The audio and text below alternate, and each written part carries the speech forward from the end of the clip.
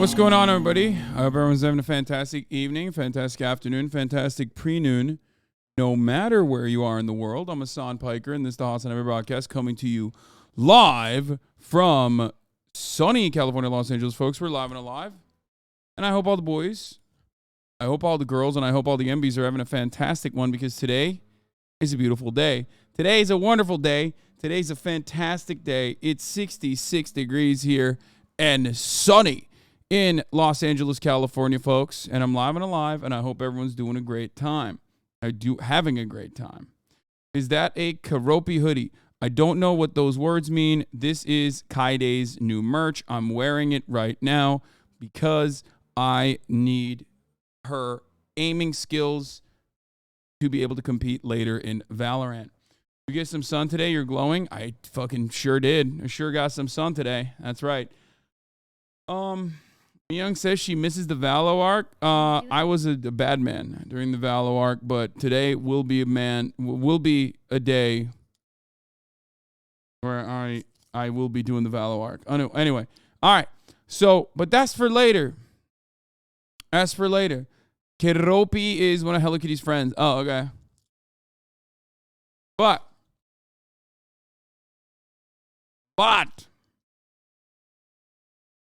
folks,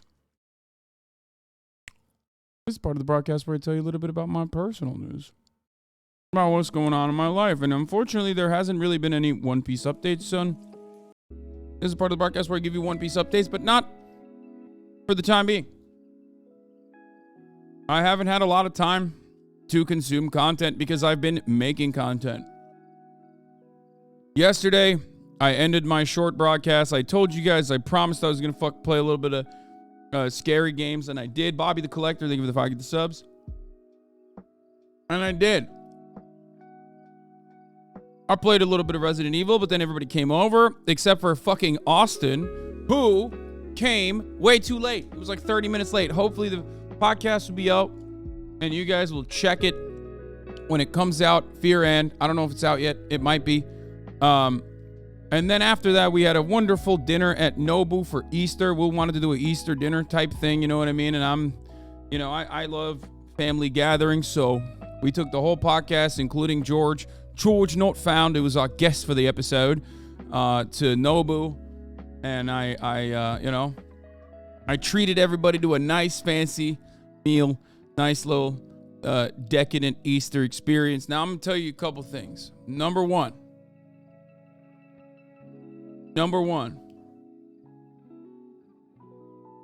Fear End is out on Tuesdays now. Oh, good. That's something that we actually talked about at dinner. So I'm glad that that's what we're doing. Okay. I'm glad. I didn't know if it was out or not. Okay. So Fear End will be out on Tuesdays going forward. That is so that we can deliver even better product to you. Okay. What is this? I went to Nobu on Saturday and I saw Jamie Foxx. Nobu is my least favorite restaurant, but god damn it, do they sometimes have some good fucking decadent cuts of meat. I hate it. I hate the vibes. I hate the music that they fucking play. I hate the customers. Fuck it. I'll say this. I love the service sector, but even the vibes of the fucking people that work in Nobu are a little off. Everybody looks like they're an Instagram model that want to turn into a realtor. Like, it's literally the in-between, like, I'm still an Instagram model. I haven't become a realtor yet. Like, it's always, those are the vibes I get usually. Okay? And it's like very, very specific. It's just very LA. It's just like all of LA's worst qualities in one place. But god damn it, I'm a slut for some good meat. And that's it. That's just what it is. The meat is really good. That's LA. Nobody, New York is just finance bros. Yeah. Joel C. Verud, thank you for the 10, give the subs. Lamb Dumpling, thank you for the 5, get the subs. Anyway, so yeah, we did that. I got the new stale. Not gonna lie, the Wagyu had too many seeds. Yeah, their Wagyu was really good. The Wagyu was really good, which I ordered for myself, by the way. But of course, everything is fucking share style. And I don't eat any seafood. So I order I order a bunch of stuff and everybody really likes the meats, right? So everybody's eating the meat. And I thought to myself, let me get the fucking, I'll get the Wagyu. I'll sit there. I'm so hungry. I'll wait till the entire meal is over.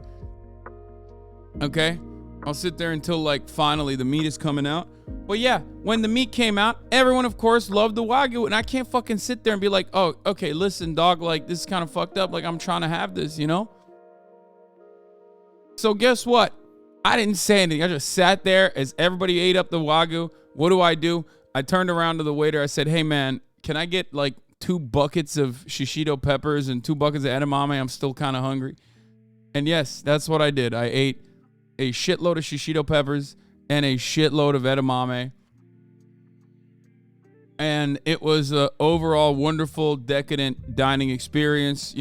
We got some bread pudding in the end there. Very fucking unnecessarily expensive. But yeah, I sat my white ass down and I ate. Okay, that's what I did. But I got meat cooked, yes. But I do love me some shishito peppers, and some edamame, so it doesn't really matter. For the record, we have a lot to go through today because it's a Monday. I'm not entirely familiar exactly on what time I'm going to be playing Valorant. It's like noobs versus pros. It's going to be a 5-stack with all of my friends that you guys know and love versus Todok and a super secret new pro that Disguised Toast team. Oh, it's 3 p.m. Good, we got some time. Don't say ugh, Valo. It'll be good content. It's going to be 5v2. 5v2, sorry. Toast has a new pro that he's signing on his team, DSG. And he's a fucking content lord. You know what I mean? He knows how to make things very interesting and spicy. And one thing he decided to do was do a pros versus noobs. So we're not even we're obviously casuals, but on top of that, we're not very good casuals. All of us are silver at best. So we'll see what happens. Did the Jax chick agree to make an appearance? Of course not. But yeah, I haven't practiced at all, but we'll see what happens. Anyway, but then I digress. Went to Nobu, had a nice little meal last night, nice little Easter meal last night. And then I went to sleep immediately, woke up, and what do I face? What am I faced with? As soon as I wake up in the fucking morning, dude, what do I see first thing on my motherfucking timeline, dude?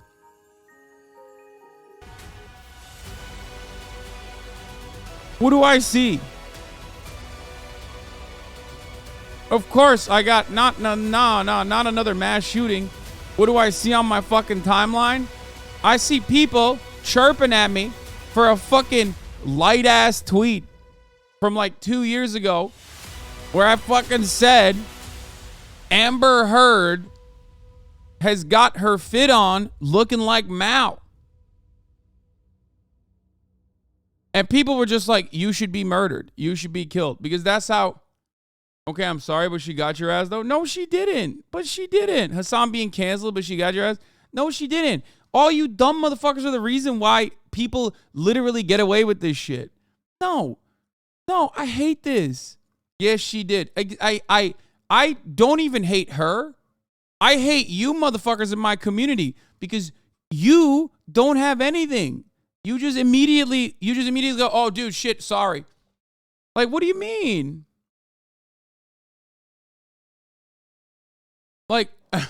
Listen, that hair comment was out of pocket. Yes, it was. I wanted her to be sad. I'll be honest. The issue is that It's a contentious subject, and I am far too comfortable sometimes speaking on black issues as a white guy. Okay? That's it. But it was like I was being petty as fuck. I was being insanely petty. Let's be real. Okay? I was being super petty and very comfortable and thought, you know, that's something I could say. Will I ever apologize for it publicly? Fuck no, because none of those fucking demons give a shit. And also, secondly, like, you know, I'm bald. Obviously, it's a little bit different when it's a black woman. We already know that. Not even going to get into it. But, like, come on, guys. She dug up a fucking 2-year-old tweet that's, like, light as fuck. You know what I mean? It's not even, like, aggro. Like, it's crazy. That's what happened this morning. That's what I was dealing with this morning. Motherfucker said he has the bald pass. Yes. Yes.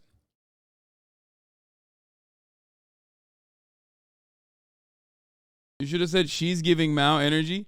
Yeah. Normally, the reality is that, like, in any other circumstance, it would be totally valid. It's just, like, because it's me, it's not valid. You know what I mean? Not only am I a white guy, a white man, okay, yuck, obviously. I understand, you know? But also on top of that, I'm a white man speaking on a black woman's hair and making fun of her hairline, which is a very touchy subject, okay? There is a racial component there, okay? Absolutely. Absolutely. I get it. I get it.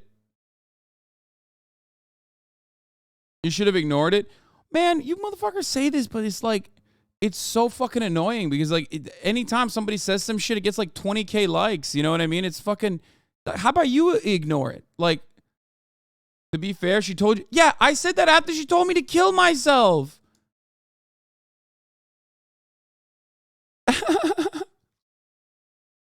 Like, what are we doing here? She literally said, fucking, is it working? Are you going to kill yourself? So I turned around and said, no, of course not. But also, I mean, here. We can get into it if you want. By the way, this isn't some random entity. She's got like 4 million followers on TikTok. Everyone can suck my dick if you think like Hasan is going after like a small, you know, small bean, tiny black lady. How fucked up? It's like, bro, she's not a random. She literally out of fucking nowhere, okay? She out of nowhere literally swung for no fucking reason. I woke up, and in between her thirsting after logic, which is infinitely more problematic, in my opinion, than anything I've ever said or done, okay? She's a big content creator who fucking went bananas mode for no reason. Like, what the fuck is this? I didn't say nothing. This is an old-ass tweet. Like, I said Amber Heard wearing her Let 100 Flowers Blossom fit. It's true. It's a good tweet. She also cropped the fucking date. I hate it when they do that. Just to make it seem like I just said that or something. Okay? Yeah, she was doing it on purpose. Here's the problem, though. Like, that's a funny tweet. Let's say she's trying to farm, right? And that's okay. She's trying to farm, and that's okay. She goes, was this not funny? Kind of unsure where the hate is coming from. Why would it be funny? Crying, laughing, lol. It's like, why? Why are you the comedy detective? It's not like I'm being fucking racist or sexist or anything like that. You're just being the comedy detective at that point, which is really fucked up. Where's the black part of this? Hold on, we're going to get to that. Okay? Please, I love y'all both. Don't do this. I know half of you, here's the problem. Half of the people in Hasan Twit, in my fandom, okay? Don't act dense. You contributed to the dogpiling. You are the dumbest person on the planet, okay? Both Amber Heard and Johnny Depp both suck, okay? They both do. They both suck. Sorry. I don't give a shit what you think about it. If you think that this tweet contributed to the fucking dogpiling, you're a fucking idiot, okay? That's it. You're so dumb. You're so dumb. You're an extremely online, incredibly stupid person, okay?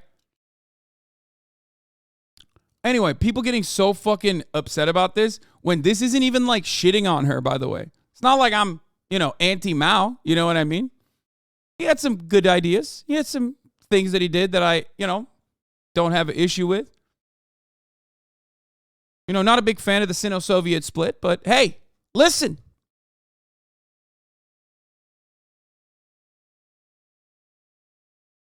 It's a joke. And not even all that bad, but not even all that aggressive. But of course, nothing is a bit of banter on the internet because people on Twitter will go, well, I'm uncharitable about the way I perceive this. I'm uncharitable about the way I perceive this, and I think that you're a fucking bad guy, you're a piece of shit, you're trafficking children even. You know what I mean? And people are just like celebrating going, y'all are still packing him up. After all these years, I love the song. No, nobody is getting packed up. None of this shit matters. You're a fucking loser on Twitter, please. I'm a fucking loser on Twitch, but you are somehow an even bigger loser on Twitter. And then you're going to take that and you're going to be an even bigger loser on TikTok, and it's going to get a little bit of prominence. All you're going to do is make people go, oh, Hasan, that guy's fucking racist, and move on. Meanwhile, there's like actual fucking Nazis out there. Go deal with them. Anyway, she laid the himbo trap and you stepped in it. So here's what happened. I said Lamau, which is to this, which is unacceptable, of course, because that's a microaggression. Okay? 21,000 likes. I said Lamau. You know, classic. God, and this person responded, God, I love this song. I cannot fucking stand Hasan. He has a track record of going after women and degrading their intellect. He's been extremely anti-black after a joke he made about Nicki Minaj about her being anti-vax and how the people on her side don't like her and think she should be at the back. Plus, I don't even know what the fuck she's saying. And then, of course, same shit goes always. Really just do not like myself at all really just do not like myself at all as a person. Like I am a piece of shit. This is basically what everyone is doing on Twitter, myself included. I'm included in this. Of course, I have financial security. Of course, I have success in some capacity. But I also hate myself. Everyone does that. Everyone on Twitter that does that is doing it. They're doing it for that reason. Start suing the people who defame you? That's insane, dude. Anyway, I said it's literally the same every time. People who want to kill themselves posting the pain away to try to get others to kill themselves. And of course, she replied with, did it almost work? And at that point, I had to go in. That's rude. And she's also simultaneously tweeting non-fucking stop. She's like, I'm going to find you. I'm going to get you. All this shit, like non-fucking stop. You know, like literally, she's simultaneously tweeting about how she's like, you know, she's not openly saying she's going to kill me. But like, she's being cool. Like that's how you do online discourse. You know, you say you're going to find people's IPs and shit like that. Okay, just alluding to it, which is fine. What is she gonna do? Fucking, what is she, like a 20-year-old? She's like a 20-year-old, maximum 95-pound person. What's she gonna do? Fucking kill me? Okay, good luck. Anyway, they're just annoying. They literally, these are like Twitter rad libs. They can't even walk outside. They got like fucking agoraphobia half the time. What do you mean you're gonna fucking find me and kill me? Shut the fuck up. There's gonna be like 11 microaggressions in the span of like 8 minutes before you get to the fucking bus to find me. You know what I mean? Shut the fuck up, right? I'm not worried about any of that shit. Okay? She's just farming me, which is fine. And I thought, content creator to content creator, if you come at me like that, I think I can, you know, give you the same energy.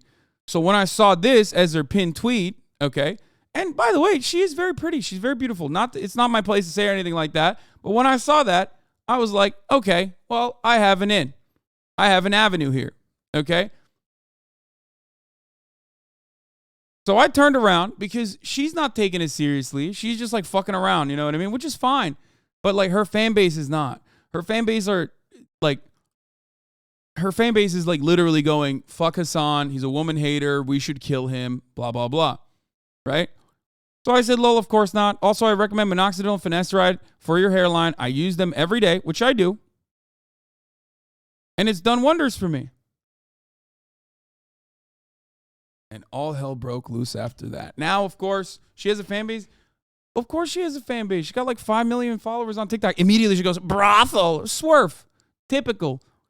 And then she had to fucking defend herself against other people who were like, wait a minute, are you a fucking swerve? She's like, no, I'm not. No, I'm not. Because she's like supposed to be woke, right? But that's how every fucking K-pop stan and every stand-up and everyone who's on TikTok operates. They literally, and I do this too sometimes, you know what I mean? There is the inherent hypocrisy of like not actually moving the needle, not actually coming at any sort of contention from a place of kindness, empathy, charitability, especially when you have like marked someone as an enemy, an interlocutor. You know what I mean? And that's it. So they literally, you just like drop everything. You immediately drop what you believe in and go, I know Jax personally, and the did it almost work was out of pocket, but you know people will 100% pounce on the hair thing. It wouldn't have been as big as a deal if you chose a different angle. I know. I was being petty. I wanted to hurt her feelings. I did. Straight up. You know how like K-pop stans will call me like, or not me, but like in general, what sometimes they'll on one tweet, they'll be like, not all K-pop stans, but some K-pop stans on one tweet will be like talking about social justice. And then on the next one, they'll like call a black person like a gorilla or some shit. Like, you know what I'm talking about? You've seen the fucking tweets from like the same account. Like it'll be like some unhinged, racist ass, nonsensical bullshit where you're like, what the fuck? Like, how can these two opinions like be in the same timeline from the same person? And obviously that juxtaposition is like gigantic, but a lot of people on TikTok do the same exact thing. Okay, Lol Hasan, you're literally a Turkish man, a demographic famous for going bald. So much of that country is renowned for hair replacement surgery. Yeah, it doesn't matter. It doesn't matter. It doesn't matter. My point is, it's usually like a lot of young people that get whipped up into a frenzy over this kind of shit. Myself included, like my fan base included, obviously. You know, but I do know that, or in that moment, I had a weak moment. And I said that, and of course she was like, oh, fucking, you got right into my trap. It's over.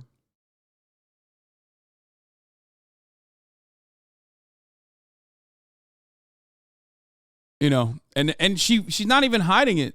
I'm not going to walk it back. Fuck no. I will talk to her, though, in person, if she wants to. I would love to. And she also said she doesn't even fucking hate, like, yeah, she doesn't even like me. He's not even attacking her. Lol, just comparing what she wearing to Mao. Well, I hate him. 496 likes. See? Like, it's so obvious. Like, this is not a good person. I'm sorry. She might be. Sean, you know her, okay? You know her in person. She might be nice to you, but she certainly is not like a very nice person.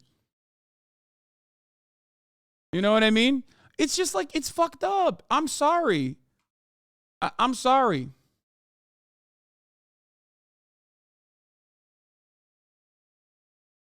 It's fucking ridiculous. So I'm willing to make amends, okay? The reality is this. Number one, we do have a lot of mutuals, and one of our mutuals actually said, you know what happened last time, you know, a man talked about a black woman's hair. I think that it's one of those circumstances where I think it's going to be in a vacuum, and then it has like unintended consequences. I understand that. Would I openly apologize for it? I mean, I'm kind of doing it on the stream a little bit because like I did take it too far for sure. Would I do that? No, because a lot of these people don't care. It's over. You know what I mean? It's over. It's like that tweet is out there. I mean, these motherfuckers literally yell about a tweet that I didn't even tweet in order to defend Tucker Carlson and Nicki Minaj. You know what I mean? Like, it doesn't matter. So no matter what happens,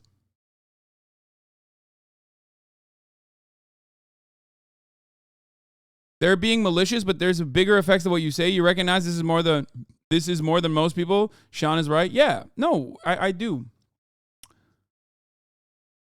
Because like it's the same principle behind violence that like a woman does to a man versus violence that women do or violence that men do to women, right? One is almost systematic. One is way more commonplace. One is, in a lot of instances, more damaging, right?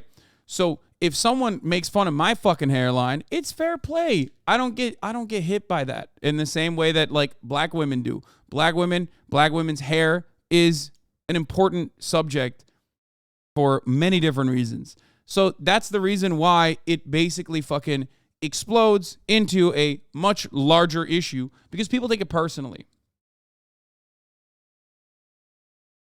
But no, I'm not using the phrasing rooted within white supremacy. Like, not gonna lie, disappointed in you as a black woman. Yeah, no, I'm petty. I'm petty as fuck, okay? And I thought that it would be a moment where I could like individually make her upset. And then I realized that, I realized quickly after that it totally exploded beyond that.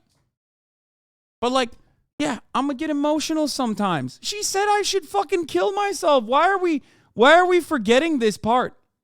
And now most people won't trust me because of this. I know, but I don't really care. It literally doesn't matter. Like, I don't care. It sucks, but I don't care. Like, if you look at that and you go, I'm writing this guy off in and of its entirety, in and of its entirety, which is why I respond to things like this half the fucking time, because like they do actually matter to like a lot of people who are in the edges. You know what I mean? A lot of people who don't really follow everything, but then they see this and they're like, well, I like this person. I like Jax and I like Hasan. And it kind of feels like Hasan is being a bully here because I didn't see the rest of the conversation or how it started. To be fair, you minimize the use of kiss yourself time and time again. Of course I do. But like there's a upper limit of how many like kill yourselves can you farm off of like such an innocuous fucking thing. Like, come on now. You know what I mean? Like this is, I caught this stray for no reason. This is like literally a harmless fucking tweet from a year ago. And she just did that to farm me. And she knows I got hella fucking haters on this platform. And they will absolutely use this to be like, you should fucking die. This is your address. Blah, blah, blah, blah, blah.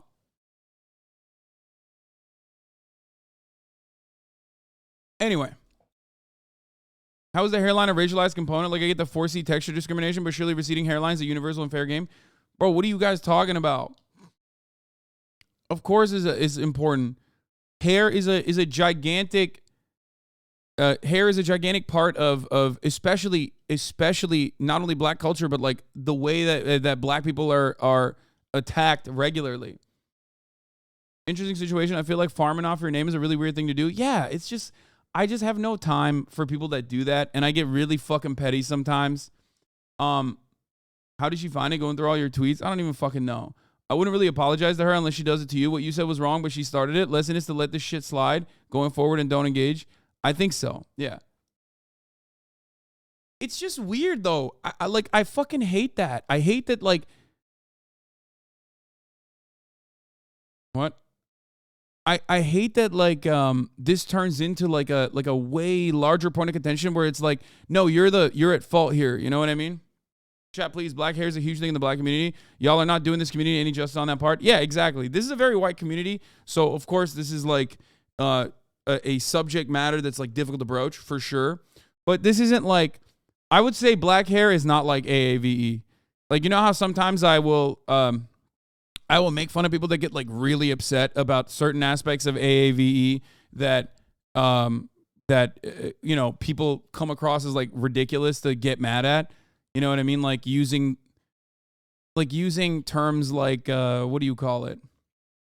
Like gatekeeping certain aspects of AAVE in a way that is a little silly is not the same degree as hair. And the reality is that, like, yeah, cool, exactly. You know what I mean? That it's not like that. Black hair is huge. Is very, very important. Balding is universal. Black hair isn't universal. Yes, but remember the analogy I gave you. Okay?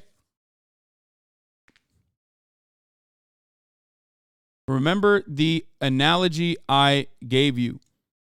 Okay? This is an important place for people to understand. This is good for you guys to fucking understand. But we bash LeBron's hairline all the time. Yes. Yes, but it's different. LeBron is a black man. Okay? LeBron's a black man. there are different components. There are different components to hair, specifically black hair, specifically when we talk about the hair of black women, okay? Understand what I'm trying to explain here. Listen.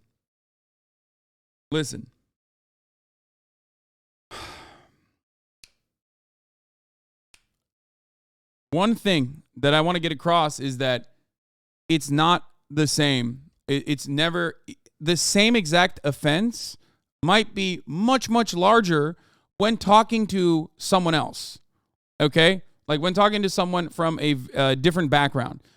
Here, I'll give you an explanation. Yesterday, we looked at that lady who was fucking flashing dudes, right? There's that lady who would just like go around and flash people. If a dude did it, that's like significantly worse. Why is that significantly worse? Because under a patriarchal society, obviously, men engaging in sexual violence of that sort, it's still bad, for the record. I literally said what I said. I said, that lady is doing a crime, she's gross, and she should possibly she should possibly stop it if she's actually showing her like pussy and shit to all these people, okay? But when a guy does it, it's regarded as differently because the likelihood of sexual violence being committed by a man against other men and against other women is significantly higher than vice versa. When like men have a different set of standards, men have a different set of privileges in that regard.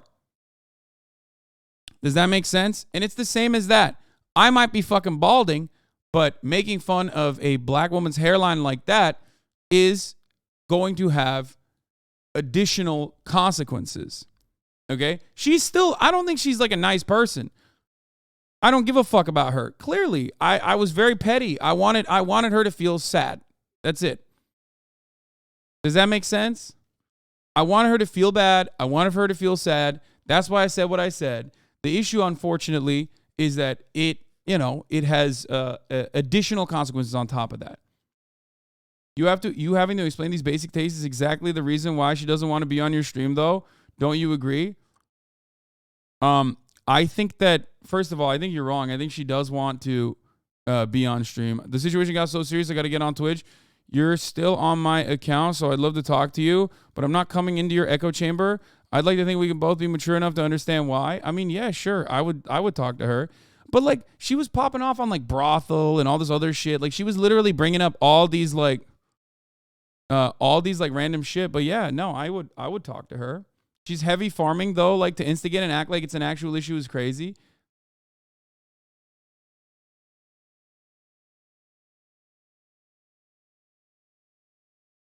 Why talk to a swerve, bro? I don't even think she's a swerve. I think she's woke. Me after defending Hasan on Twitter, both of these deliveries are embedded. You must excuse me. I've grown quite weary. Come on. Anyway, to address the chatter that said receding hairlines are universal, certain types of alopecia, traction alopecia, essential centrifugal cicatricial alopecia predominantly affect black women. So even from a hairline standpoint, it's still a touchy subject. Sorry for spam. By the way, guys, stop saying clout chase. Because, like, I would not have fucking even responded to her if it was, like, some random anonymous account. I get fucking Nazis saying that shit to me all day, every day. You want to know why I responded to her? Because she's a fucking massive content creator. She should know better. The fuck? Like, I'm sorry. She's a fucking huge content creator. You should fucking know a little bit better than to farm against another fucking large content creator. You can't just immediately double back into the, well, I'm a small bean, I'm just a tiny black woman shit when you got 4 million fucking followers on TikTok. Come on now. Especially because, like, here's the problem. And this is my annoying, stubborn side, okay? It doesn't fucking matter. If I don't agree with something, I just never fucking stop, okay? I never stop. I can't stop myself. Now she's saying she's not actually mad. I know. I saw. She's just like joking. I think she was just like farming and it got out of control. But like, I didn't even instigate it. You know what I mean? And anyway, my point is this. I can't stop myself. Like, the same people that fucking get mad at me and say like, oh, I can't believe you like shit on Candace Owens, like blah, blah, blah. Like, you know, she's a black woman. You should listen to her. All this shit. It's just, no, I'm not going to do that. The reaction to this from her side as a trauma response is overreaching and comes from a place of hurt where you were simply clapping back to defend yourself. Logically thinking through the situation would lead most people to the conclusion that it is a heinous reach and insanely overblown. No, that's not going to happen.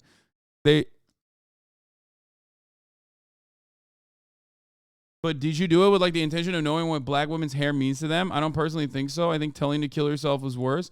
No, I wasn't thinking about that in that moment. Why the fuck even think about it practically? Pragmatically speaking, no. I wouldn't have fucking said that if I thought that it would come across like a much larger issue. Clearly, I was fucking emotional. You know what I mean? I was emotional and thought that I was making fun of one individual. And then I realized like, oh, fuck, here we go.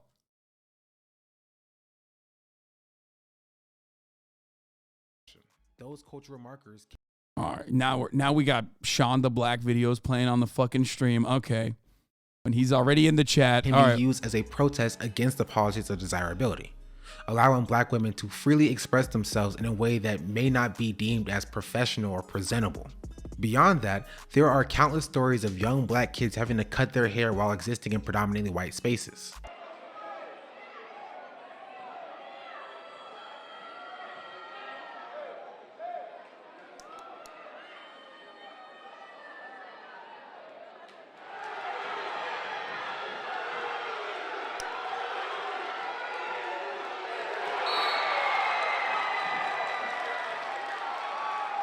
Yeah, this stuff is bullshit. I've talked about this a lot. I've covered this a lot. You guys already know this. You know what my opinion is on this matter.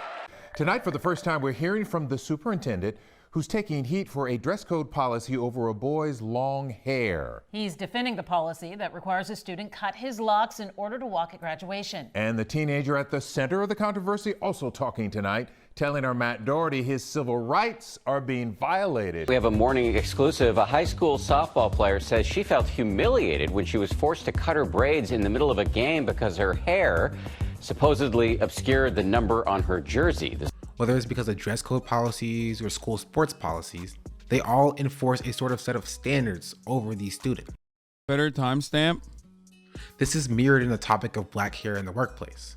Texturism and hair discrimination is way too common to be coincidental. It is something that is underaddressed by greater society. For example, in 2010, Chastity Jones accepted a job offer from Catastrophe Management Solutions. Ironic. However, one of the stipulations. Dude, shut up. So you think it's okay to use tools of white supremacy because you were emotional? How can any black person trust you? Then don't fucking trust me, dude. I don't care. Like, shut up. Jesus Christ. Look, you're not making... This is like, we're trying to have a productive conversation, turn someone farming fucking hatred and my reaction to that into a productive conversation. You're bringing that shit up in here specifically because you're a narcissist, not because you're woke. It has nothing to do with your fucking perspective either. Like, you're just doing that right now and you're being unproductive. Okay? Not only do I recognize the wrong here, okay? Not only do I recognize the wrong, ultimately, like, it's just like people are just obsessed with catching us on anything. Why do you think the brothel and shit are brought up? Honestly, it's embarrassing. Compare this shit to real shit, like showing, not saying you're doing this, but this is what others are doing on the timeline. Yeah, it's just like, it is, first and foremost, obviously, as a white guy with a lot of privilege, okay, but who has a decent understanding of white supremacy, who talks about it regularly, okay? That interaction in a vacuum, in my opinion, if it's like a one-to-one interaction, is petty. It's fucked up. I agree. But it's absolutely fucking valid. That interaction being two public figures talking to one another all of a sudden, one actually being someone who knows better, and the other person, petty but coming from a marginalized background, is the reason why I'm having a larger conversation about it. Because I don't want you to do it either. Okay? Like, I don't want you to do it. The irony is that like that person is saying, why should people stop trusting you? You should maybe shut the fuck up and listen to what I'm saying, because I'm using this even as an opportunity to take it away from like dumbass Twitter discourse, which is not going to go anywhere. I know a lot of people are in here thinking, oh, he did it now, he's going to get canceled. Like, no, it's not. It's not going to happen. That's not how this works, okay? We live in a white supremacist country. I'm a white dude. Ultimately, there's a reason why so many motherfuckers literally push right every time to make more money. If I was actually a fucking white supremacist, I would make more money. It doesn't work that way, okay? So stop. The idea that like this is what is going to fucking, this is it, is stupid. It's silly. No, I'm a fucking dumbass Twitch streamer. And as far as Twitch streamers goes, like probably high up there on the fucking wokeness scale. Okay? I'm trying to utilize this as an opportunity to tell you, yeah, I did something wrong. Okay? I did something wrong. She told me to kill myself. She was flexing about it. Okay? And I thought that in an isolated circumstance, it would have been valid. It was petty. I wanted her to feel bad. But of course, there are systemic consequences to things like that, which is why I'm trying to turn around and explain it to an overwhelmingly white chat why the reason, why there are black chatters in here that are, upset and offended. I did AoE damage accidentally. If you want to use gaming terminology. Okay? People are gaslighting you into admitting you're a right-wing wacko, lol. Yeah, I don't, no. No one, I don't even think the dumbasses in here that are coming in here to be like, dude, you're fucking racist, legitimately think I'm a right-wing wacko. And if they do, then they're fucking insane. Like, I don't know what to tell you, okay?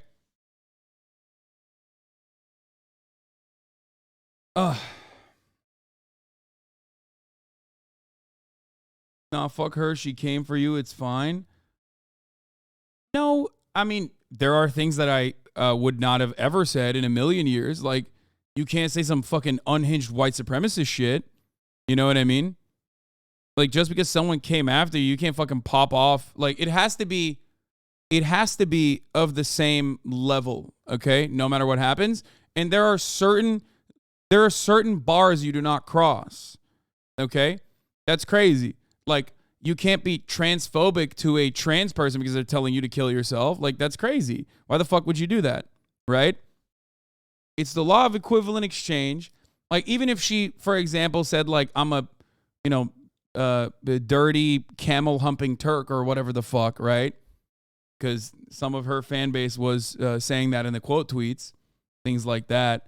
I mean, what was it? Someone was like, here, I love when people say that. I love screenshotting like new and unique and clever ways to be like Islamophobic or anti-Turkish. Turkic camel fucking beast. That's what someone said. Anyway, but like, I'm not going to turn around and be racist. You know what I mean? Just because someone said that to me, I'm not going to, that's what I was talking about, by the way, with respect to like K-pop stans and shit, or like stans in general. Like, that's like an insane thing to say. Like, you're supposed to be on the side of social justice in this argument. You know what I mean? How the fuck did you go and come up with that? But my point is this. Okay? My point is this. I thought it was law of equivalent exchange. It doesn't go above. I thought that this was a conversation that we could have. This is your Elon Twitter meltdown moment. Please move on from someone's dumb comment that hurt your feelings. Wait, what? I hate that this is what is coming across to you as. I could have just like not done that at all, but I'm trying to have a conversation about, why this is a larger issue. I'm explaining to you why my joke crossed the line. You know what I mean? And you're upset because like what? We're having a conversation about like why black hair, specifically black women's hair, is political. Like, what the fuck? Relations with that job was apparently that Chastity had to cut off her locks. The reason the hiring manager provided was that they tend to get messy. And when Chastity rightfully refused this outrageous request, the company rescinded their offer. The EEOC filed a suit on her behalf in 2013 and lost. This was appealed, but the case was dismissed by the appeals court. And this is one of many instances of things like this happening in the workplace. Hair is of great importance in the Black community and is integral to the identity of many Black people. However, it's more than that. The freedom of Black hair is quite literally a protest against racial subjugation. Ever seen one of these before? They're more than just headscarves. They're powerful symbols in the fight against racial oppression. By 1763, when Spain successfully invaded the Louisiana colony, there was a large population of free Black people living and thriving in Louisiana. The new Spanish colonial government sought to restrict free Black people's lives and to impose a strict racial hierarchy. The Spanish proclaimed that all free Black women must wear headscarves, known as tignons. Tignons were traditionally worn by enslaved women while they worked. I mean, you basically told her to fuck off and go eat a bucket of fried chicken? No, I didn't. No. What the no, you just said that. No. No. That's a whole ass different sentence in a different zip code of racism. What the fuck are you talking about? Why did you just make that shit up?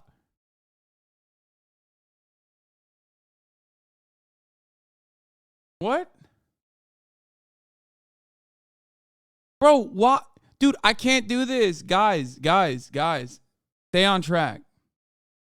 Stay on track. What the fuck?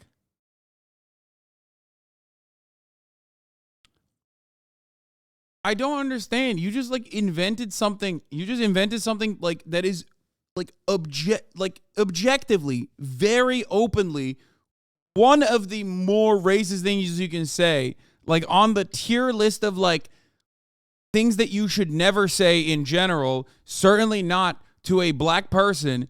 It's literally you hit the top level, you hit the top tier, dude.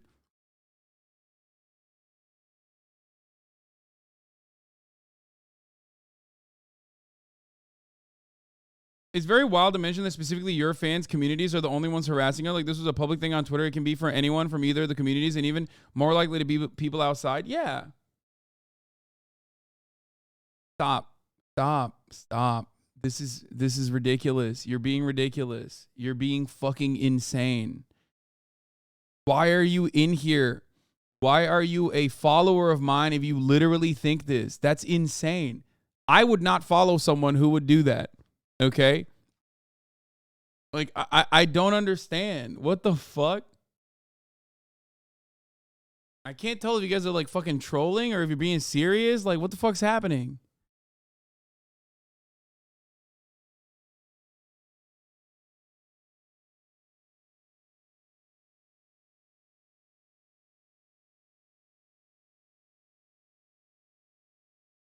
Anyway.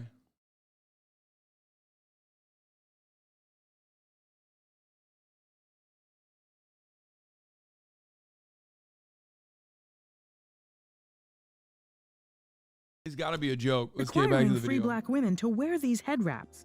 The Spanish sought to mark them as inferior to white women. The women had to comply, but they did so creatively. In silent rebellion, the women tied their tignons in ornate, eye-catching ways. Those who could afford to created tignons using expensive fabrics. Others adorned theirs with feathers and jewels. Meant to stifle their voices, instead, tignons became a form of expression and individuality for Louisiana's free Black population, who reappropriated these symbols of inferiority and oppression and wore their tignons proudly. In 1801, Spanish colonial rule ended in Louisiana, but tignons lived on. This clip not only shows that freedom of natural hair is a civil rights issue, but it can also be attributed to the bondage/do-rag discussion.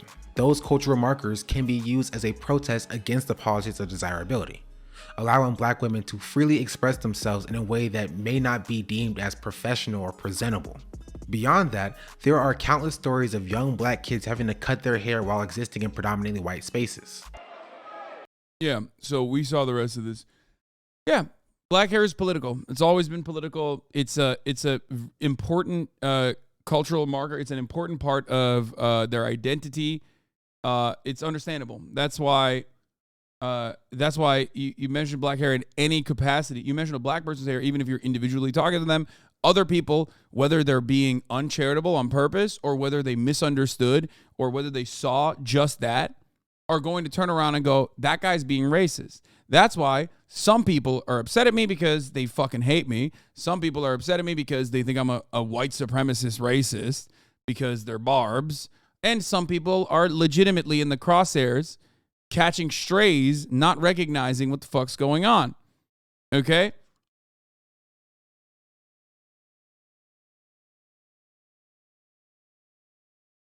Anyway, that's it. In a normal circumstance, in a vacuum, in a conversation between two people, it's not something that would be seen as anything beyond like two people being petty to one another. But we don't know each other like that. Okay? We don't know each other like that.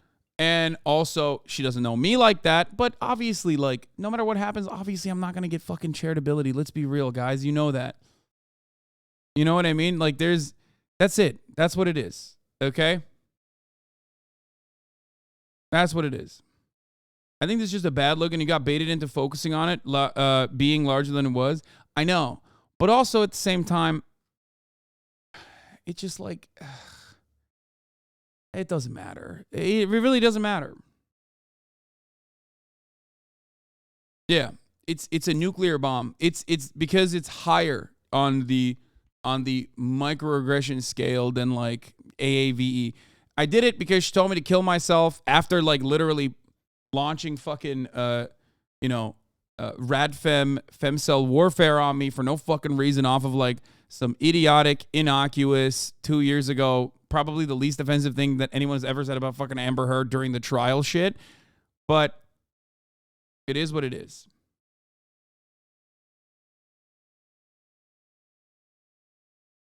Yeah, I'm not saying it was right. I don't think it was the right thing to say. I was being petty. I was angry. I was annoyed. Bro, you're 31. She's 18. You got to move on. No, I don't give a fuck. I don't give a shit. Oh, man, someone's 18. Oh, it's fine. You yourself have made the I want an unalive tweet pass joke. Chatters are saying her tweets were dead serious, and that's just not the case. Chat's got to stop saying, will she attack you so we can say anything to her? No, you can't say everything you want to her. That's not how that works. There are lines that you don't cross. I don't think this was, like, my intention wasn't to cross a line, okay? But if you want to have a nuanced conversation about, like, the racial politics of hair, obviously we can have that here. We have conversations like this all the fucking time. Sean, community member SeanDaBlack's video covers this extensively. But also on top of that, I have covered these exact same stories as well. You can go back and find my videos on these things, okay? But that's it. She has tweets from you from a while ago. She's a professional hair watcher. No, she DM'd me. I followed her. She followed me back.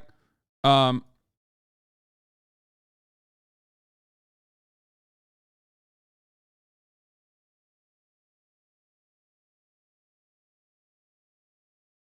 on. I think it's gonna.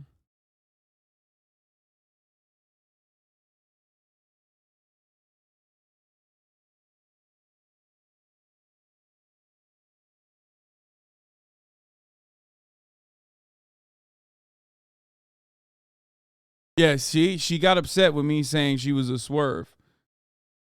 Hold on.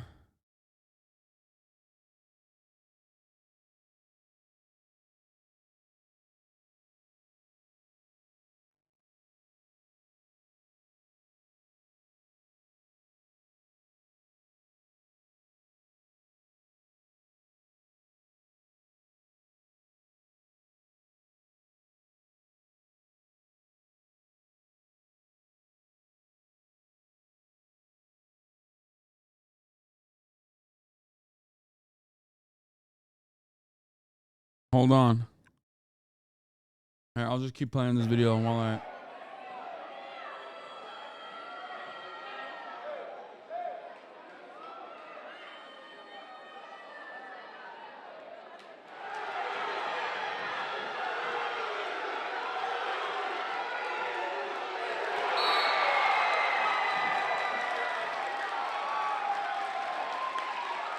Tonight, for the first time, we're hearing from the superintendent who's taking heat for a dress code policy over a boy's long hair. Any cultural markers that may enforce Humiliated when she was forced to cut her braids in the middle of a game because her hair supposedly obscured the number on her jersey.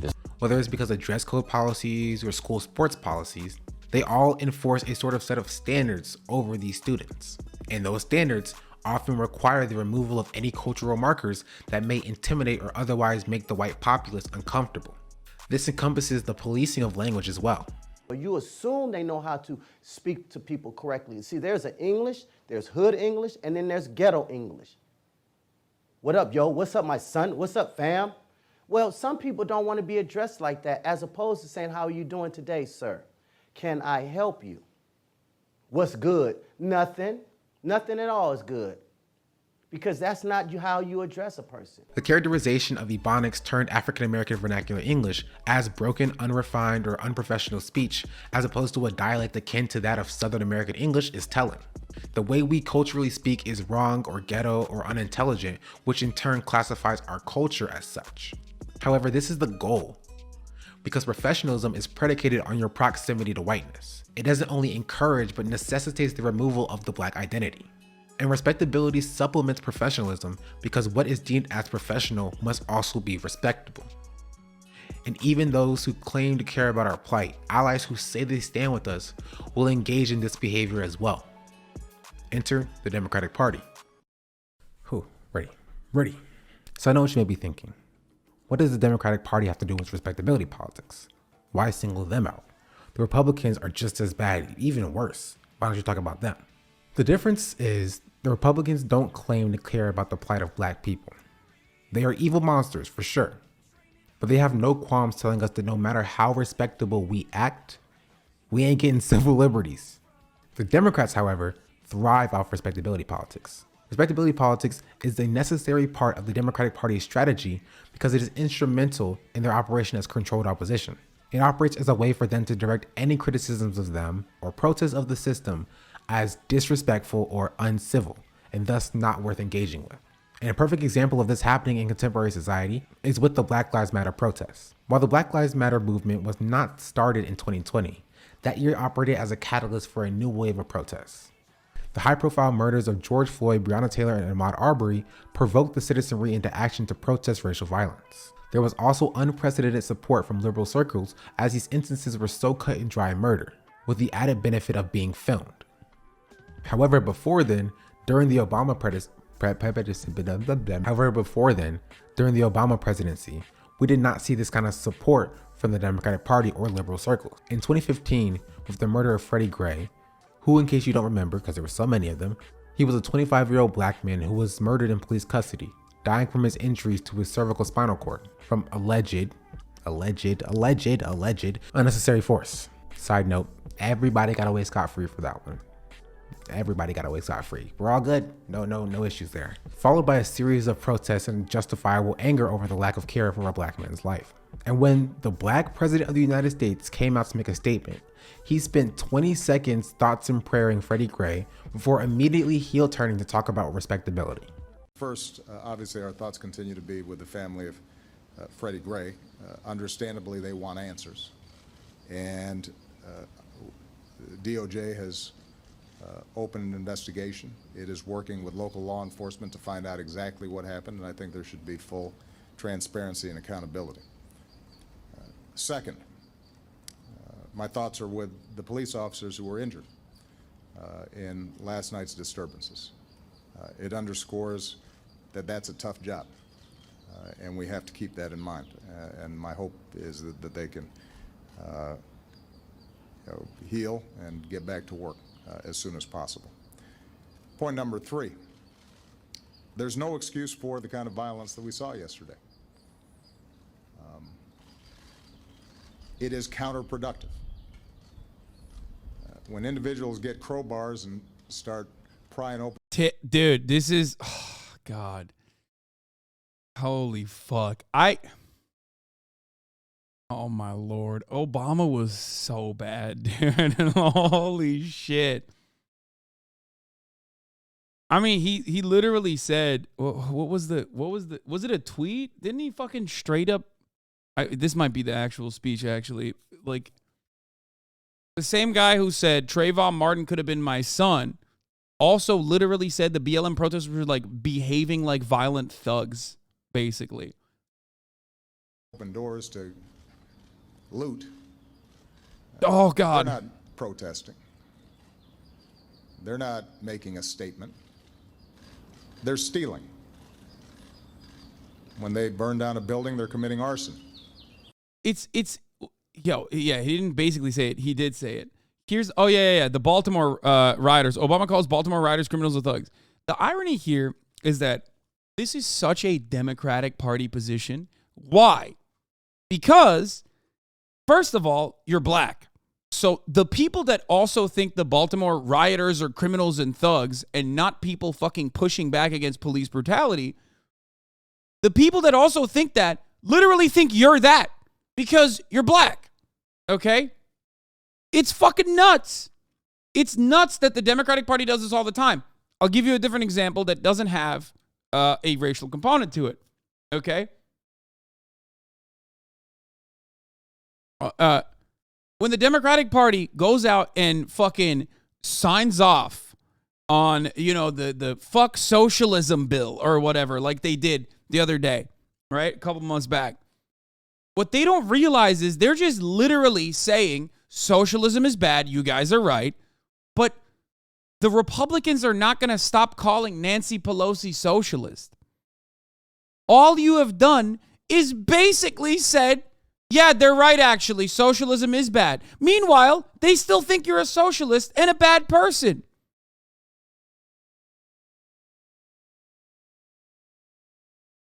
It makes no sense.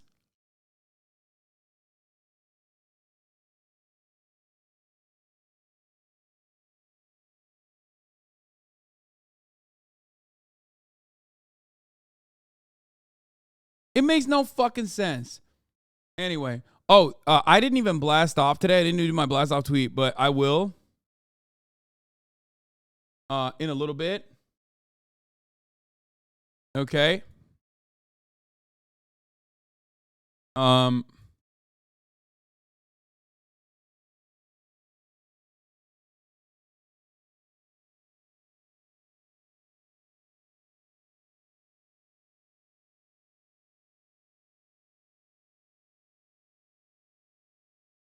The new Blammo, the scared HasanAbi song. Okay, we'll do that in a second.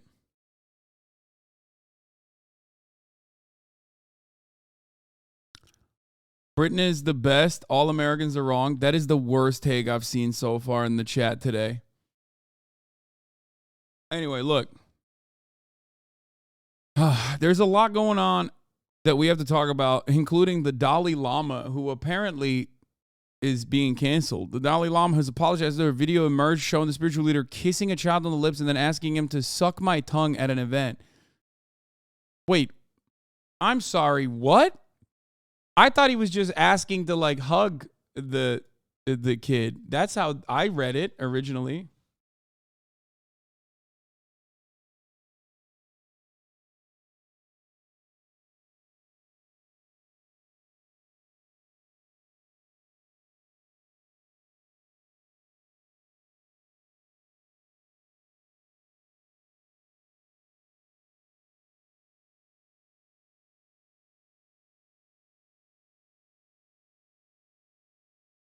Wait, hold on one second. I didn't realize it was like that, bro. The Dalai Lama is fucking canceled. There's even videos of him asking. Whoa, dude, I thought this was some Catholic shit. Yo, trigger warning pedophilia. Oh my God, the Rap TV emojis go crazy on this subject matter. The Dalai Lama issues apology after asking the child to suck his tongue. Whoa! Oh, this is why I go to Rap TV for all my favorite news, man. Oh my God, dude. It's so fucking gross.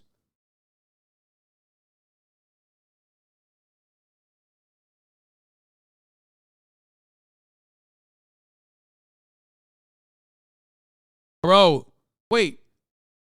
He notes app apologized. Bro, he did fuck with Nixium, remember? Oh my God, this goes crazy. Oh yeah, this was hilarious. So the Dalai Lama tweeted, I saw the Dalai Lama tweet and Felix's reply to it. I didn't realize it was like that. I didn't realize it was like asking a child to like suck his tongue. That is way different. Because I saw this. This is good PR, by the way. These motherfuckers are good, dude. A video clip has been circulating that shows a recent meeting when a young boy asked His Holiness, the Dalai Lama, if he could give him a hug. His Holiness wishes to apologize to the boy and his family, as well as his many friends across the world, for the hurt his words may have caused. His Holiness often teases people he meets in an innocent and playful way, even in public and before cameras. He regrets the incident. Oh my Lord. I gotta fucking quote tweet this.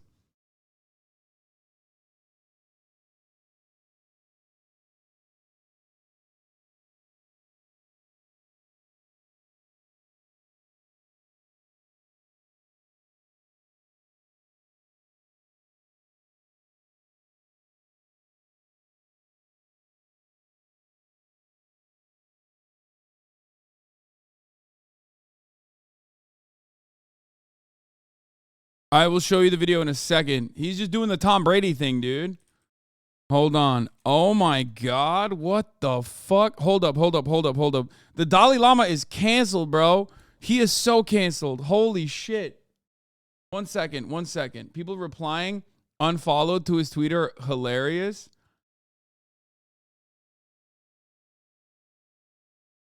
I just want to point something out to you guys. Okay? I want to point something out to you guys, but the Dalai Lama did actually fucking, endorse Nixium, the sex cult.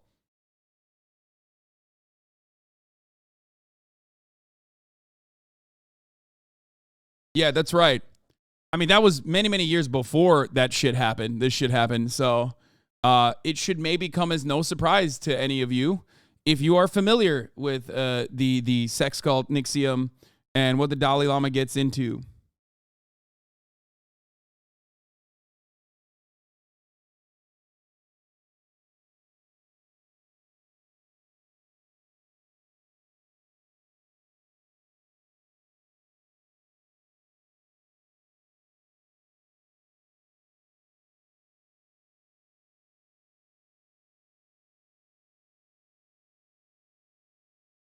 Huh, seems like they had that tweet cooking just in case. The fact that you recognize the status quo in this country is homophobia and are still willing to call Austin a bottom derogatory says a lot about your values and allyship to us gays. You basically call them the F slur for content. True.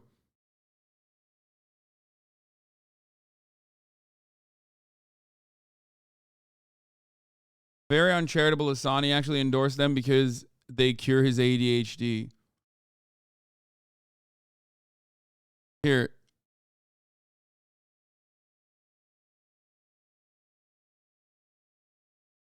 Wait, this is actually the Dalai Lama, right? With the Nexium sex cult guy, right? I don't want to fuck this up. This is real, right? I'm going to tweet this.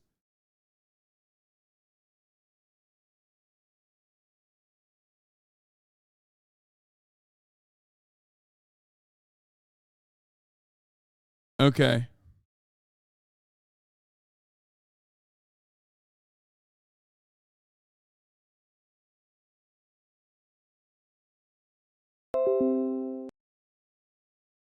That's not Jared Leto, bro. That's the reason.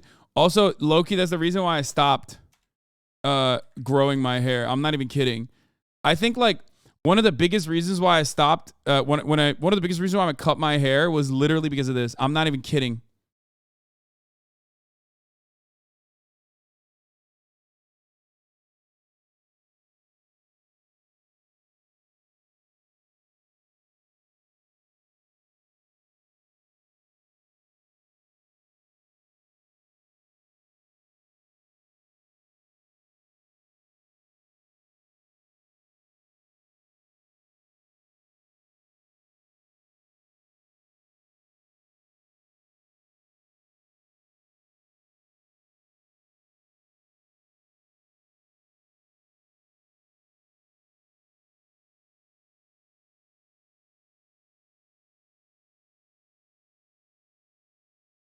Possibly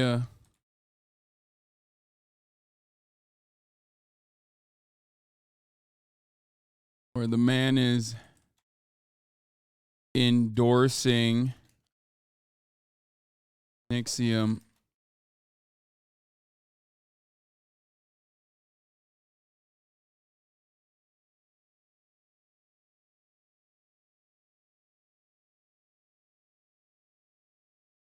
No, you had curly long hair. The cult leader look is with straight hair. It doesn't matter. With the glasses, it still did look kind of fucked up. Okay?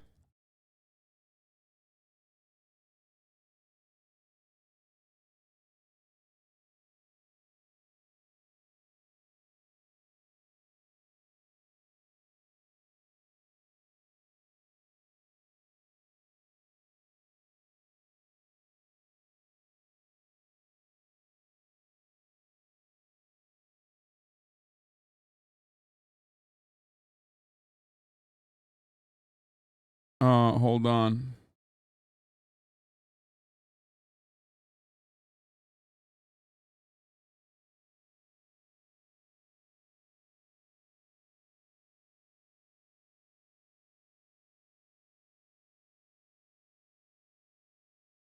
Okay, 1 second. This is not some bullshit AI, right? Like having the Pope do this kind of thing was too on the nose. No. Seeing if you're trending, the fuck is going on? I'm a racist. There was another shooting. We're going to talk about that as well.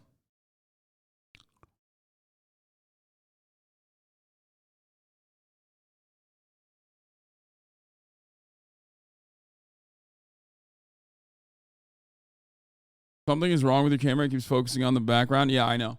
Hold on. Yeah, we're going to talk about all of that. We're going to talk about the Rutgers faculty striking as well.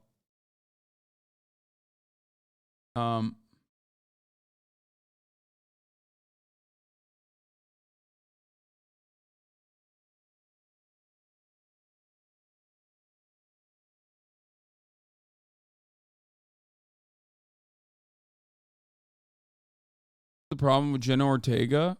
I don't like her. I wonder why. She was rude to Jenna Ortega. I don't like her.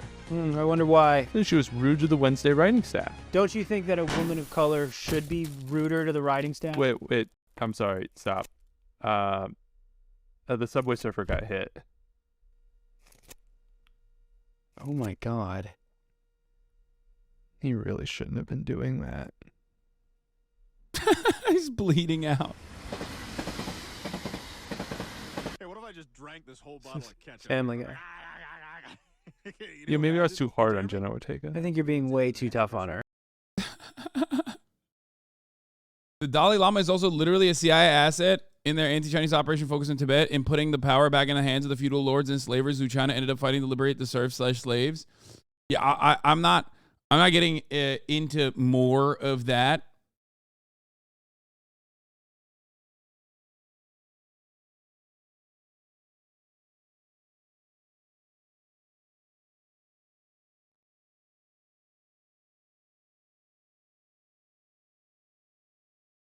Anyway, did you see Brandon and Al Roker on Easter and Biden says he's planning on running in 2024? Yes, he is. Finally. What's going on with you and on Twitter with that lady? We're good. We patched it up. We patched things up. I will have her on the broadcast at a later date to talk about sex work and things of that nature, but that's at a different date. That will happen later. We're talking about, don't want to talk about your CIA buddy? My CIA buddy, the Dalai Lama? Yeah, I don't want to. I'm scared of that. Anyway.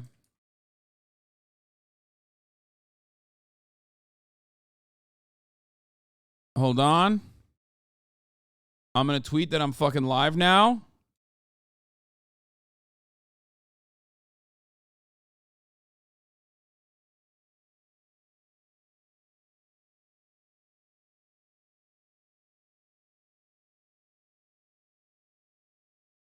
Farming Rage Cloud on Twitter goes exactly according to plan. I mean, I would rather look.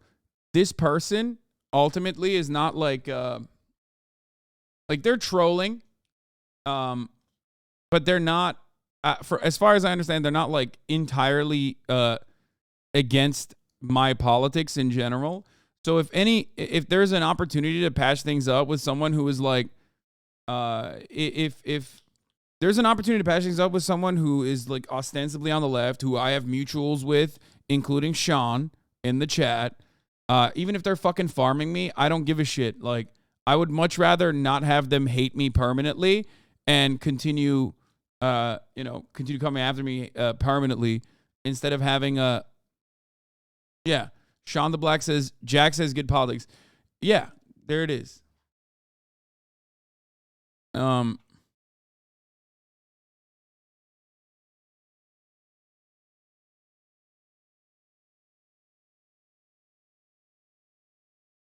don't know about the hair talk dog, not a good look. Okay, shut the fuck up. We know, okay? Please.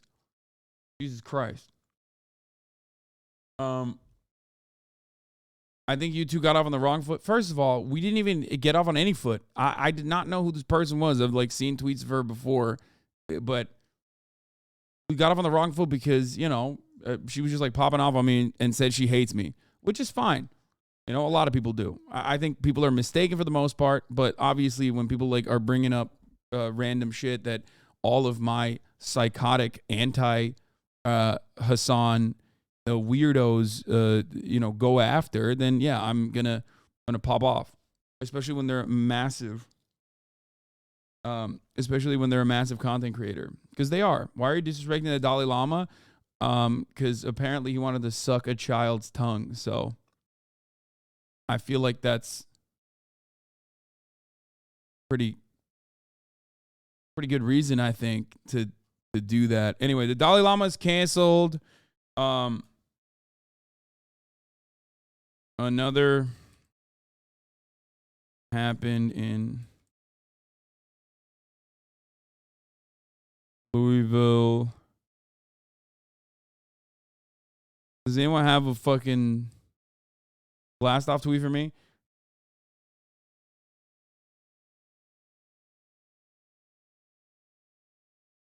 He asked the child to suck his tongue, right? Isn't that what he said?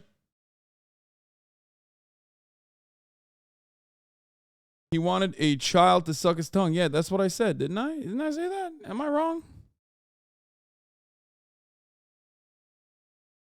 But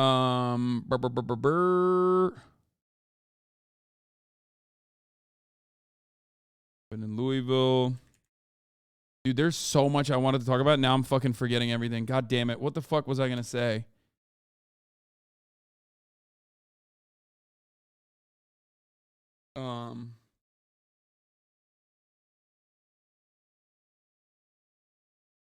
Dramas, Valorant, pros versus noobs.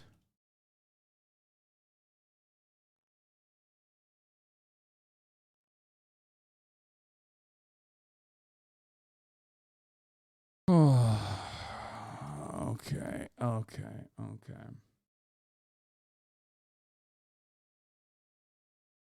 Bro, why'd you put me next to the Dalai Lama? That's so fucked up. Okay, I'm gonna use that because I'm a fucking freak. Okay.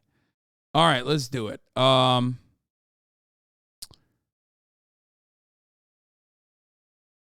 yeah, we're gonna talk about why do you say Louisville like you're drunk? It'll end up better for you. Okay, there's no One Piece update. God damn. I went in straight for the fucking jugular here. Like, we're an hour and 30 minutes into the fucking broadcast. I still haven't fucking served at the top of the hour ad break. We're 4 minutes into the hour. I still haven't even blasted off about what I'm going to be talking about. I'm all over the goddamn place, okay? This is what happens with drama. Anyway, but this drama has been resolved mostly because of Sean, for the record. SeanDaBlack. So go follow his YouTube channel, obviously. He does great content. He is a criminal. I do have to, tell you guys. He is a person who does cyber crimes. That's right, which we don't appreciate. We are very anti. It would be a shame. It would be a shame if, like, someone was trying to hire scabs, let's say, during a strike, and then someone were to, make a way to just like flood the applications process and just like brick their website. I mean, that would be, yeah, real problematic. Anyway, Dalai Lama's canceled. Another shooting happened in Louisville. Big dramas. Valorant pros versus news deteriorating. Going on. Okay. All right. Boom. Blammo. I think this was the greatest top of the hour ad break service I've ever done.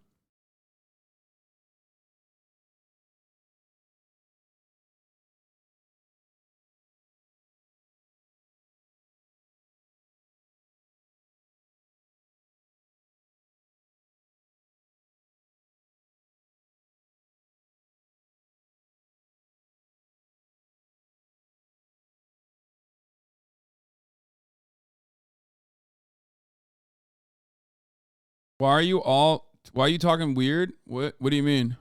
That was the greatest ad break I've ever done because people forgot that I even did the fucking ad break. Like, people didn't even rate it. You know what I mean? Which is crazy when you think about it. But regardless, Sakura Gore, thank you for the 10 gifted subs at the top of the hour. There's a 3-minute ad break. If you no longer want to see those ads, all you need to do is subscribe, which you can do for $5 or for free. Okay. With the Twitch Prime by connecting your Amazon Prime account. By connecting your Amazon Prime account to your Twitch account, you get 1 free Prime subscription a month. Use it on your favorite podcaster. He's the 3-minute ad break now. Thank you, Sakura Gore, for the 10 gifted subs.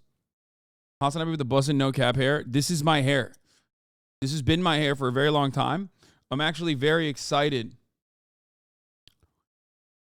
that, like, it's finally seen as, like, cool. Because I have no other way of, doing my hair. This is the best way to do my hair. And it's not as, like, broccoli, to be fair.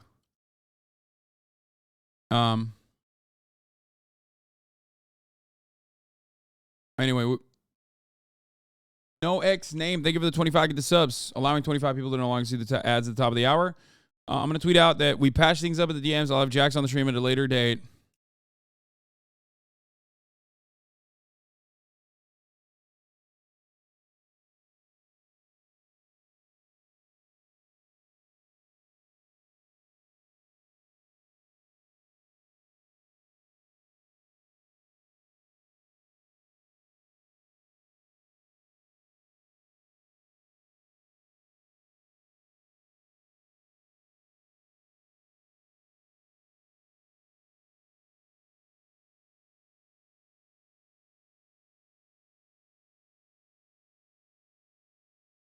Okay, here. I tweeted out that we patch things up in the DMs.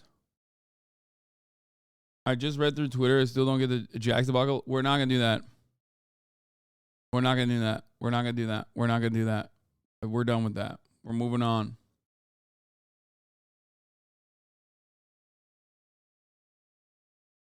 Okay.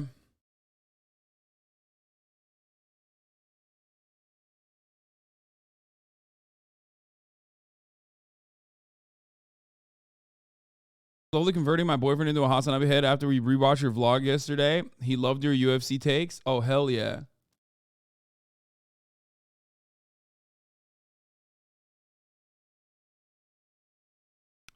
I love that. Girly Pop, not me seeing your Twitter drama before even hopping on stream. Please, we have to keep the year of good PR going. It's not going to happen.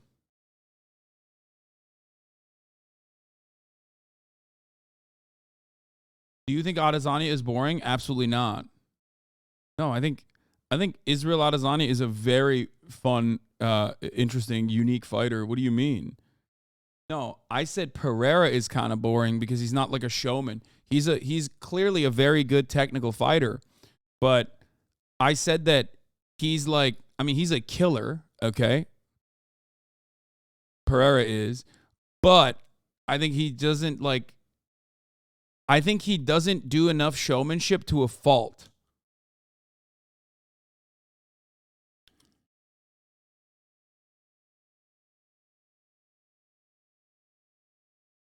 Anyway.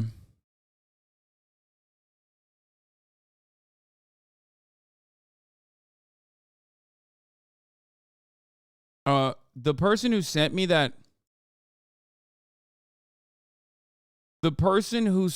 that Dalai Lama thread, are you fucking insane? There's literally skinned babies, dude. On that Twitter thread that you sent me, there's like literal.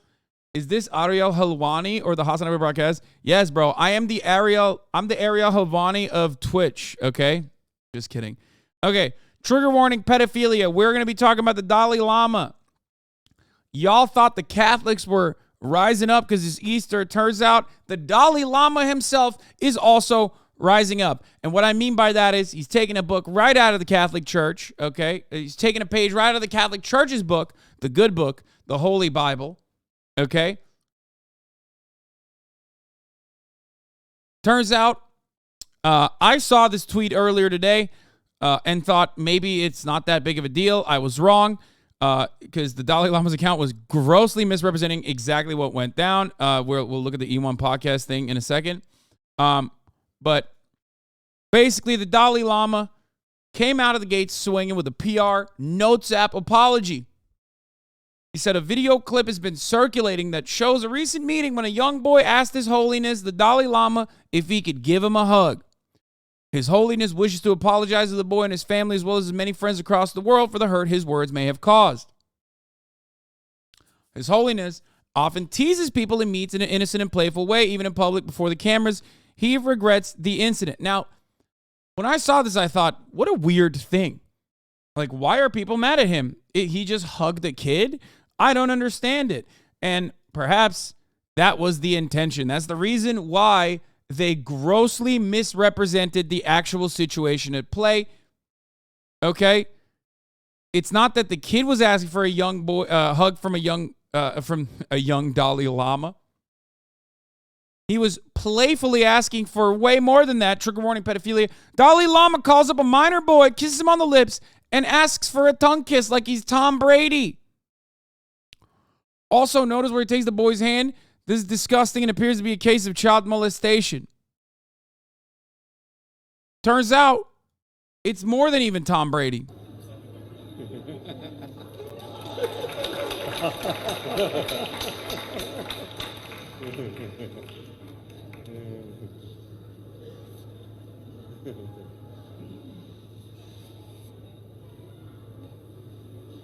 And suck my tongue.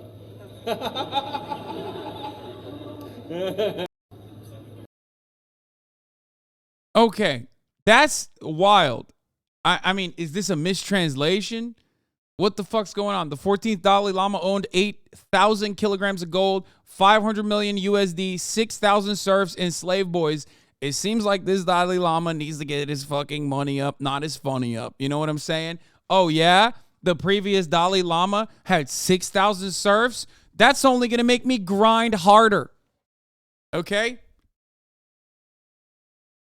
Bro, why do you say that in English, dude? What the fuck was that? What, like, here's what I don't understand. Like, is this like I don't know, is this a cultural thing? Do people suck each other's tongues? I don't know. Don't get mad at me. I don't know. I'm telling you, I don't know. I'm trying to be like as open-minded as possible. It looks nasty as fuck. It looks insane. Are we maybe applying Western morality and etiquette to people of other cultures? Maybe in their culture there isn't a sexual connotation when kissing someone on the lips. Yeah, I mean, that's what I was thinking, but he said it in English, and he said, suck my tongue. Here's the original video. That one was dubbed.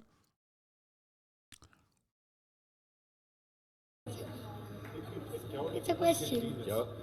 The Dalai Lama offered excuses for kissing a child on the mouth and asking him to suck his tongue. They should criminally prosecute him for sexual abuse of minors and for being depraved, a degenerate. I am not going to make any assertions further on this until I hear from the #1 cuties fan on the internet, Sneeko, until he defends the Dalai Lama, simply stating that that's a normal thing to do. I'm not going to make any assertions on this. I'm waiting for Sneeko to come out of the gate swinging to defend this one too. Inevitably, I'm sure it will happen.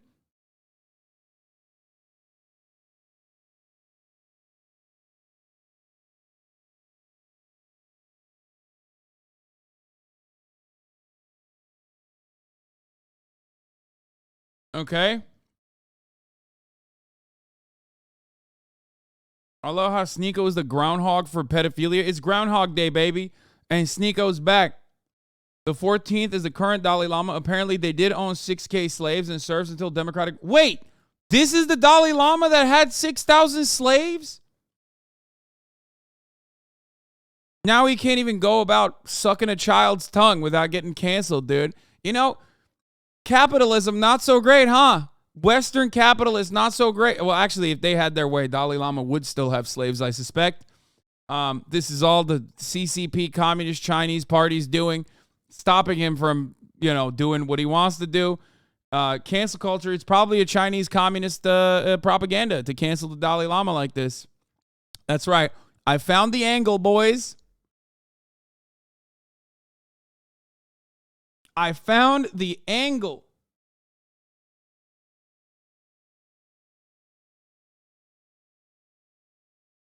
Izzy is known for avoiding combat in his title defense fights. He is extremely boring. Alex was a child laborer and an alcoholic as 12 years old. Powhatan is the true heir to the middleweight throne. You don't know UFC, little bro. Don't speak on it. Bro, first of all, I know this part. I think that is like actually very unique. And I think that that's like very, that's very interesting backstory. It's just that like I simply am stating that Alex doesn't have like the showmanship.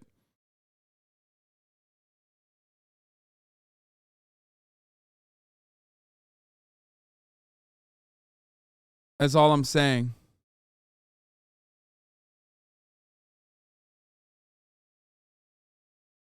Wait, what the fuck? It is Tibetan tradition to stick your tongue out as a greeting, and the English isn't his first language. The insinuation here is gross. Wait, for real? So what's up with that?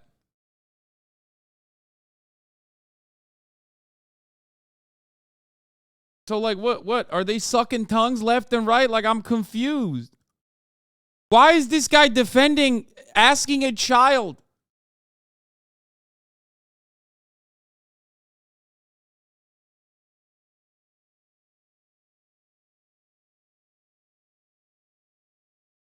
Probably worth reading. Suck My Tongue, the Dalai Lama video controversy explained. Brother, I'm not going to lie. Okay, this reeks as doing a little bit of cover up for the Dalai Lama. I'm sorry, but it's fucking feels a lot like, you know, people are engaging in a way to just try and make it. Like, if that was the case, he probably would have fucking said that in an apology. That's a good point. He'd be like, oh, it's just a common Tibetan greeting to, you know, have your tongue sucked by a child. In Tibet, sticking out one's tongue is known as a traditional greeting, stemming from a 9th century myth about an unpopular king with a black tongue. When the king died, Tibetans began revealing their tongues to show they hadn't become his incarnate.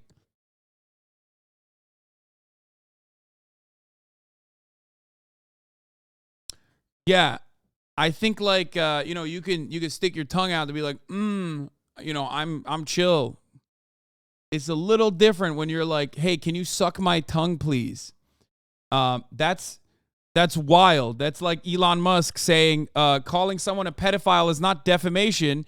It's just a South African cultural reference point.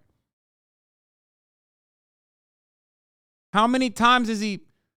Why? Who else? Who else's tongues is he sucked on? Or asked to have their tongues be sucked?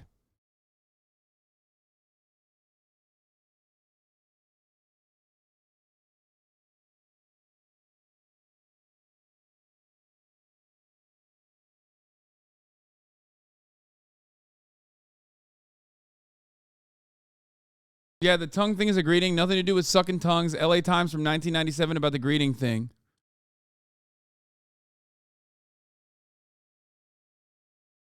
Yeah, I think, guys, I'm going to be honest. I think the Dalai Lama just wanted to have this child suck his tongue. I don't want to get ahead of myself here, but this Dalai Lama guy, he seems kind of wild. Okay? Like, I don't know if you can hit the, wow, you're being culturally insensitive right now line here pretty hard. It's like the Vatican can't get away with that shit. You know what I mean? Sorry, Sweaty, you're being culturally insensitive. Catholic priests have to molest young children, okay? Like, you don't understand. It's just their culture. Like, that's not, like, I'm not like Mr. fucking neoliberal Western monoculture guy, but, you know, maybe I'm being a little insensitive here, but holy fuck.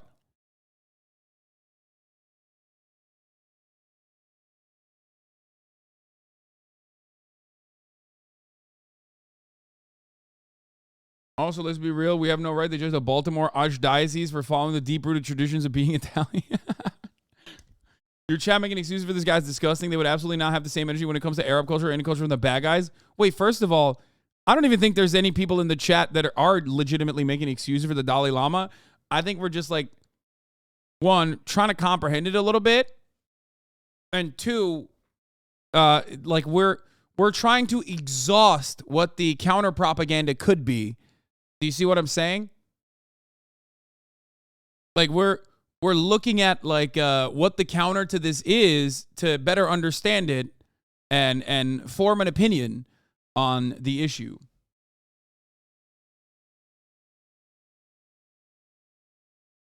People aren't grossed out that he stuck out his tongue. It's because he asked the kid to suck it. Yeah, literally.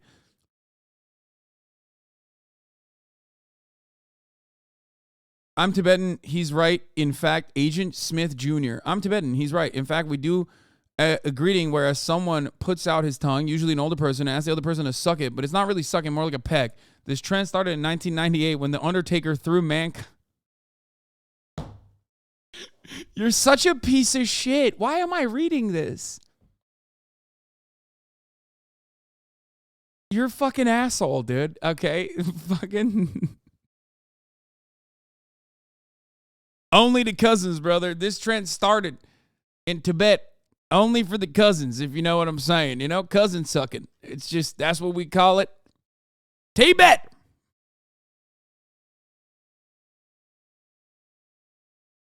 r/world news Redditors thought this was a Chinese deepfake before the Western media reported it.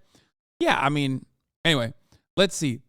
So let's see what the NDTV article is talking about. A Tibetan spiritual leader, the Dalai Lama, has apologized after a viral video on social media showed him asking a boy to suck my tongue. A video clip has been circulating that shows a recent meeting when a young boy asks His Holiness, the Dalai Lama, if he could give him a hug. His Holiness wishes to apologize to the boy and his family, as well as his many friends across the world, for the hurt his words may have caused, the spiritual leader's office said in a statement. What is the controversy? I don't know. I wonder what the controversy might be.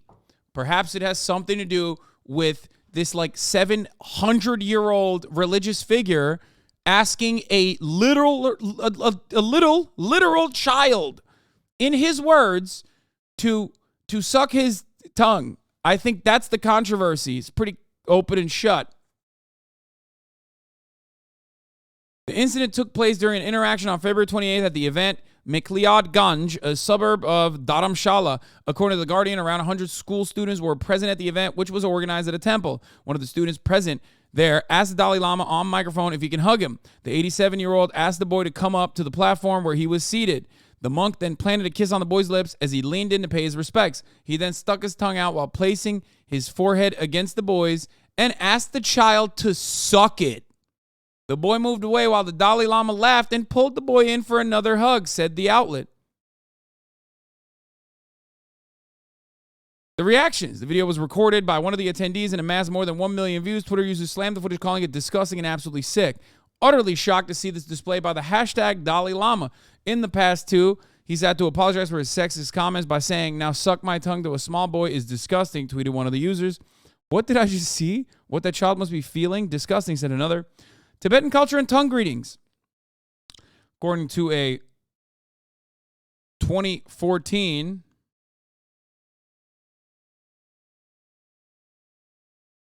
BBC article, sticking out your tongue can be considered as rude, but in Tibet, it's a way of greeting. It has been a tradition followed by the Tibetan people since the 9th century when the region was ruled by Long Drama, who was known for a black tongue. After the death of the king, the locals started showing their tongues when asked to confirm that they are not like him or his reincarnation. The Institute of East Asian Studies, UC Berkeley, also mentions this in 2014 piece. Okay, but like, that's bullshit. That might be an actual tradition, but asking someone to suck your tongue is not. So why did you not clear that part up? It doesn't seem like anywhere were they saying, suck my tongue. That's not a Tibetan tradition, it seems.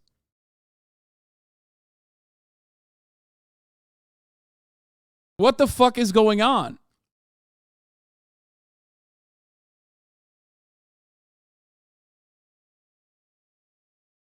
This was way past the greeting stage too. Yeah, he already did the fucking greeting.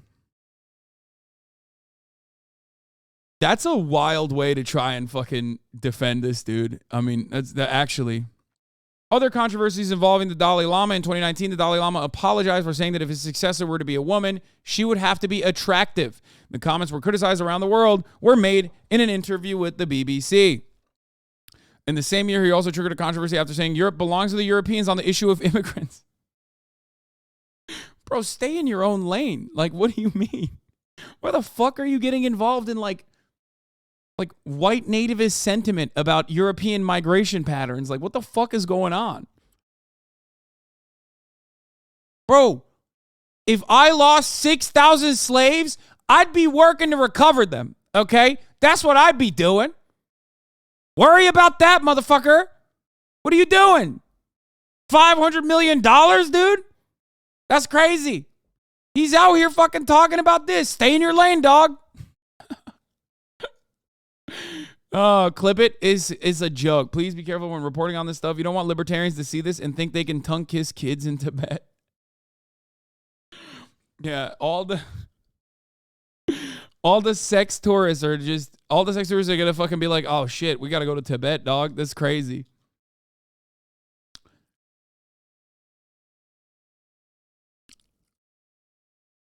Could it be onset dementia?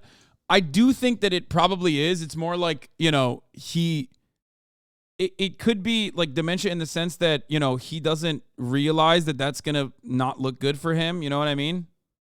Like, I think that's what's going on.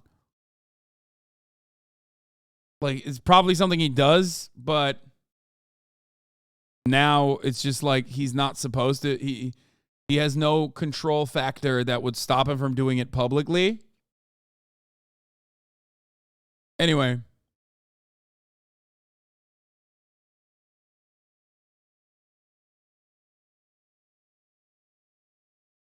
In 2018, he said that Mahatma Gandhi wanted to give the prime ministership to Muhammad Ali Jinnah, but Jawaharlal Nehru refused as he was self-centered. He added that India and Pakistan would have remained united had Mahatma Gandhi's come true. The Tibetan spiritual leader later apologized for his remark. The Dalai Lama remains the universally recognized face of a movement for Tibetan autonomy. He fled to India in 1959 after a failed uprising against Chinese rule in Tibet, is regarded by Beijing as a separatist. Last month, the Dalai Lama named an 8-year-old U.S.-born Mongolian boy as the 10th Kalka Jetsun Dampa Rinpoche, the third highest rank in Tibetan Buddhism. Wait, what? Bro, why the fuck is there not like cool shit in like American Christianity? Like, dude, that's sick. Like, you give rankings and stuff to just like random children. That's pretty fire. Like, imagine. Isn't it like Avatar: The Last Airbender where they like play with toys and shit, and then like if your child plays with like a particular toy, then you're like, oh, that's the reincarnation. Like, it's that sort of like cool stuff. I think, look, you know what my take is on religion. If it's not like harmful, I don't really care if people believe in whatever the fuck they believe in, as long as they're not like using it as a justification for their bigotry. But like things of that nature, like playing with toys and whatever, like that stuff is cool. You know what I mean? It's like, wow, this guy's going to be the next pope because he's playing with these specific toys. Like he's gravitating towards the specific toys that you know, that only the Dalai Lama would play with. That was an episode of King of the Hill. No, but isn't that a real thing?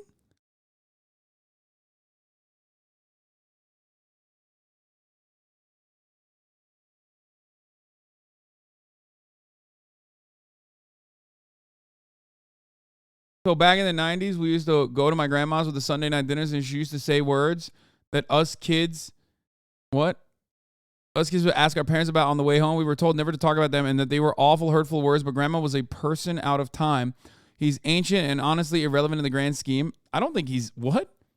Bro, what do you mean? Like, even this article admits, like, this guy is seen as the beacon of, like, Tibetan autonomy against China. What the fuck are you talking about? If you think that he is, like, irrelevant when he is seen as, like, the one, a spiritual leader that is profoundly important, and two, like, you know, spiritually and physically the guy who is leading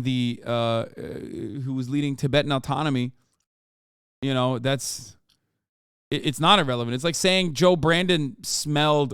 If Joe Brandon did this, like, it would not be irrelevant. You know what I mean?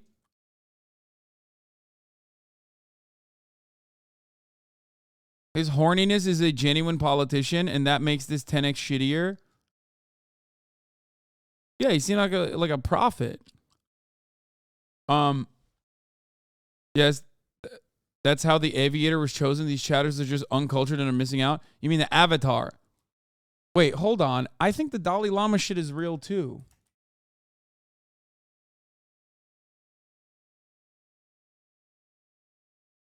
Look. Once these visions and signs have been followed up and a potential child has been found, there's a series of tests to verify the rebirth. The child is presented with artifacts, some of which belong to the previous Dalai Lama. If the child identifies which objects belong to the Dalai Lama, it is taken as a sign. I fucking called it, dude. I'm so much more cultured than you.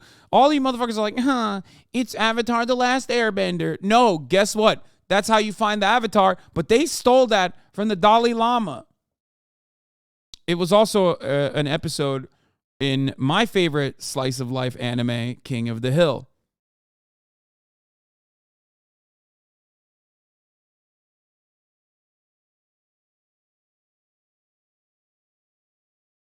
Back when China took over Tibet, the Dalai Lama was seen by Western nations like the U.S.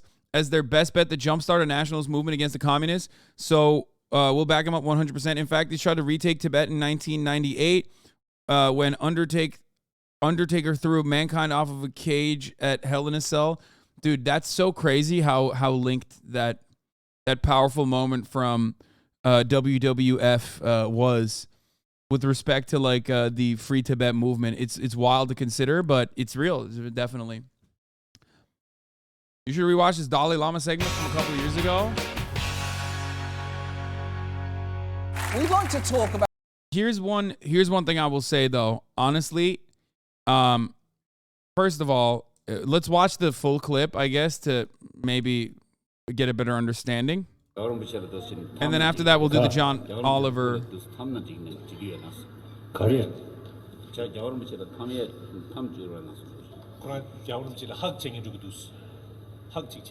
Okay, come.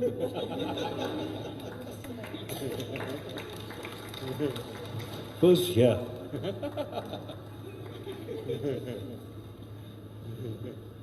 Then I think finally here also.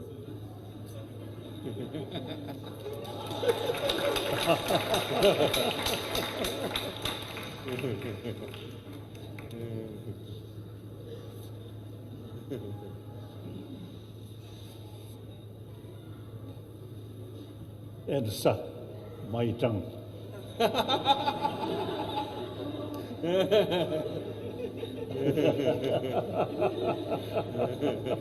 Thank you. Thank you.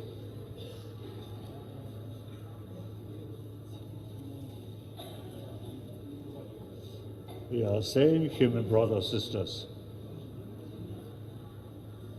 What's he grabbing his hand for? That's like fucking makes it extra gross, dude. This kid's gonna rank up really fast, sucking on tongue though. He's gonna be global elite in no time. Like, this is like opening up a fucking crate and having like an excellent knife, super high rarity, durability is high. You know what I mean? It's like that's what that's like.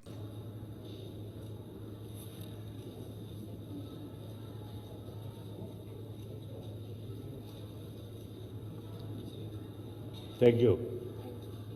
Now, you should. Speaking to the Dalai is like the closest to speaking to your gods. It was a huge deal. Yeah, now imagine Now imagine if like you fucking are speaking to this like, you know, holy figure who's like the prophet, okay? And then he grabs your fucking hand and puts it in his crotch region while telling you to suck his tongue. Like, all of a sudden, your entire understanding of the world as a child is warped, okay? Do you get it? Like, there's no... This is, like, insane. I don't even know how the fuck liberals are trying to defend this, to be honest. Like, there's no defense for this. The fact that, like, this dude was literally trying to be like, oh, my God, like... you're actually being racist because, like, you know, the fucking the Dalai Lama is just doing like a cultural thing is ridiculous. Absolutely ridiculous. I don't know, the hand part is just him putting it down, but the rest is weird as fuck. Dropped an updated notes apology.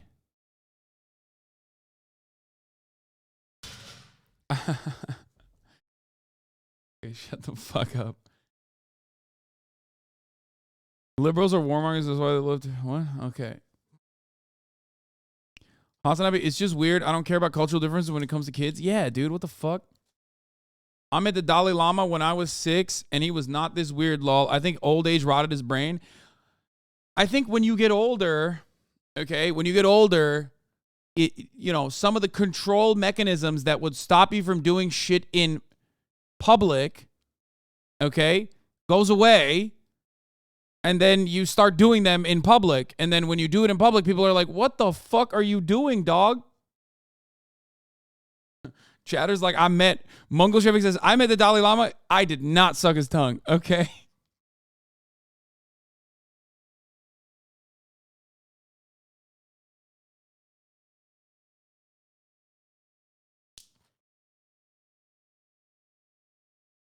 But, to be, even if it's cultural, it shouldn't be excused. It's not. No, I agree. It shouldn't be excused. But it's also not even cultural. So I'm not even going to do that. Like, I'm not going to act like that's a thing. We already very quickly found out what the cultural thing was. Okay? I do, however, find it incredible, okay, that you could be a man who owned 6,000 serfs, like slaves, okay, and in the same lifetime lose all of that and then have to write a fucking notes app apology for sucking on a child's tongue or trying to get a child to suck your tongue. Like, what a fucking... He's lived for too long. You know what I mean? Homie, you had, like, literal child slaves and shit. What the fuck? It's wild that he's getting canceled for...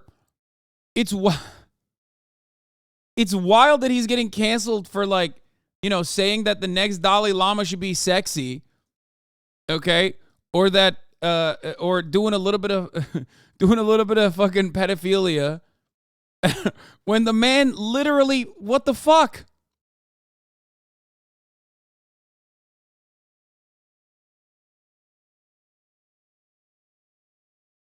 It's Dalai, not Dolly. Stop. Am I saying it wrong?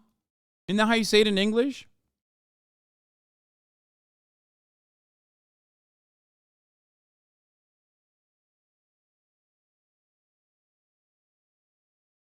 Bro, it ain't fair. You need to have the Dalai Lama on the pod to see what he has to say. See if March will reach out to his folks. Yeah.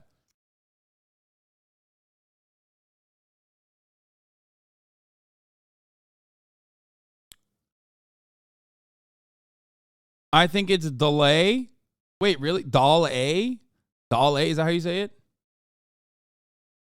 What? Here's a found this. And I don't like it a damn bit. Oh my God. Look out! What? What? No. This was on my wrestling arc. This was some fun shit.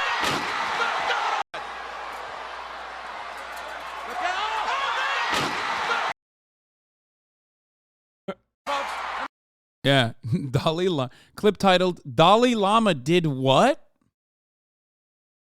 Yeah. The wrestling art was so cool. It was fun. It was a lot of fun. Oh shit, new JCS, let's go. His actual name is Tenzin Gyatso. More Avatar connection. Yeah, I think Avatar was, using him as a as a reference point. You know what I mean? Okay. Lamo Thondup was born on the 6th of July, 1935 to a farming and horse trading family in a small hamlet of Takster of Chijitagstad at the edge of the traditional Tibetan region of Amdo in the Qinghai province. He was one of 7 siblings to survive childhood, one of 3 supposed reincarnated Rinpoches in the same family. His eldest sister, Zering Dolma, was 16 years his senior and was his midwife to his mother at birth. Damn, bro. The come up, bro. The come up is crazy out here. Imagine going from like a horse trading farming family where like all of your siblings got fucking eviscerated to just becoming the Dalai Lama. That's wild. Yeah. Where are the fucking American podcasters talking about how he started from the bottom, now he's here? You know what I mean? Think about that. The real grind set is the Dalai Lama. That's a self-made guy right there. Look at him. Look at him as a baby, bro. He's got he's got good drip, to be fair. This is like Tibetan drip goes kind of crazy, to be fair. Does this make him a nepo baby or not? I think the Dalai Lama is a nepo baby, and that's why he should be canceled, yes. Because, like, he's reincarnated. You know what I mean? He's reincarnated from the previous the previous Dalai Lama, who also is a nepo baby. He's also a CIA baby, too. So, like, there is also that, too. We had a Prince 9th in line get caught in the act of noncing. He's still going strong. Llama Boy has fallen off. Yeah, it's giving Western supremacist attitude, Sweaty, honestly. Like, when what's his face? Prince Andrew gets to do a little bit of nonsense with Jeffrey Epstein. People say he's in the wrong, but then when a Tibetan guy's doing it, then it's like, wow, really fucked up, Sweaty. How dare you do that? You know what I mean? It's like kind of racist. He was already on E1 a month ago. None of us white hosts played him. Okay, I was gonna play this clip real quick. Yes, but yeah, I don't think this is correct. I think the insinuation isn't gross. I think the fact that Dylan is defending this is pretty gross. I'm gonna be honest with you.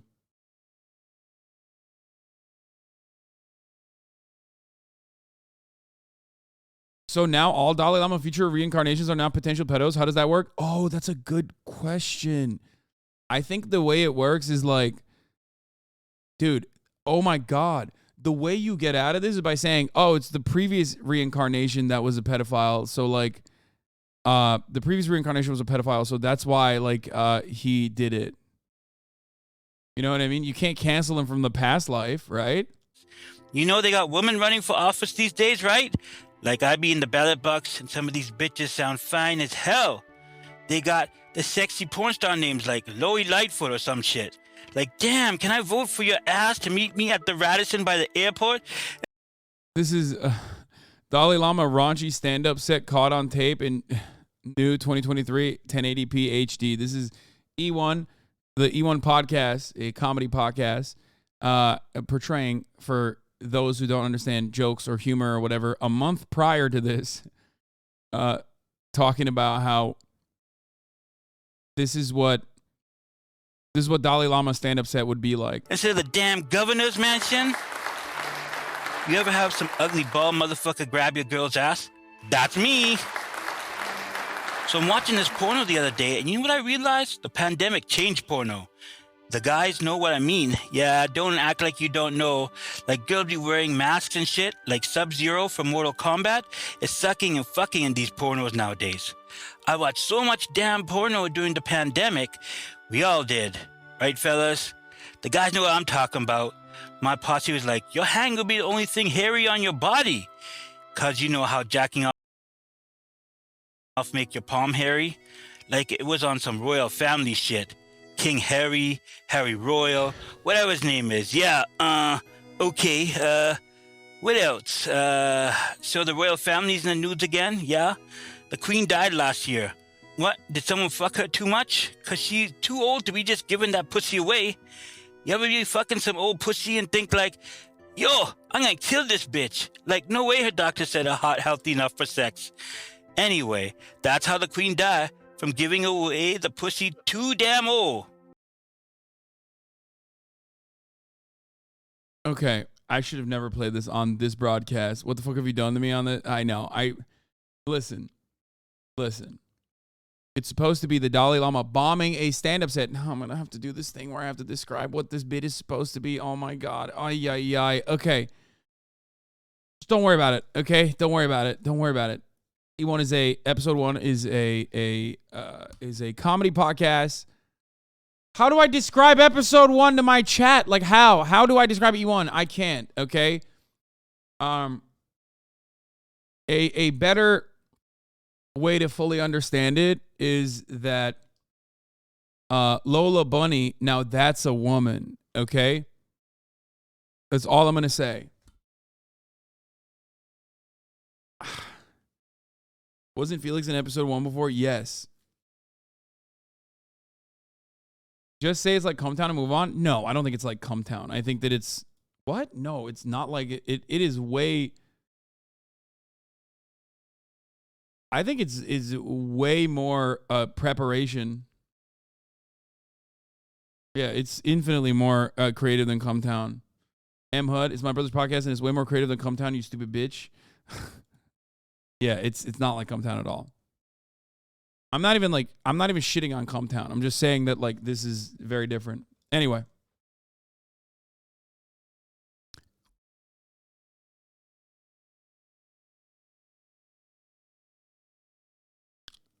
Let's move on. Our top story of tonight, the Dalai Lama. About someone.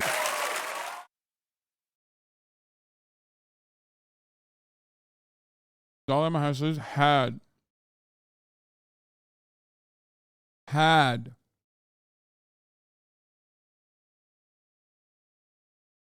and yeah, you're right. Buddhists are not inherently chill. That's true.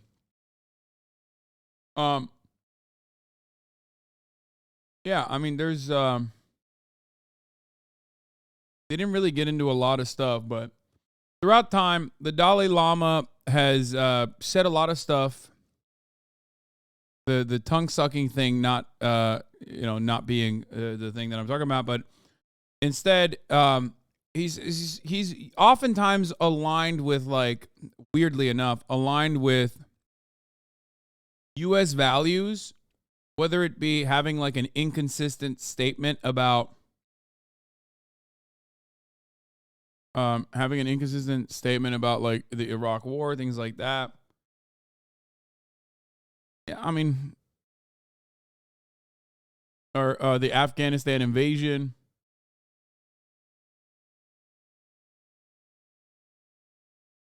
Maybe the Lama's a CIA plant. I don't think it's a CIA plant in general, but I do think that he sees Western alignment. He sees Western alignment and Western allegiance as a way to push back against against China.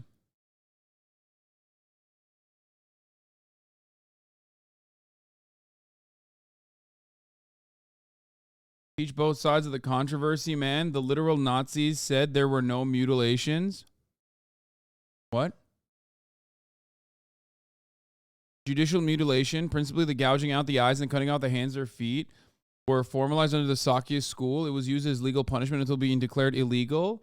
In the same reform, the Dalai Lama banned capital punishment. What do you mean, the literal Nazis? Like,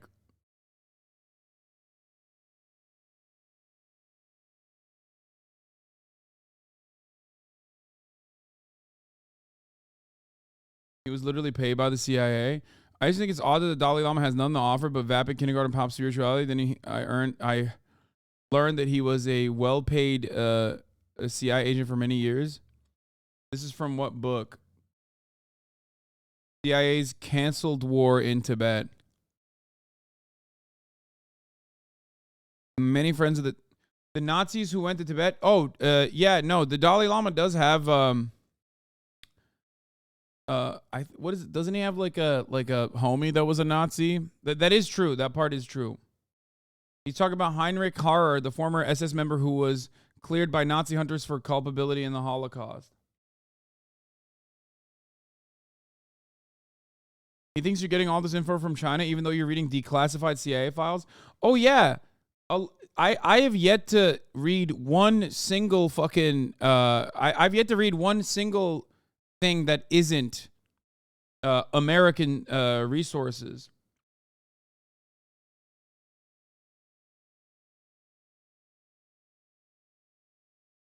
Like all of this stuff is from American American resources. Like it's usually they openly admit this stuff in what I like to call a flex. The CIA will regularly go back in time and declassify documents about certain interests that they had when enough time has passed. And they'll openly admit it. Like, man, the CIA Tibetan activity consists of political action, propaganda, and paramilitary activity. Like this isn't like a hidden thing.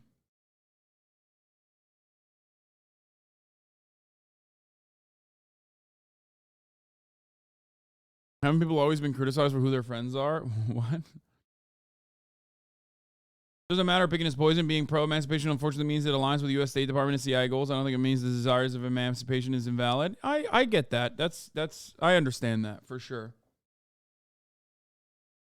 But having having material resources is probably going to make it a little bit more difficult for any landmass to reach full emancipation from a country that considers it to be just annexation.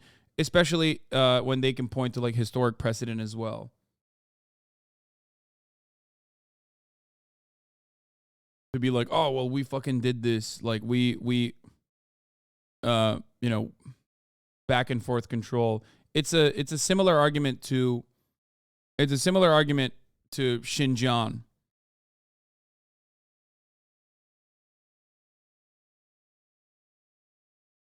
Like China's argument to why they maintain control of Xinjiang and believe that any mention of like East Turkestan is considered separationist and radical. Yes, as we were speaking, I believe that they are reinstating Justin Jones.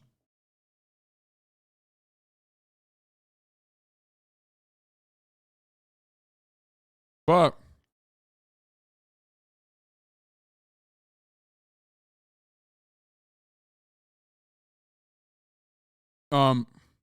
yeah, the National Council votes overwhelmingly to reappoint Justin Jones to state legislature.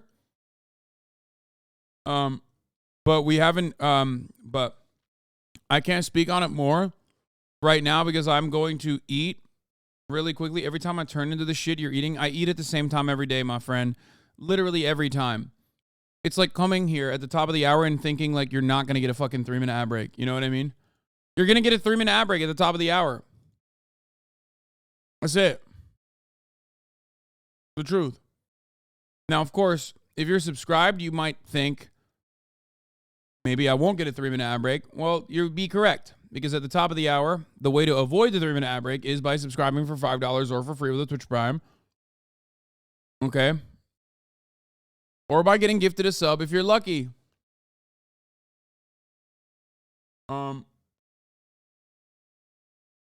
Here's a 3-minute ad break now. I have a Valorant. I'm going to talk about all of this. I'm going to talk about the Rutgers strike. I'm going to talk about this. I have a fuckload of news I haven't covered yet. I'm going to talk about the Louisville shooting, but not now because at 3 I have an obligation. I made an obligation to play Valorant with my friends against 2 pros. 5 noobs versus 2 pros, okay? That's what we're going to do, and then we're going to cover all this other shit, okay? Everybody calm down. Doing a podcast. I remember the days when Hasan would be like, hey, let's play Valo. Let's play Valo. Every other day he'd be like, hey, I'm down for Valo. I'm down for Valo. Those were good times. Anyone else remember those times? Because that was good. And then he'd be like, whoa, this is the coolest gun skin ever. And then he would look on the floor and then the enemy would just kill him. And then he'd be so demoralized. But that was still so wholesome. Even though he would get really mad, I thought it was hilarious.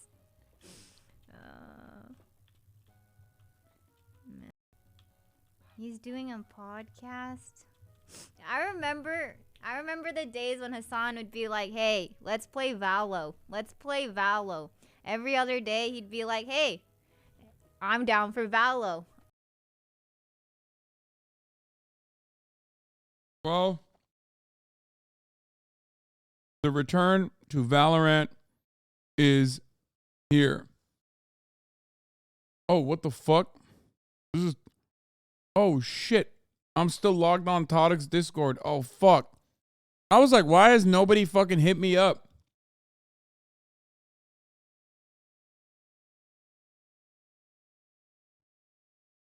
I was trying to figure out why nobody had fucking hit me up on Discord on my phone.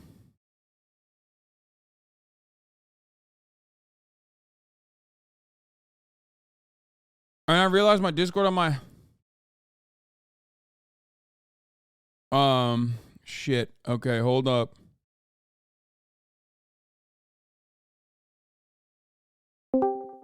Hello everybody. I'm sorry I'm late. Oh, Hello? we made it. Let's go. You're just 1 minute off. It's totally fine. Welcome. No, I just realized I didn't see any pings or anything like that because I was still logged on to Todic's Discord in my Discord on my computer. Are you using the beefy PC or no? What? Oh yeah, the beefy one. Yeah, because the other one I can't remember. I can't play Valorant on the other one because oh yeah, you're getting that error, right? I was getting a weird error. Oh shit, you're about to fucking pop ass right now then. I'm not. I haven't played Valorant at all in months, so this is my return. Toast gave us permission. It is supposed to be noobs versus... Nah, you guys are debating. You guys are debating. Toast gave us permission to like sweat, so we don't have to like pretend. Does anyone have the bubbles? It's in the... yeah. I don't have to pretend to be bad. We can. I'll search for the bubbles. Yes. Okay. Wait. Hold on. In general. Oh, thanks. Wow, for our convenience. How long are we going to be doing this, by the way? Probably just 1 game. Oh, that's it. Oh, that's but it. like we can. Wait, keep just playing one? As well, the player has to. Did you put it? Did you post it in general? Back to Toast? practicing. Yeah. Back to his job. General and he's a pro player, right? Yeah. Scrims. I got it. Exactly. Wait, did you announce who it was yet? Not No, yet. Not yet. I'm Not about yet. to do it right now. Okay. Okay. Well, I'm gonna announce it through Twitter video. So if you guys wanna watch it. Okay. Okay. Yeah, I'll pull it up. All right. I guess. Yo, how do we ensure Todic and whoever this pro is not cheating by stream sniping though? Oh, great question. Yeah. Like, yeah, what's the anti-cheat? Yeah, how do we know? Because like, you know, they're gonna see us pop off and be like, "Yo, like I kind of want to cheat right now." The player's gonna start stream sniping us because he's losing too bad. He's gonna be upset at our key strats. I mean, it is 2v5. What could go wrong?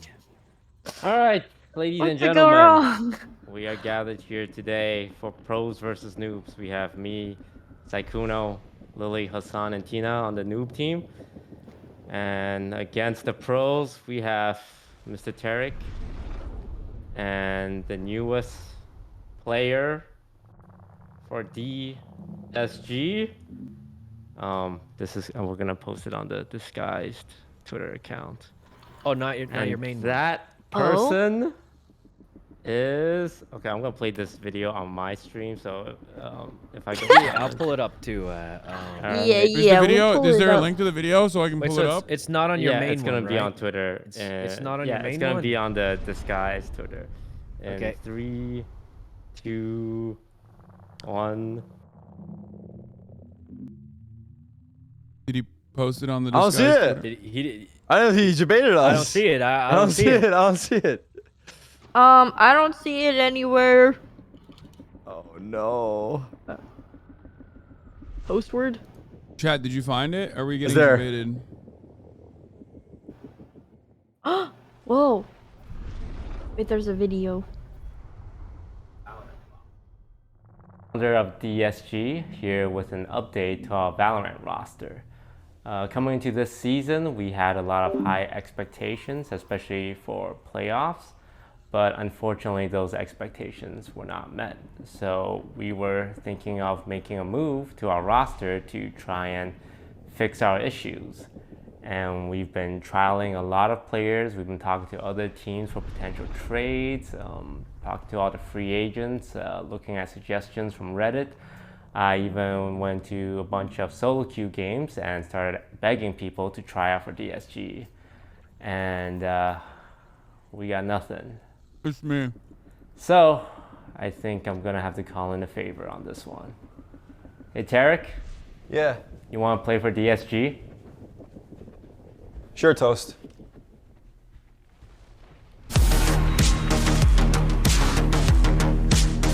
So I'm looking at your Sentinel's contract and your buyout has a lot of zeros.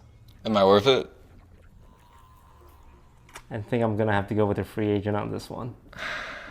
I got someone in mind. Hey, Ye? Yeah, what's up? You want to join DSG? Yeah, sure, why not?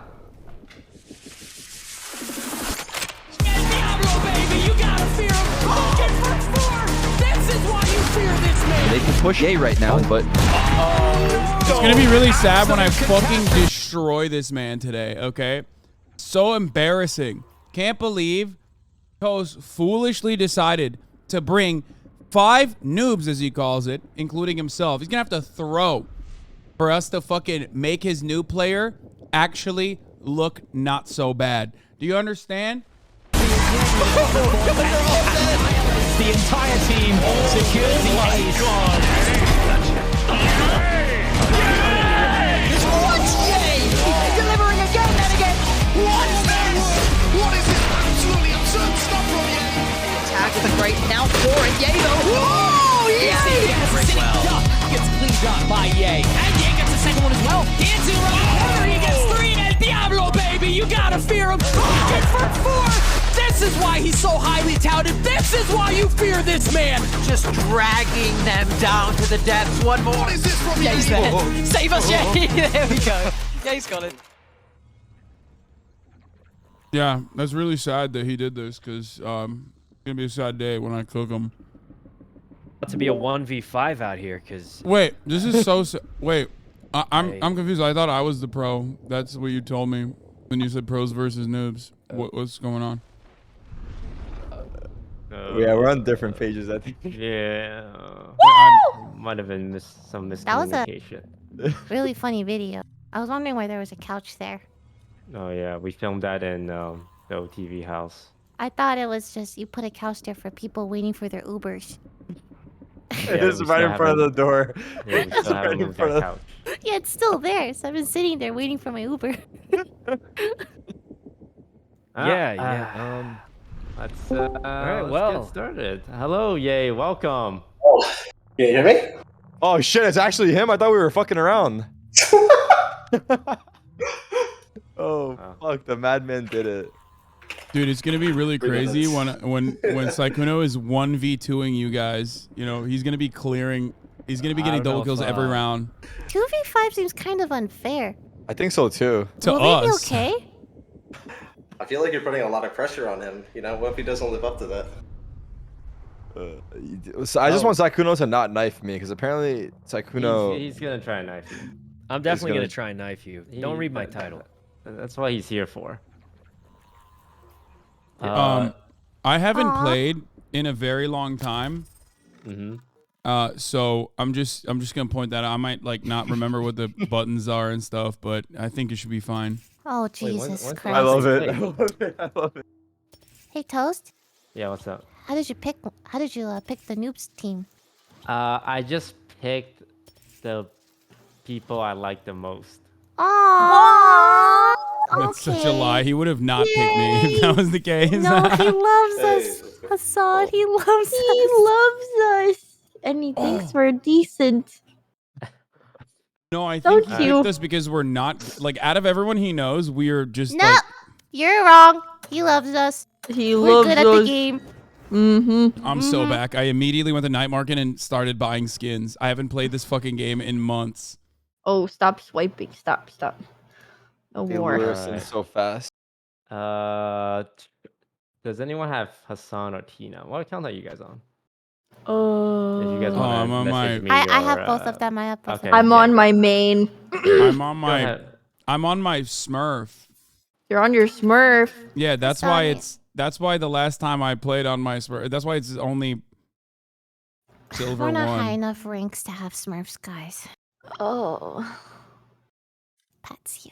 But it's okay. You can buy your guns at the night market. Oh, At least we'll have I'm cool already guns. in.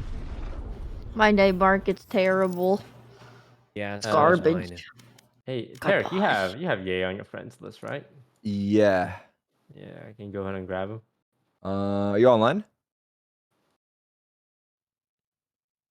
Mr. Diablo? He's probably sick. Chatters, I'm fucking memeing, by the way, obviously. I'm doing a little bit of fun trash talk because we're actually fucking dog water and that it's Tadic, okay? It's Tadic and Ye, from what I understand, he's like one of the best Valorant players on the fucking planet. Can I just make some jokes without Chatters being like, way to make this about yourself, Hasan? Yeah, like, no shit. We are about to get our fucking absolute shit pushed in, okay?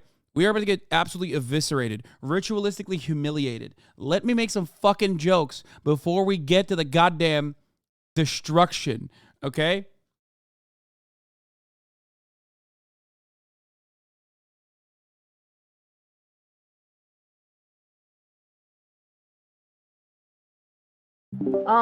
Wait, we're trying. What? Okay, I just think It's disrespectful to not try. 5v2 just seems kind of unfair, It's unfair, right? For who Yeah. Are we playing Lotus? No, please. Why Lotus? Why Lotus? though? What are you guys feeling? What are their worst maps? What's our map pool? Let's go check their stats out. Wait, we need more handicaps. We need more handicaps. Like, when Tadic and I played basketball, I played left-handed only. And he was still good. Yeah. Oh. And I think Tadic needs to, like, not play... He needs to play, like, a character that doesn't play ever. Ooh. Could be that, or it could be, like, we change something, or we could just start it off and see how it goes, and then go based off of that. I mean, whatever you guys think. We only have Ye for one game because he's got scrim to get back to. Damn, bro. Why is the schedule so strict? Well, we only got like a week before the game start. You know, we're working hard over here at DSG. Oh God. What's the handicap we put? Do we need a handicap? I don't know if we do. Like, who needs a I feel like we're good enough to beat you guys. Really? Are we?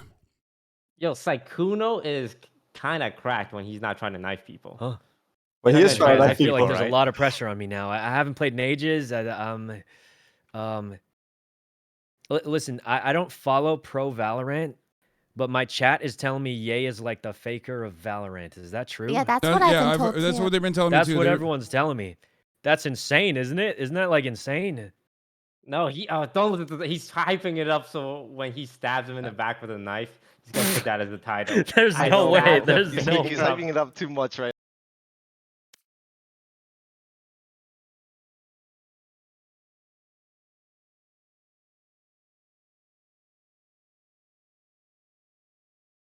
I don't care. I will be cracked at every map. I will be dominant force in every map. Doesn't matter to me. Like, there's a lot of ways to knife someone in split. A lot of close angles. If everyone's cool with split, we can do it. No judges though, right? Why? Why is that? Why is that? It's judges. Judges are in the game for a reason. All right, that's what it is. Actually, no. What's the biggest aim duel map? Icebox. Ooh. Ooh. Icebox might be nice. You know, send it off before it gets removed. That's true. This is the last icebox map before people say goodbye to it. I don't know how Alright. I need to like do something in my Discord. It's like broken, I think. Before we Guys, get I started. just got 23 in the range. Hard bots. Wait, That's hard? actually- Oh my that's god, actually that's pretty better good. than I've ever gotten. That's my high 3 in hard bots? Let's go. score. I'm ready. Wait, Alright. you guys are cracked over there. Tina's been practicing. She's kind of a pro now. All right. She plays I've been on doing a little stream. scrimming myself, you could say. You know, shrugs. All right, Tina, get out of the range. Oh God, sorry. Okay, I'm Let leaving. me turn off my Discord and then turn it on again. Sorry. All right, we'll go as soon as Hasan's ready. Yeah, I just like there's like a million tasks of Discord on and I need to end all of them. Wait, they're not ending a single one. What the hell? I don't have the Discord on, but it thinks it's on. I don't know what's going on. Discord usually has multiple. They have multiple processes in Task Manager. Yeah, I'm trying to take them all out piece by piece, but more of them keep popping up, and I don't know which one the main one is, or maybe I actually hit it. I don't know. It's like broken though. Every time I turn it off, new one's open. What the heck? Oh, it's gone now.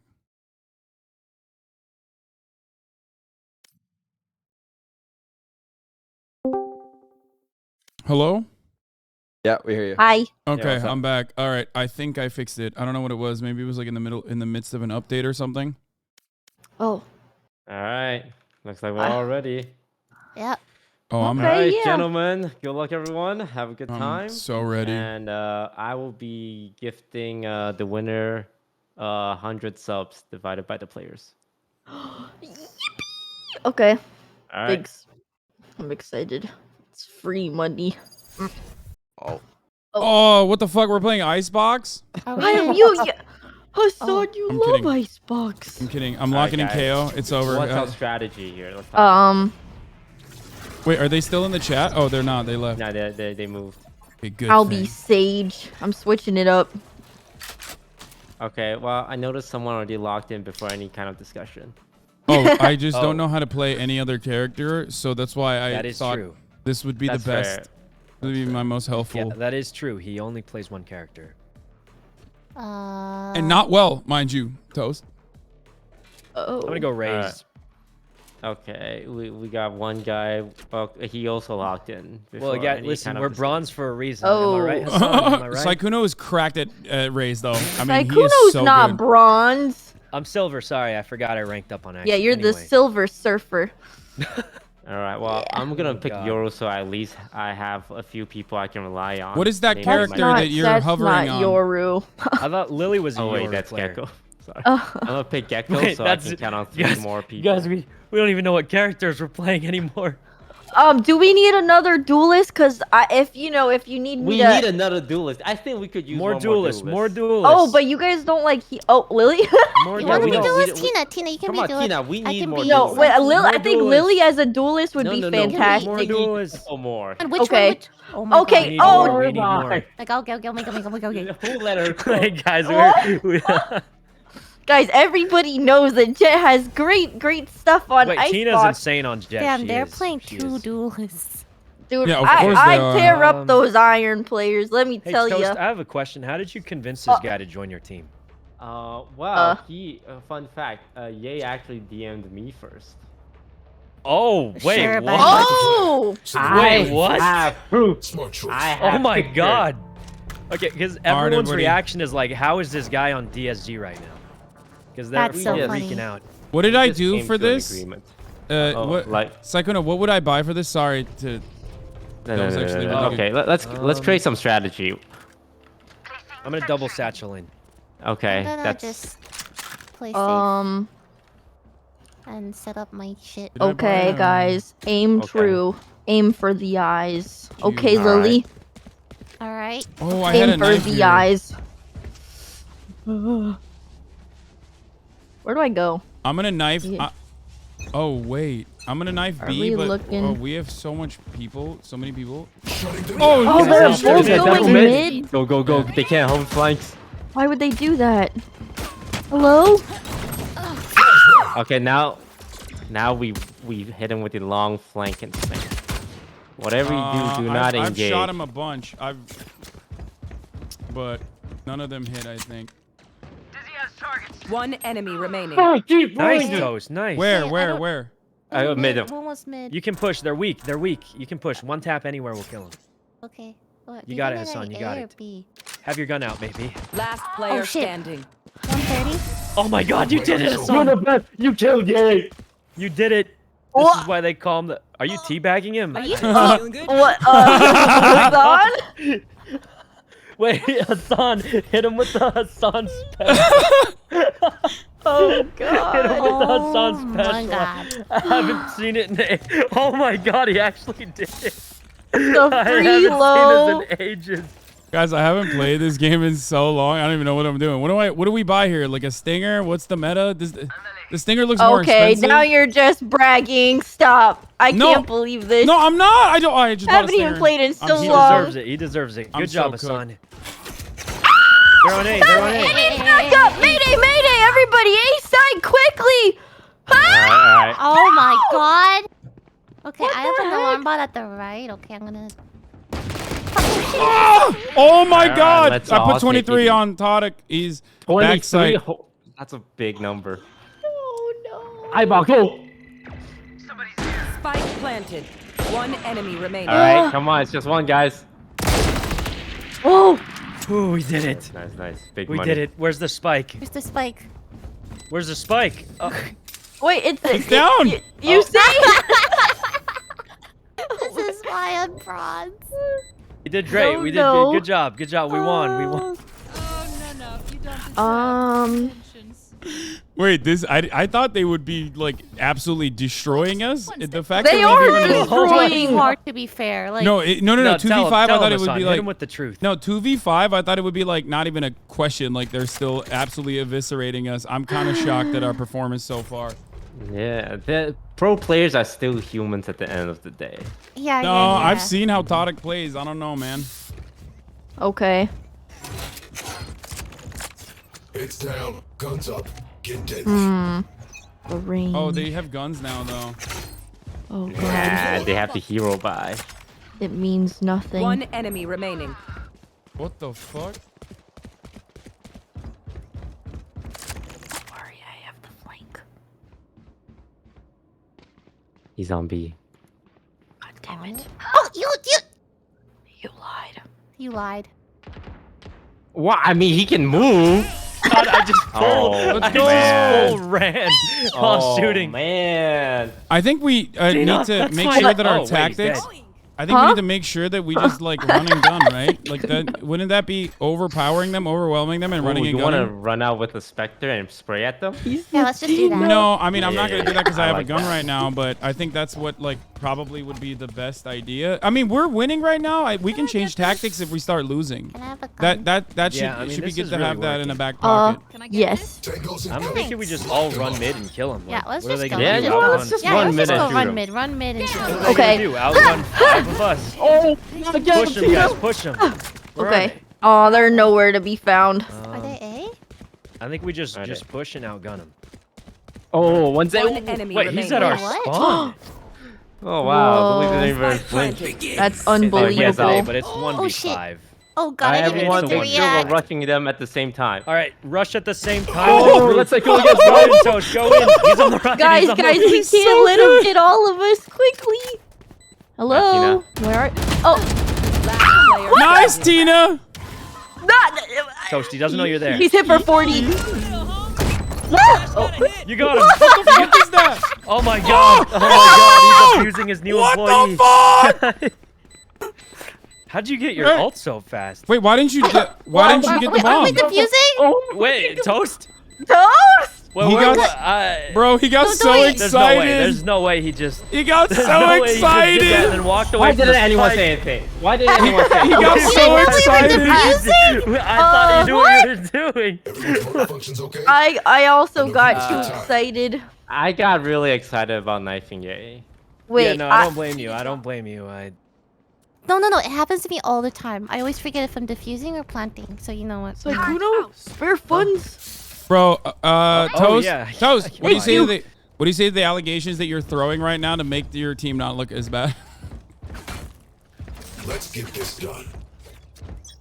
No, I Yeah, swear. we're gonna win. We're gonna Take this seriously. I'm reporting you for let's clean throwing. this one up. Oh shit, he's up jumping. Jet's up top. Jet's up above. Knife deployed.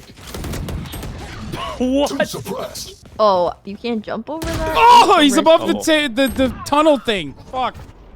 Hello. Oh yeah, Alright, yeah. Tina, they're here and here. They're here and there. Okay, good to You know. got this, Tina. All right, I'm gonna crouch He's a- just like they taught me. Tina, I'll give you 200 subs. I hit Reina for 0. 200. Okay, but that doesn't mean you run at them. No, I want the long con. I want to be signed. Oh, quickly. If I kill you both win of this, them. Tina, I'll sign you to my own Valorant team. Yeah. Okay. Good enough. Well. Oh. She got so Thank God you didn't excited. win, 'cause then I'd have No, to make a Valorant team. Tina. Oh God. Tina, no. That happened really quick. I feel like the gameplay has Guys, I'm changed broke. dramatically from the first 2 rounds. I'm just gonna say. I feel like they warmed up. I have to save, so I'm just buying a sheriff. I'm also gonna save. They're sandbagging. They want our guards to be down. I But think we won't let it happen. we need to see a mid rush again. I assume that's what's gonna happen. Shutting them down. There. One suppressed. He's suppressed. Flash. Oh, I fucking flashed myself. Flashed? Oh. I flashed myself. Flashed yourself. Yep. That's I okay. did. The second he peeks this corner, bang. Oh, I hear. Both of It's them? A, it's A. Ooh. I Heard that heard updraft. Jet dash up somewhere. Hello? So she might be How up. about Reina? Do we know Reina? Ouch. I've been shot. Quickly. No. Where were they, Tina? Where were they? Okay, the last Oh my one's God. Splinter. It was Rafters Heaven, whatever the heck it's called. It's up there. No, this is so hard. You got it, Toast. I'm the new El Diablo. Show 'em why Oh! you pay bills. Oh, dude. Is it high or low? He's Both, low it was behind. both. He's behind the box, far right corner from my side. But now he's on here. Oh my god. Okay, guys, we can start trying now. Yeah, Who yeah. can That buy was a an save off? round. Anybody? Let's Okay, not check him. forget it was Check him a save PC. round. Check him PC. Check him PC. Yeah, I'm gonna start trying now. See, I just don't understand why the range doesn't help me here.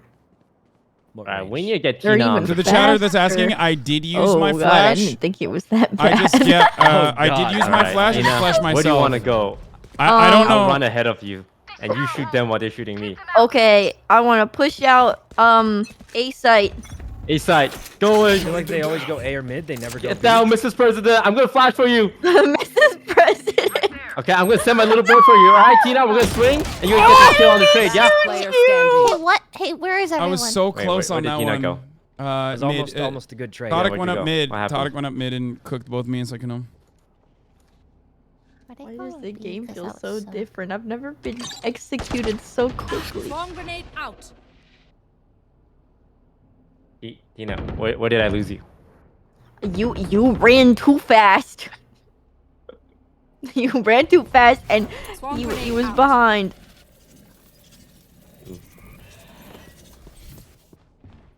Oh god. Oh god, you can hear him. Oh! Spike down A. Initiated. Aim higher, aim higher.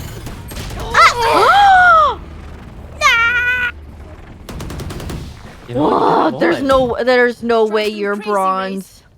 You're good at that. No, I don't but believe am. it. No, I'm gonna there's frame no that- I'm way. gonna Lily, frame you that just on my killed a kitchen pro. wall now. There's no way You just you're absolutely bronze. cooked a pro. That's There's insane. no way.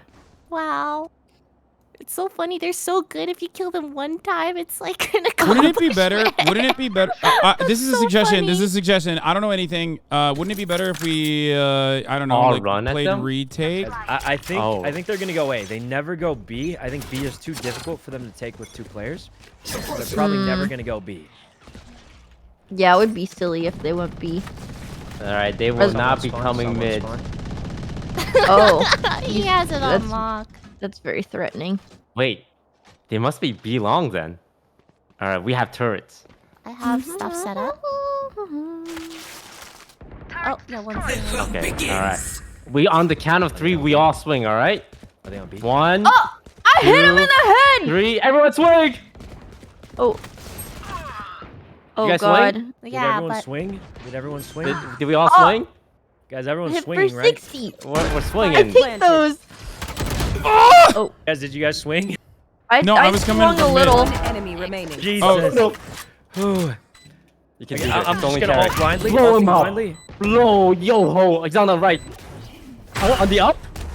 Oh, he's, Oh, he's, Didn't he's, hit him. Where'd he go? He's hurt. ah, shit. Oh. Where is he, Lily? Where is he? He's behind the thing. Maybe he didn't hear the diffuser. just Oh, died. he heard you. Oh I can't god. believe he heard the diffuse. I was hoping he wouldn't hear it from the grenade.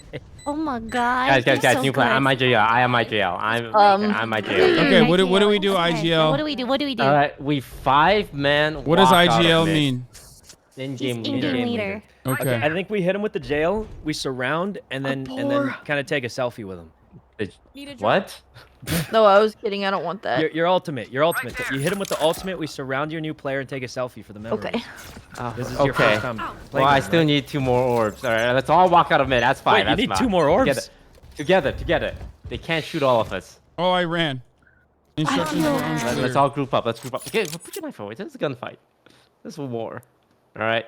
1, 2, 3, swing. Everyone swing together. Swing together. All right. Alright, 1, 2, 3, one, swing. 2, 3, swing. Okay, we're still walking. They're going in. Oh, we're still walking. It's okay. It's okay. We're going as 5. Okay, Please okay. Stop running. Stop. 1, 2, 3, swing. I stopped running. I stopped running. Stop yelling. Clear Running counts. and shooting. 1, 2, 3, swing. We're running.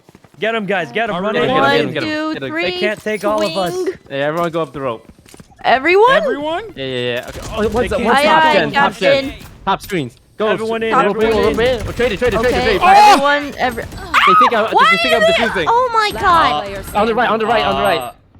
Yeah, no, I got it. Satchel out. Oh, Jesus.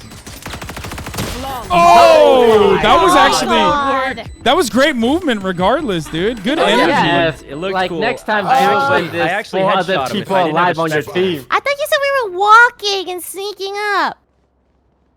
You guys are uncoachable. I'm doing my So, own thing. so Okay, you know what? I'm doing judges my are own thing. I'm doing banned. I'm doing my own thing. I'm I'm doing doing my my own own thing, too. thing. I'm gonna Someone do in my my own channel. chat, someone in my chat Gina. said, remember, Toast started Come, this we lock 0-6 down A. streak Okay. by losing and throwing. I agree. Our team's falling apart. Guys, Yeah, we but need the to company preserve morale mental. is at an all-time low. Oh god, he wait, just- he has knives No, out. I'll he get mine knifed! out. On top, on Derek, top. Stop. On top of the fucking Oh god. tube. He just dashed What on out, earth bro. is happening? He's crazy, man. He's crazy. They're both mid. Hold an angle. They're both thing for 50 each. That's half off. 30%? 33.333. Get him. Shoot him in the guts. For those of you who don't Oh, know, they're not. we are playing against One Ye, who enemy is one of remaining. the best, or by some metrics, the best Valorant pro in the world. So of course we're gonna get Oh, cooked. shit. Like we're Okay, just doing Louis, this for he's fun close to you and me. and to drum up Player standing. excitement She's on the for the DSG heaven signing. area. Well, no, she's I planning. mean, now. I still am taking Show it him who's seriously, boss, Toast. Show him who's Oh boss. my but god. we're all friends. Oh. You know what I mean? We're just fucking around. Oh, you definitely Okay, guys, we can start trying now. You can trust my boss. Okay. Alrighty. I'm buying a judge so that I can. I'm just gonna sit in the corner and judge him. That's Oh, actually a good is that idea. the Let's all do strat? judges.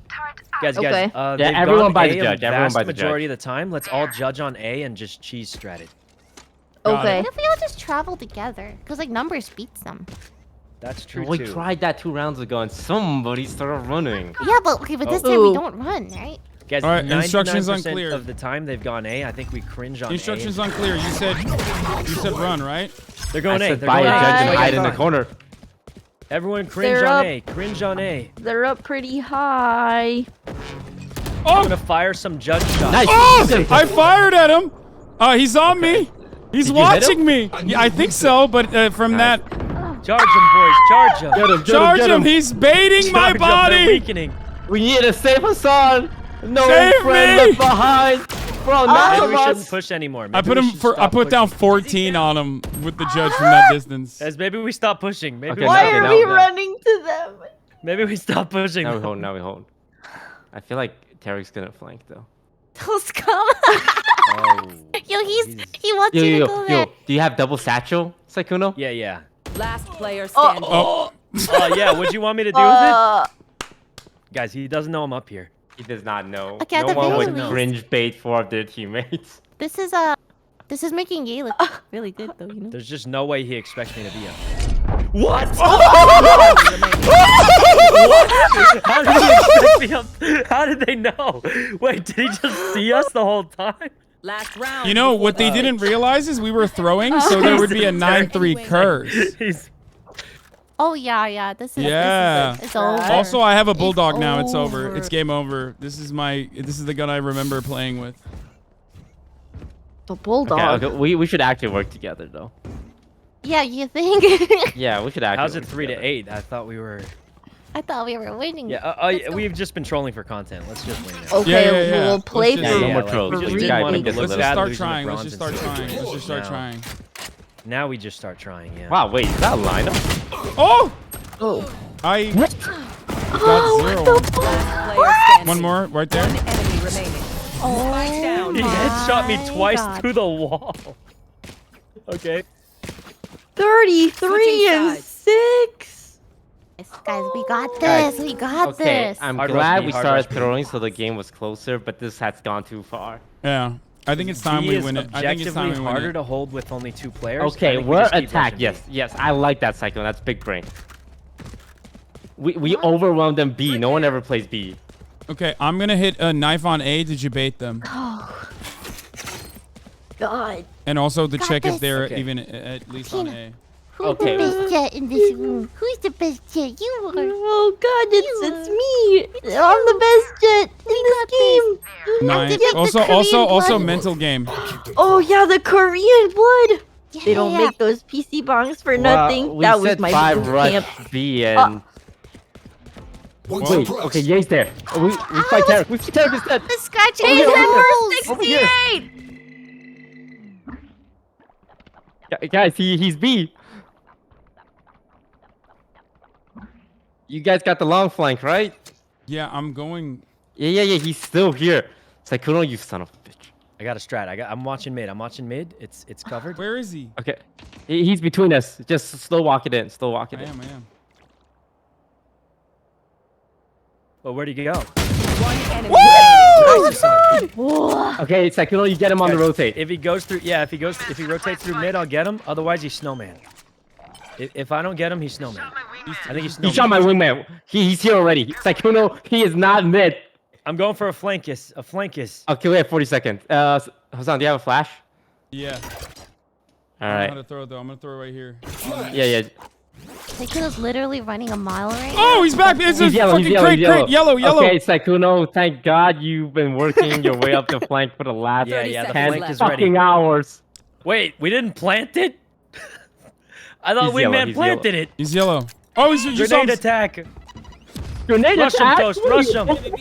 Last player Where'd he go? standing. Where? Well, surely he doesn't just headshot me. Doesn't he have to plant it? We have to plant it. Seconds left. Where'd he go, man? Where'd he go? It's just on the other side. I'll plant it. I'll plant it. Oh! I got the plant Oh, money. you got the plant money! Let's go! We got the plant money. Let's go. Boy. It seems that we have trouble, differentiating when we plant and defuse. Totally I'm gonna be understandable. honest. I thought we had already planted. I'm excited. Psycho, what you did was brilliant. I mean, the plant money is very we did important. get the plant money, which was good. So what do we do? Do we buy in the second round? Like, I don't even know. He just rushed ass 5 at Tarek. That's it. Okay, everyone buy light armor, buy his thing, and this guy's gonna marshal because he thinks he's him, but he's not him. Come here. Wait, I can't. I'm not comfortable with this thing. I'm gonna go with the sheriff. Okay. Just come here. Just everyone come here. Everyone come here. Everyone just come here. Okay, he's gonna be around this corner, all right? I'm gonna Push him. flash.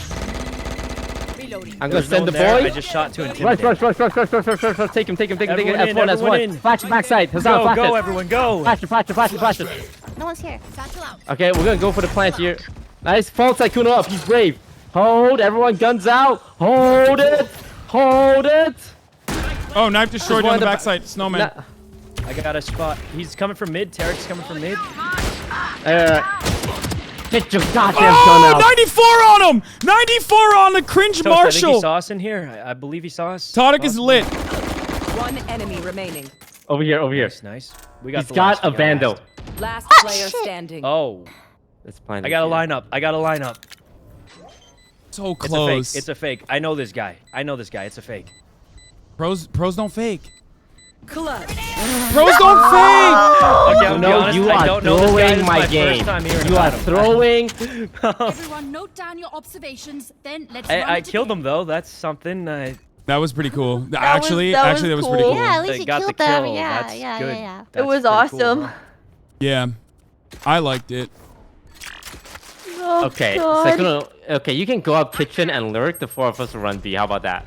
Okay, I just like don't this plan. understand. Okay, I don't everyone else even come. have one. We're gonna make How room for are you Sykkuno. killing them? They're I very don't good. understand. They like explode me upon contact. I don't even understand. That's why they're pros. Oh, that's yeah. Guys, help, please. Go. Oh, Leave them. we gotta Sykkuno help stayed all him. along. They're both mid, guys. They're both mid. They're both mid. Perfect. We play plant and then we back up. We play post I'm plant. running into the refrigerator. Ah! How did he know I would be up there? Oh, 27 on Todic. He's Are they mid. both there? He has sight a bomb. He's mid. Sykkuno. Sykkuno! I watched you throw that. You are fucking enemy trolling. Guys, he's too good. They paid Man, him. Toast, They you are getting paid your money's him. worth. Toast, you're getting your money's worth. This guy's insane. Okay. He's insane. Lily, you peek and I peek. All right. Okay. Last player standing. Well, don't peek until he taps the ball. I'm sorry. Jump peek. Jump peek. Oh God. Jump peek. Jump peek. No. Oh my God. He didn't tap the ball.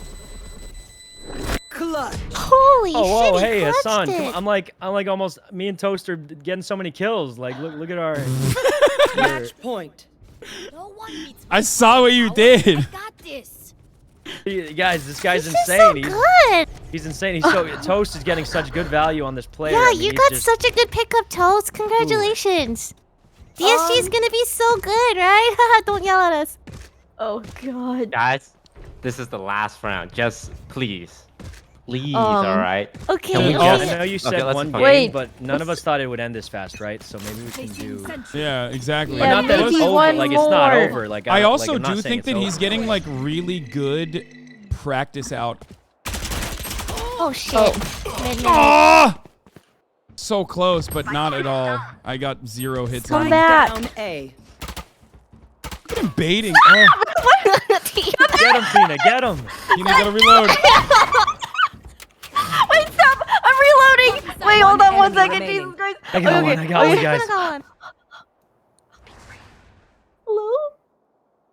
Oh, dude, he Something escaped. He escaped. All right, I got the thing. I'm gonna take his gun because it makes me feel like I'm playing as like him. Hello. Oh my God, this is scary. What the fuck? Where are they? You know, what's the strat? I don't Going know. A or B? He was. Check in he was- PC. Just check I'm in going PC. B. I'm going B. You're going B. Just stream snipe him. Isn't that where he is? Oh, he was he's on A. B. Huh? He did climb We up need- tube one I sense time. no danger. But it was so long ago. Okay, okay. Hold on, my danger Please, sense is going off. please. Tina! Tina! Oh my god! Wait, what? I What? got him! You got him! Wait, what? I got a plant! What happened? No! Wait, what just happened? Oh. Wait, what Oh, happened? wait. Oh, I didn't have to plant. Yeah, because he killed him, remember? I got nervous. Oh, right. Wait, Listen, well, we needed the plant I was bonus, just though. in shock. I Can got someone him, give me a guys. handle? Can someone give me a I got handle? Do we have money? I actually Sykuno. did, Sykuno, I need a vandal. Oh, wait. Yeah, I got you. Request. Oh, heavens. Oh, wait, I have shields. I need shields. Okay, it's fine. I just picked I up a dropped Spectre. the Spectre. I just Ooh, picked and that it's your favorite. It It's is the my favorite. toy It's the one. It's the toy one. Oh god. Oh, that was sick. Well, mid seems clear so far. Hello? Enemy spotted B. One enemy. Yes! Yes! You're the best! Well, sorry, was still stunned by last round. Flawless. Yes! Wait, what is happening? I beat him in a 1v1 aim duel. Oh my god, nice job. You're showing them why you're the boss here. I'm the boss here. Wait, did you? He's the What do you big mean boy. you cheated? Cheat? What? What? No. Oh. I beat it. Oh, I He thought you said he you beat him, cheated. not Yeah, cheated. yeah, Oh, I thought you said you cheated. cheated in a 1v1 aim Okay, so duel. if we lose one more, we lose. I think Hasan, you just buy anyway, right? Huh, what happened? Like just upgrade anyway, even though it's True, not true, efficient. just true. 'cause if we lose, Oh. this guy's got 43 kills. Did we die that much? Yeah, dude, I definitely did. I just I don't haven't remember even dying that much. haven't even scraped them. I'm like biting their ankles. Oh, little man. Wingman's planting. Okay, guys. Clearing. Cover the Go, little, little man. man. Cover the little man. Hello? Oh, Lily, one's flank. You got that, right? No. Lily, you got that. Here, hide here. If it's first flank, first flank. I panicked. Okay, Hmm. we're gonna hide here, guys. We're gonna hide. We're here. hiding. Surely we win this round, surely. Oh shit, I'm losing. Okay, someone else take my spot. Don't worry, guys. I'll never Are they both expect this flanked? one. Oh wait, there's only one. Ba-dum. Is he flanked? Yeah, he's mine. Ba-dum. Yes. Ba-dum. Ba-dum. Get him, Hasan. Get him. He's Tina's surrounded. got the huge flank. Get him, Tina. Get him. I do. Wait, what the? Tina, get your first kill. Oh, Oh, we did it. Where was Next he? Next He was round. trying to Next knife round, me. go. Next He was trying to round, knife go. kill me. That's great. Ah, he almost He's knifed me. unhinged. He's I was- unhinged, man. They're throwing! They're actually through. We can Okay, catch we up. have a chance. We have a We- chance. we They're can gonna catch get up, guys. complacent here. Hmm. I'm gonna sweat like I've never sweated before. Oh. Okay, what if Okay. I just Yo, move Tina, on? can I have the Pluto, spike, I'd Tina? be tightening Oh my yeah, you headband. can have the spike for the little guy. Thanks, Tina. Yeah, no problem. I'm a great listener. Charlie Mike, let's move. They're toying with you to give you hope. I know, but it's working, and I feel great about it, so I don't care. Hmm. Wingman's gonna plant Oh, spot. there's a great no. fucking knife that I brought in Wait, there. what if they flank us? We got Lily Pichu on the flank. Watch. Okay. You got this, Lily. You got this. Lily. The little guy's cute as hell. Yeah. Where did he Best. plant? Up or? Yeah, up. He planted up. Okay. Yeah. Oh, that's a choice. One enemy remaining. Oh! Hasan. Oh, he's on it. He's on it. No, he's guys. out. He's out. He's out. He's in the Oh. back. Oh. They're disrespecting us by using classic only. One suppressed. Is he up or down? Up or down? Ah! Up. No, no, I did the same thing to him. I right click. Get him, guys. He's lit. He's lit. Yes! Why you're the Let's best. go! Why you're the Let's best. go! Oh, We good did comeback, it! guys. If I You power did down, it! restart me. Tina, Oh that my was so gosh. cracked. You're so OP. I'm going in, and I'm immediately opening up our fucking ult, and or should I wait for post plant for the ult? Oh, I this feel like saved my life. You open with it like a Chad. Okay, I'm gonna switch over to the Phantom. Then I'm gonna spray Tina's and on the pray. board. Tina's on I'm the on board. the board. That flick was an accident, Okay. chat. I didn't do that on purpose. Let's be Don't real. overthink it. What was an accident? What happened? I just one tapped him. Oh.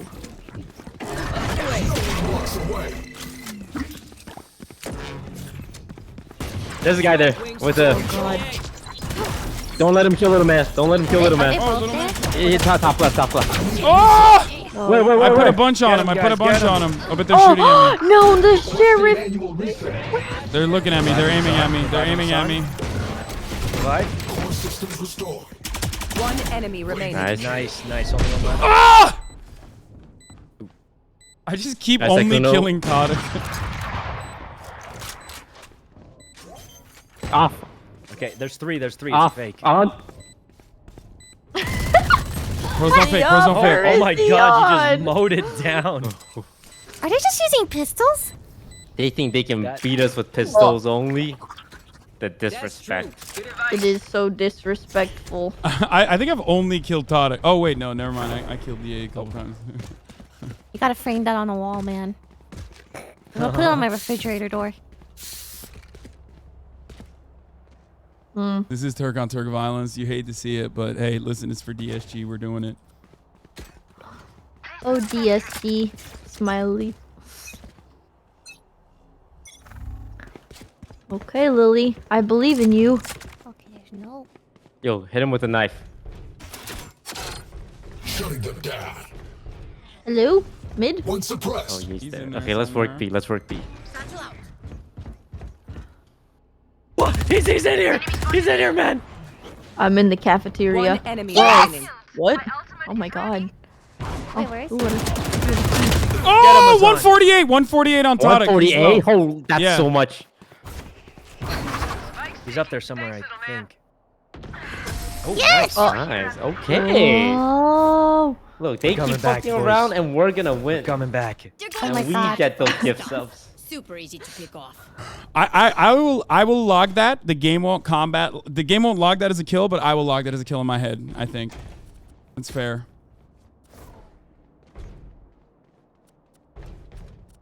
Can I get a gun? I don't have money. I don't know how.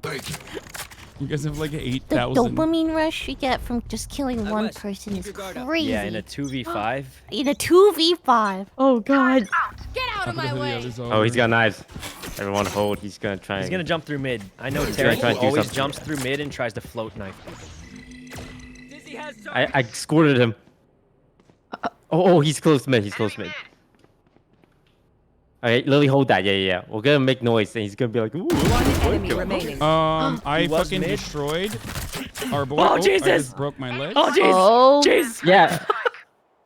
How did it? Where is he? Mid? You said? B. No, he's yellow. He moved from mid. Good Nice, job, nice. Tina! Yay! That was a collaborative effort. Good job dealing the killing blow. Good job distracting him. Yeah, that's what I'm good for. No! Over here. Dead meat.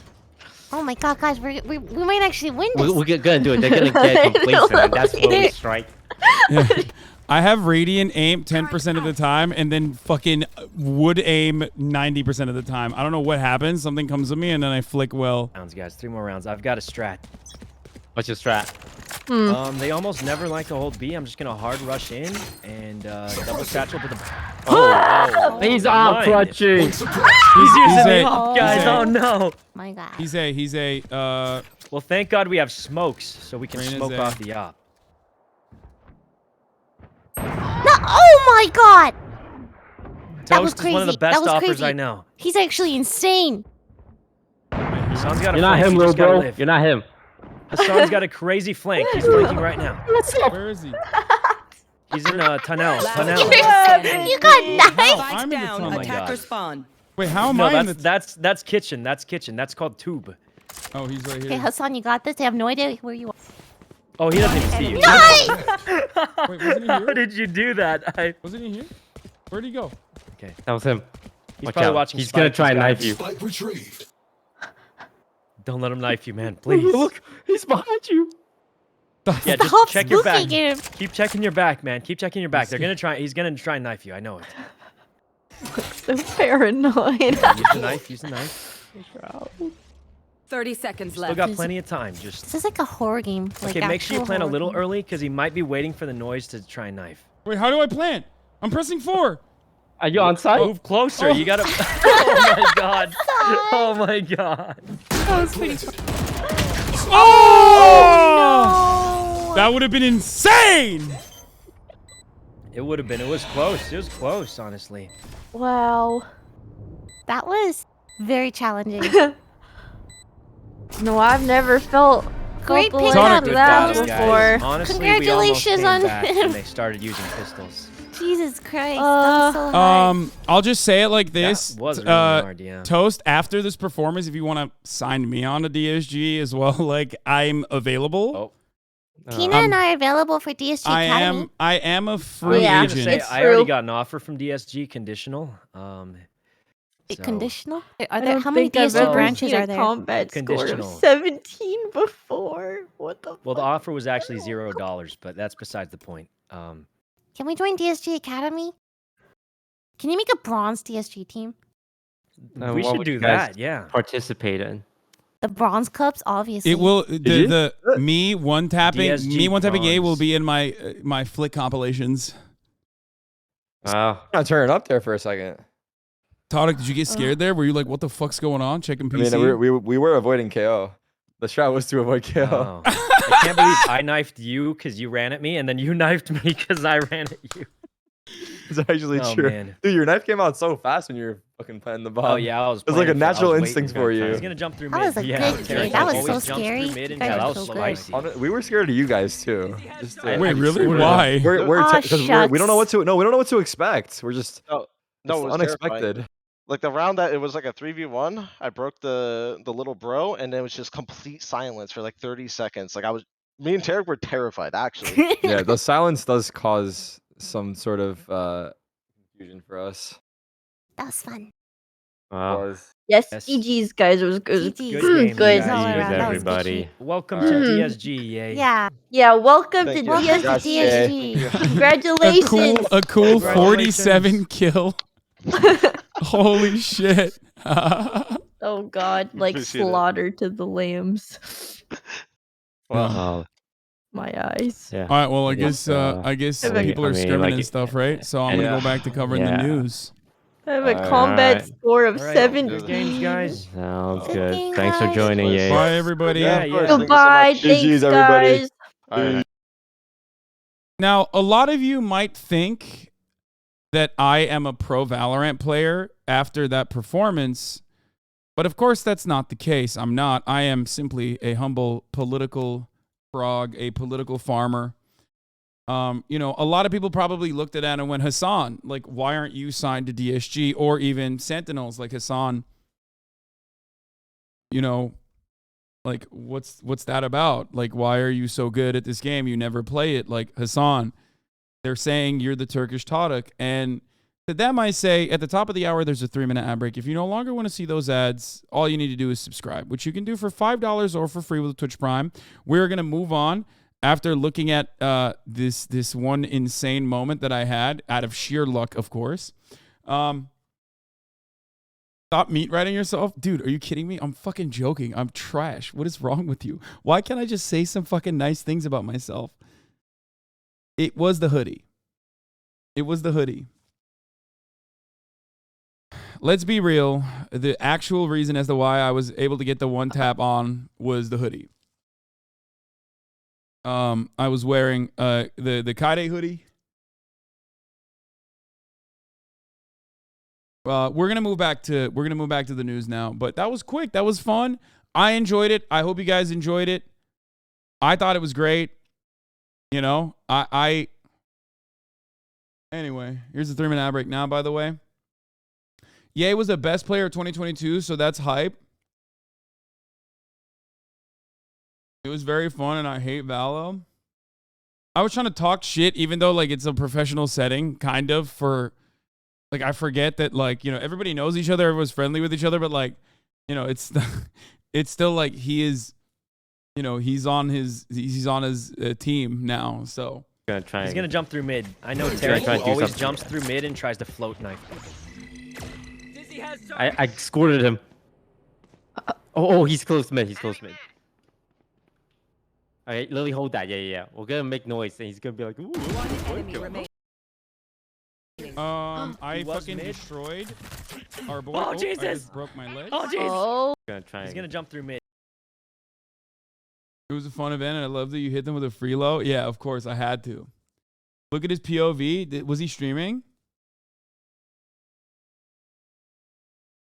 God Gamer, is this another one? Up. You playing it up? Okay. Yeah. Oh, that's a choice. One enemy remaining. Hasan. Oh, he's on it. He's on it. No, he's guys. out. He's out. He's out. He's in the Oh. back. Oh. Disrespect. Or Yeah, up. Killed the best player of 2022, then took fall damage? Yeah, no shit. Oh, this is the knife diff? Let's see. Maybe a scary movie for you, buddy.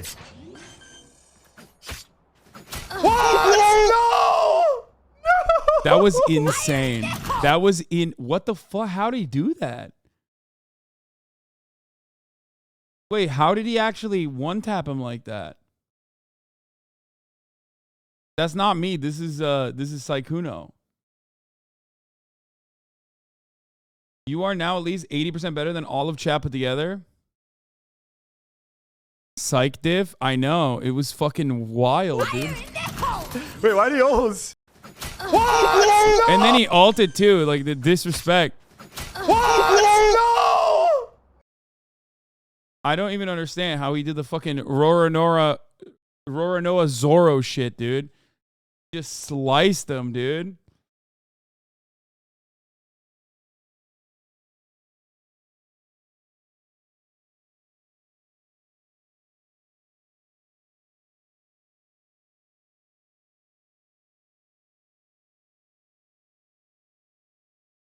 Where's Targ's POV when you one-tapped them? I don't fucking know. You got to find that on your own. It said Valorant, so I came, but there's no Valorant. Okay, well, you're alone, my friend. You are like the only chatter who is fucking here exclusively for the Valo. You're late. We played it. It was in the blink of an eye, and we're moving on from it, like as though it never happened. You know what I mean?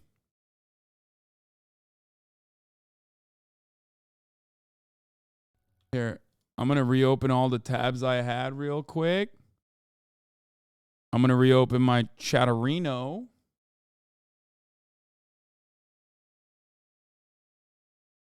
That felt really good. So you finna play Valor regularly again? No. I don't think I'll be playing Valorant regularly again.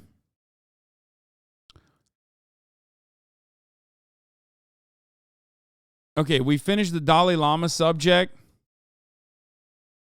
I still got to eat. And I haven't talked about the aerial footage shows the aftermath of the Louisville shooting.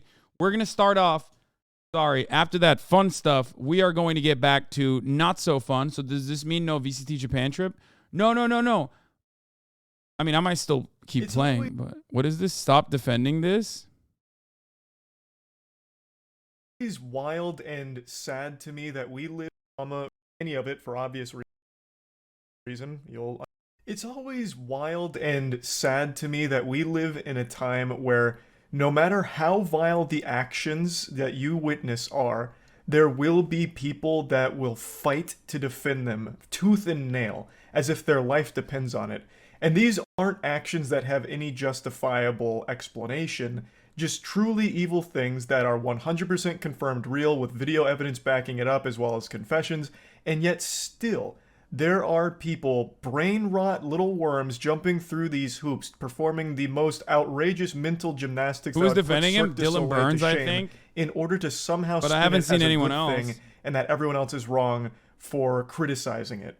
This phenomenon has never been more infuriating than today, with the Dalai Lama situation. For those that don't know, the Dalai Lama recently, and there is a video showcasing all of this, I won't be playing any of it for obvious reason, you'll understand once I explain it. He had a child up on stage, he then kisses that young boy on the lips, the full-blown Tom Brady experience. But unlike Brady, this is not the Dalai Lama's kid. And he's also not done. He then says, "And suck my tongue."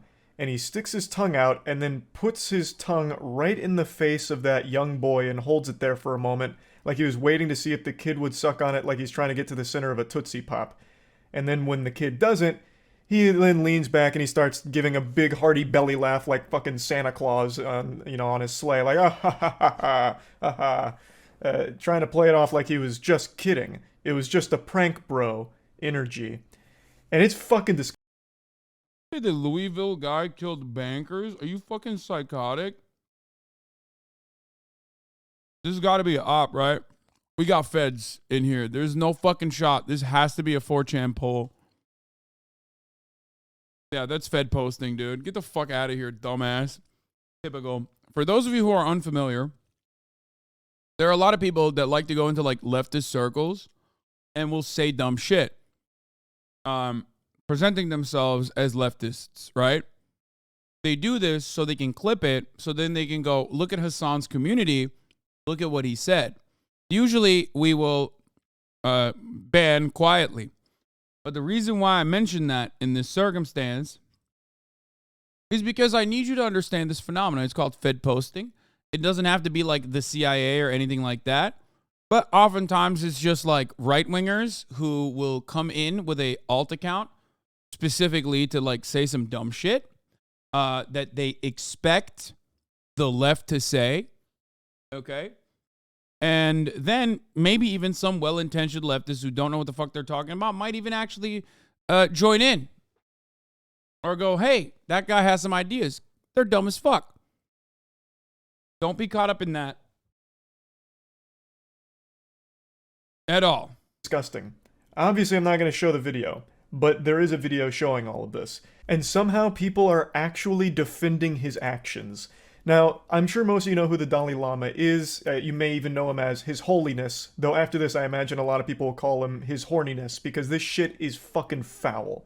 So, like, I just don't understand, and we're going to get to his apology in a moment, but let's just break it down to the very immutable facts. He kisses a child on the lips that is not his kid, which I think is just a full stop fucking weird thing to do. Maybe, like, it's a cultural thing where that's more normal elsewhere, but even still, I find it very fucking odd. Especially with the way that he does it. The kid is pretty reluctant. He doesn't want to, but the Dalai Lama takes his, like, hand under his chin, pushes his head up, and then kisses him on the lips. It's like a fucking scene out of Twilight, or like some kind of really uncomfortable anime moment. Like, it's so gross. But what's indefensible, 100% indefensible, is him then sticking his tongue out and telling that child to suck on his tongue. So then he's got his wrinkly old tongue that he's hanging out like a dog who's panting after running around, and then he just wiggles it on up in there, right into that child's face. Where does culture of autism come into play with the Dalai Lama? No, there is no... Mr. Burns, do you support AOC? No, the Dalai Lama should lower it. Oh my God, just stop. And holds it steady, waiting. Now here's the official statement from the Dalai Lama and his team on his Twitter, which I didn't even know he had a Twitter. That's already kind of fucking wild that the Dalai Lama Twitter's got like 19 million followers and all that.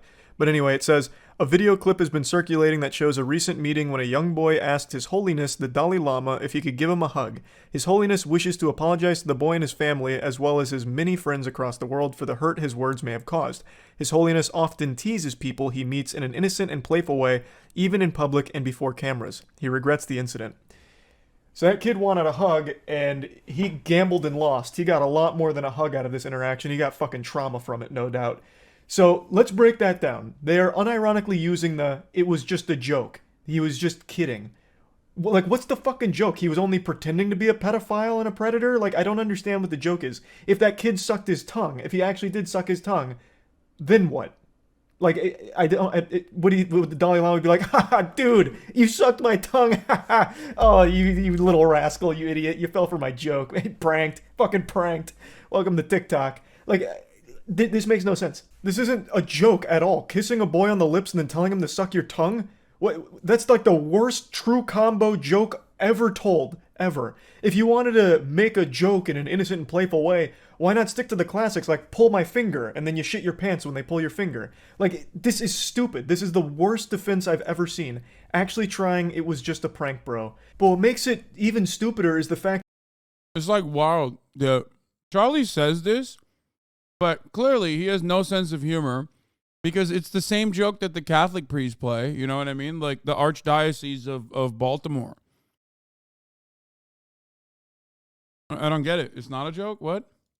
That there are people Oh shit, Patrick CC Adin- came out with a video about Adin. We'll do that later. Well, granted, not after the majority of news. people, but there is a not small amount of people that are defending it, saying like, you guys just don't understand his sense of humor. This is ridiculous. Everyone's overreacting or it's out of context. Like, holy shit, the amount of stupid juice that must be being pumped into the water supply is getting to dangerous levels to actually start justifying open pedophilia and predator behavior like this. The only person I saw defend it was Dylan Burns. That's it.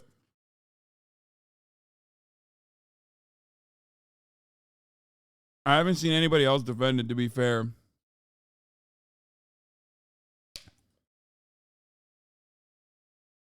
Like, I think,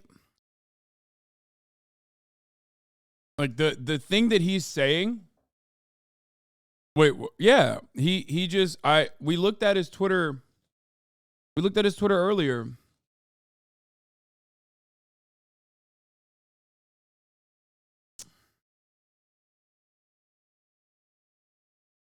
Radio Free Asia defended him? Wait, did they? No, you're fucking making that up.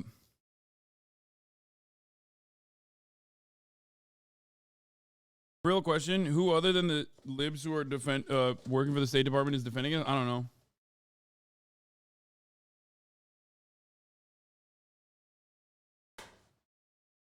I'm just saying that's the only person. That's the only person I've ever I've seen.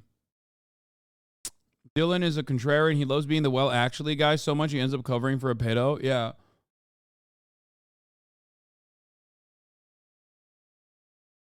This is fucking gross. People are actually saying that he was clearly just kidding. Let's assume that you really believe that. Would you be okay if he did that to your kid? If, like out in public, right? If a stranger comes up to you and kisses your boy on the lips, and then he's like, I was just kidding, bro. Let him suck my tongue real quick, as part of the joke. Would you be like okay with it and fist bump the guy? Be like, oh, that's a fucking great joke, bro. I doubt it. I fucking doubt it. So why is the Dalai Lama getting a pass? The action is still the same. It's ridiculous. It is absolutely disgusting. And to go even further, there's a lot of people that are using one defense in particular, saying that it's a greeting. He was using the kissing on the lips and the tongue sticking out thing as part of a greeting. Let's run with that idea for a moment. Does the greeting then extend to sticking that tongue in the child's face and telling him to suck it? Is that part of the greeting as well, like a secret handshake? I don't think so. I've never seen that before. Like, I highly doubt it. This isn't action that has any justification for it whatsoever. Full stop. There is nothing anyone can ever say that would justify what the Dalai Lama did to that child on stage. It's fucking disgusting and it's inexcusable. And I'm really tired of seeing people try and argue that it's okay. Like, there's nothing about that should even remotely be, like, normalized or encouraged or written off as just a joke or goofing around. And honestly, this little apology that they whipped up in the Notes app in like 5 minutes here is making me even more concerned for how long this behavior must have been going. Bros fighting ghosts. Charlie's literally making up who's yelling at. Brother, we literally saw someone do that. Like, I don't even understand why you're not RFA directly, but an RFA reporter.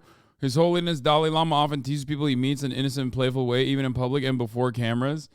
Yeah, that's one, but oh my God, you weren't lying. It literally is a fucking, oh my God. Yeah, I mean, he did. This is a real thing. He said, it's Tibetan tradition to stick your tongue out as a greeting, and English isn't his first language. The insinuation here is gross. Like, it's to be fair though, I think it's like ultimately a non-issue, as in it's not like it's not that big of a defense brigade for the Dalai Lama, because it's like very stupid. Also, the idea that he doesn't speak English well is so insane. The Dalai Lama speaks English incredibly well.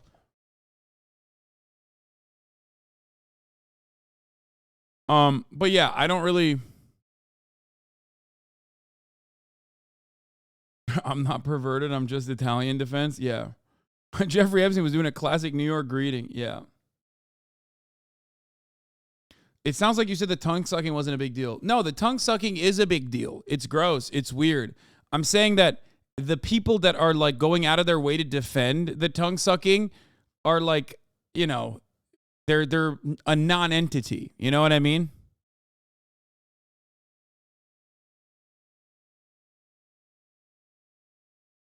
That's it.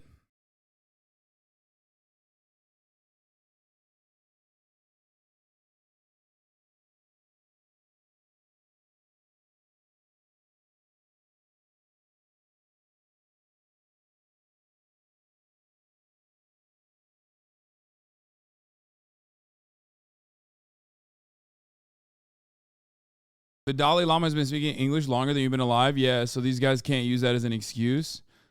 Yeah. Anyway, it's like when conservatives get one guide by psychos they think are regular leftists. Yeah, I don't think it's like a big. I don't think there's like a big momentum to defend the Dalai Lama and his like weird, gross actions. On for, because they're writing it off as just the Dalai Lama being the Dalai Lama. He's a little quirky. He likes to tease, even in front of the cameras in public. Well, what the fuck does he do in private then? Like, holy shit! If this is something that they're trying to say, it's like this argument is correct. You guys just don't really get a sense of humor. Like, holy shit! What kind of awful things must be going on in private? A lot of people raise that point as well. Like, damn, if he's willing to do this in public and then say like it's just, you know, him being him. Like, my God, it must be even worse in private. But yeah, anyway, just wanted to talk about. See ya. Okay. Just Thomas. Let's get the Harlan Crow. Harlan Crow, everyone's favorite. Doesn't Dylan just defend anyone / anything beneficial to U.S. foreign policy? I don't know. I can't tell you if that's the case. I have literally watched 0 hours of his content. Okay, I know I think he went to Ukraine. And I don't know if he fought there or something, but like I literally could not tell you. Like I said, I have watched 0 minutes, 0 seconds of his content or his commentary. I don't know. I don't know what the fuck is going on there. I'm sure he's a nice guy otherwise. Yeah. What's good? Ne haber lan? Hey. Ayakkabılarını çıkar. You blocked him? Yeah, I blocked him because like I think he was just like trying to fucking farm shit. Like I think he was just trying to be like, oh, Hasan like wants Ukrainians to be murdered or some shit. So probably one of those moments where I was just like, yeah, I'm not gonna deal with this.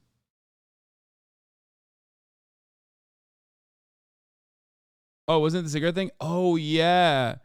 Was that? Oh, it might have been that. Yeah. You're right. What do you call it? Seeking Derangements host, all around good guy, very funny guy, said, like, called Pete Buttigieg, he said Pete Buttigieg was like smarmy, I think, if I remember correctly. Or not even Pete Buttigieg. No. It wasn't Pete Buttigieg. It was the guy who was supposed to dethrone Lauren Boebert. And then he put a cigarette emoji, and literally I didn't even know what that meant, but apparently that's like slang for cigarette in the UK. I retweeted my friend who is gay, who posted a cigarette at Ben Mora. I didn't even know it meant gay. I think literally immediately unretweeted it, but they were still like trying to make this like a he's homophobic sentiment out of it. That one hasn't really stuck for some reason. I don't know. I mean, no matter what happened, yeah, they were saying like he was saying the F slur. It's like I didn't even fucking see it. Like I didn't even know what the fuck that was. You didn't even retweet it. You just liked it. Oh, I didn't even retweet it. Okay, you guys know better than I. You guys know better than I do. But yeah, if you saw my interactions with like actual homosexual men in the real world, you'd already know that I am a homophobe. You know what I mean? Like I have a gay man come on my broadcast regularly so I can berate him. That's, you know, you didn't need to like find a fucking, you didn't need to stalk my likes where I liked another gay man's tweet to think that I was homophobic. Yeah.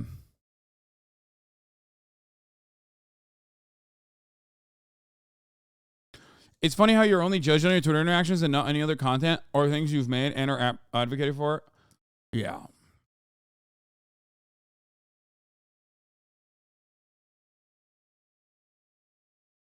You like this? Someone said, bro, that cigarette means the F slur and unliked it less than 2 minutes.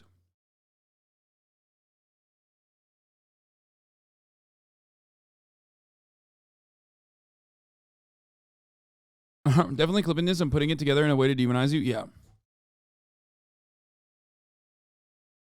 It is kind of wild, though, that is like what people thought was going to be a good way to fucking, target me. I think people have like really lost their minds a little bit. CNN's Omar Jimenez, who has been following this. Anyway, let's talk about yet another mass shooting in the United States of America, of course. A few moments ago, watching all this happen, did you hear anything new from police? We now know there are 6 people who have been shot, including a police officer. Do we hear anything about their conditions or anything like that? Well, we got the tragic update as we're seeing that 5 people are dead, 6 taken to the hospital after this shooting. And obviously, when you first get reports of an active shooter, of an active aggressor, these are the types of reports that you worry about. Okay, CNN at the time said 5 killed, but now I'm looking at WLKY. Maybe they have a better update here, but their tally shows 4 killed, the 4 who were died, the 4 people who died. What the fuck is wrong with me? The shooter is dead. I think it's 4 + 1. Oh, got it. The 4 people who died were all employees of the bank. LMPD identified them as Tommy Elliott, 63, Jim Tutt, 64, Josh Barrick, 40, and Juliana Farmer, 45. Elliott, the senior vice president, was a close friend of both Governor Andy Beshear and Mayor Craig Greenberg. We lost 4 of our children to God today, one of whom was one of my closest friends, Beshear said.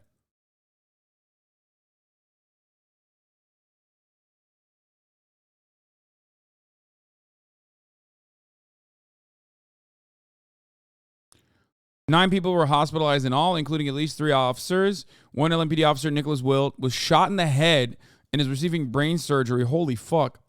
Police aren't sure yet on a motive or how the shooter got the rifle. They did say he live streamed the shooting somewhere on social media.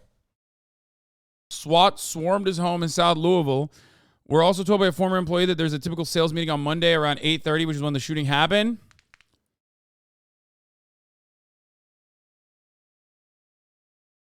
Greenberg called the shooting an evil act of targeted violence. He live streamed on Instagram. I don't know what the motives are. In a lot of circumstances, I think we all know some good guesses where. No, I don't think it's like. I don't know what his motivations or what his motives were, but in a lot of circumstances, it's like this. It's like this. I'll explain it like this. Usually, and I don't know if this is the case or not, but usually when a instance of like one domestic partner is murdered, the immediate suspect is the other partner that is alive, right? Like that's kind of who they assume at first, right? It's like the immediate suspect. Unless circumstances are like so fucking clear that, you clear the person.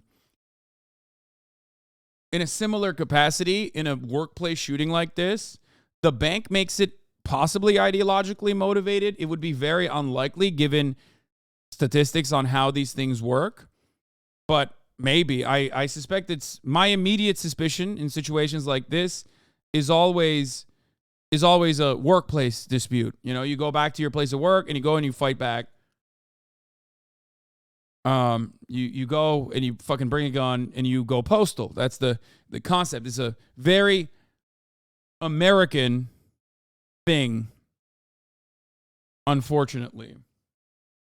The problem is, and he worked for the bank. They notified him he was losing his job. They were talking about it on CNN earlier today. Yeah, that unfortunately, that is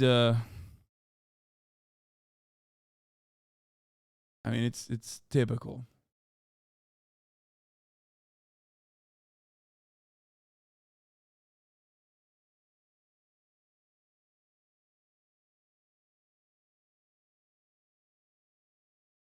Wait, does that literally refer to post offices? Yeah, there was a shooter, 23-year-old, identified by police as a gunman in Monday's mass shooting in Louisville, had worked for more than a year at the bank where he allegedly shot 13 people, killing at least 4, recently fired. You shouldn't say going postal. The posties don't like it, and you don't want to piss them off. They go postal sometimes. No, I wouldn't say that because I love the postal service. I think they're awesome.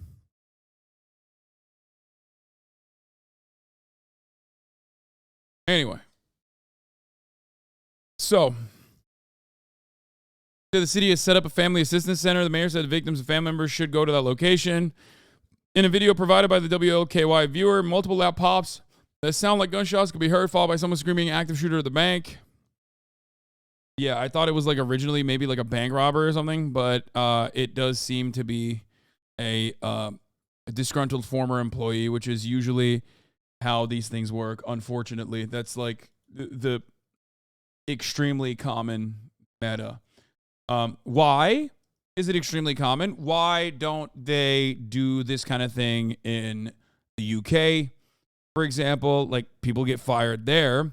Why don't they do this kind of thing in Germany, for example? People get fired there as well.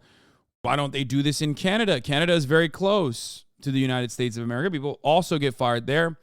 Well, you know, I think at this point, I covered this recently, not that long ago, last week, but ease of access to an arsenal of weapons could perhaps be the most common difference.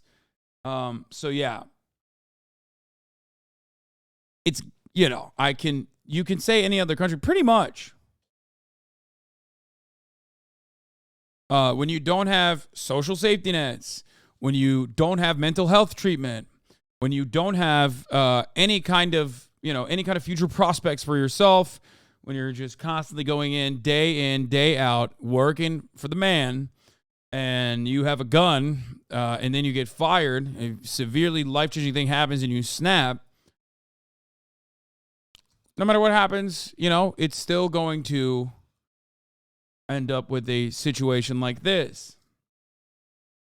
The situation updates to the casualties that we're seeing here, the fatalities that are being reported here. Now, one thing that we did learn from this as well is that the active aggressor threat, as they described it, was over. They said the suspected shooter has been neutralized, or the shooter has been neutralized at this point. We're also learning a little bit more about what was happening as this was unfolding, but this is coming from a witness account who is nearby, who spoke to one of our affiliates, saying he got a call from his wife who said there was an active shooter and that she was locked inside a vault at the Old National Bank here. And so the man called 911, but officers were already aware. This was happening around 8:30 in the morning there.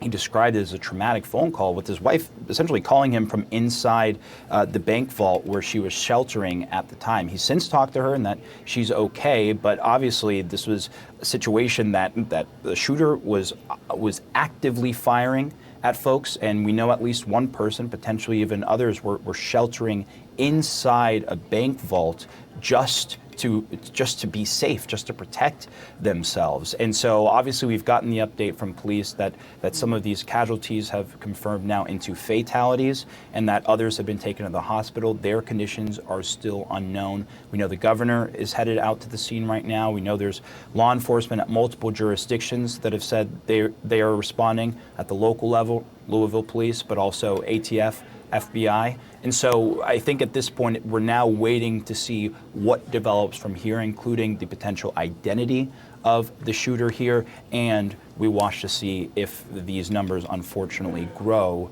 as they typically do when we get into the early stages of reporting mass shootings like these, Sarah. Really terrifying hearing that account from inside of the bank, a woman in a bank vault saying someone was shooting. There are lots of potential things that may have happened here. We don't know at this point if there was a robbery, if this was a disgruntled. We don't know anything about why, but we do know now 5 people have perished in this shooting. You've got one person who's been taken to the hospital. Omar Jimenez, thank you so much for following this story for us. Classified documents leaked. The Justice Department has launched an investigation into who leaked them and how, as the Biden administration looks. We all know guns don't actually cause gun violence. Not having enough guns do. Actually sweating the gay liberal agenda is the issue. True. No, the shooter's not alive. I think he's also dead. He got shot by the cops. Now, from what I understand, the cops arrived on the scene fairly quickly. It is a bank. You know, you're going into a bank with a gun. Cops are going to arrive fairly quickly. However, even then, 4 people died and the shooter died as well. But 4 victims died and 1 cop might actually die as well. He got shot in the head and 9 people were injured, including that 1 cop that I just mentioned. Now, this is a breaking news story, so obviously we don't have access to all the details yet. And I usually like to cover at least some of the basics, the meat of what is going on, and then wait for further details. However, banks are, of course, not a gun-free zone. That's number one, or at least, like, you know, they have security. Obviously, that hasn't stopped people from speculating about what the shooter's motivations were. Chat, are you complaining they arrived fast because it's a bank? There are humans in there too. Shut the fuck up. No. The reason why I brought up the fact that they arrived fast because it's a bank is because even when cops arrive super fucking fast on scene and neutralize the suspect / kill him, people still die. So even when cops are doing the right thing, there's still clearly more that our legislators need to do with respect to red flag laws and taking some of these guns off the streets. But let's be fucking real. It is not going to happen. That's not going to happen. Meanwhile, that's the main issue here, but what are people focusing on? Well, it turns out this guy and a bunch of other accounts have been stating that this is yet another Democrat shooter. Louisville mass shooter has been identified as Connor Sturgeon, who used the pronouns he, him. Like, they're saying he's leftist or a Democrat because he has the he, him in his bio. Isn't that just like a fucking LinkedIn thing?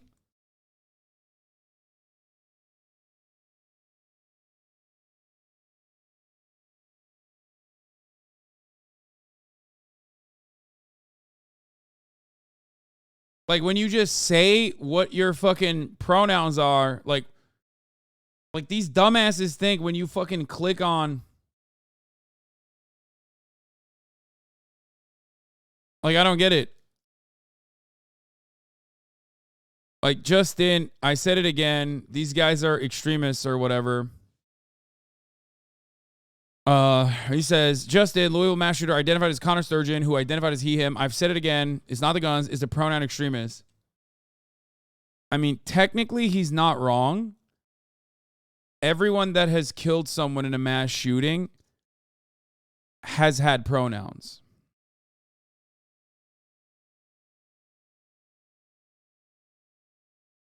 Including this guy, who also has he, him in the bio. So, what's up with that?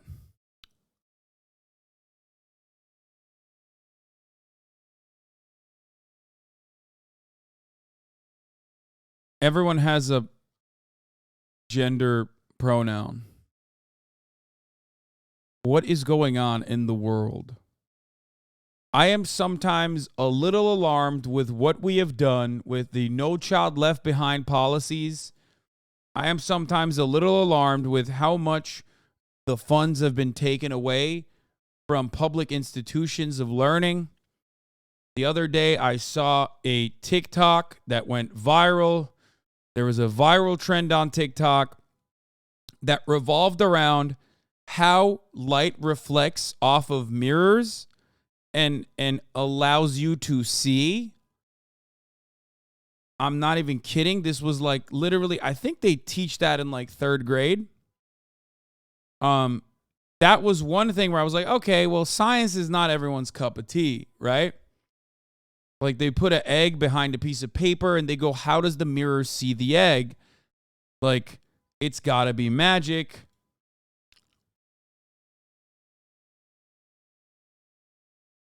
This trend is funny because half my brain thinks it makes sense, but half my brain is confused. Can anyone explain how does the mirror know that there's an object there? Your brain. Your brain. It's light. Your brain is. The mirror is not a thing. Your brain is what is perceiving images. The mirror is not a magical object. This is literally a science project.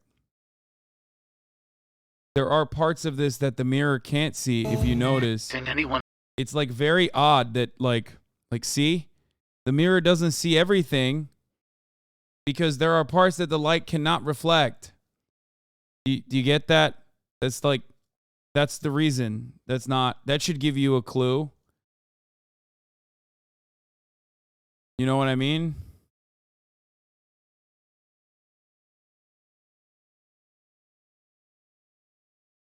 Like it's light reflecting, and on places that it can't reflect, the mirror, quote unquote, can't see. Okay, this is literally like, listen. This is literally fucking, I don't know how to describe it. Like this is like having a medieval peasant brain. You know what I mean? Like, why fucking mirror? Mirror on the wall. Tell me you know how the fucking egg is behind a piece of paper, magic mirror. Magic mirror! I feel like if we devolve further as a society, we're just going to fucking become like actual cavemen. We're going to start grunting to communicate. And the reason why I showed you this is because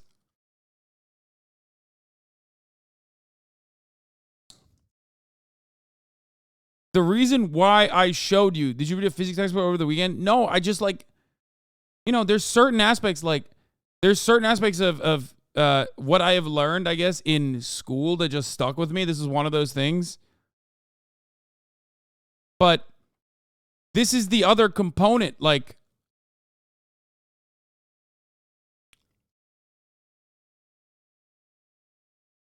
Explain how does the mirror know that there's an object there?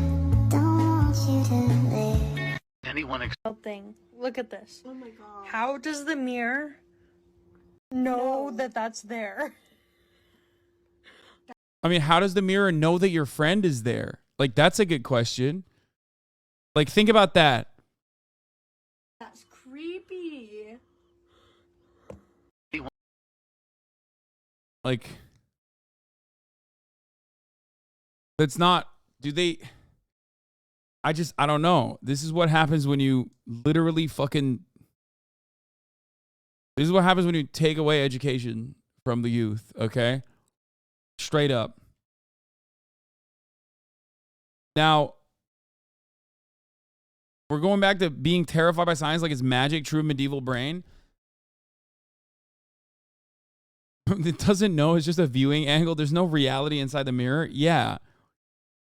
But again, like light, okay? Light is how the mirror, quote unquote, knows, right?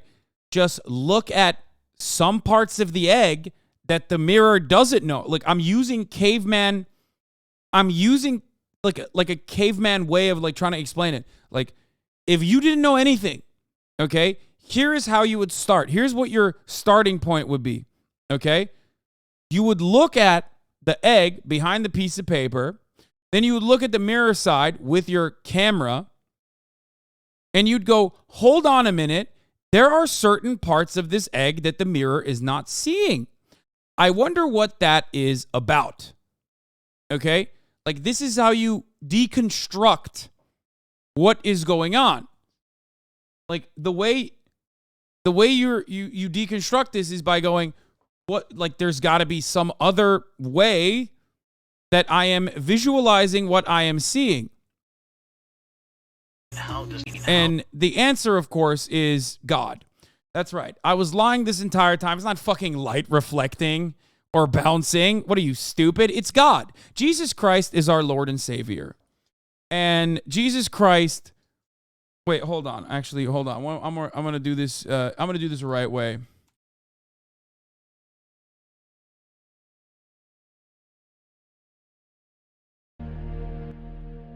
That's right. It's Jesus. Jesus Christ lives in all of us. Jesus Christ lives in every single one of us. He is our beginning, our end. He is the Alpha and Omega.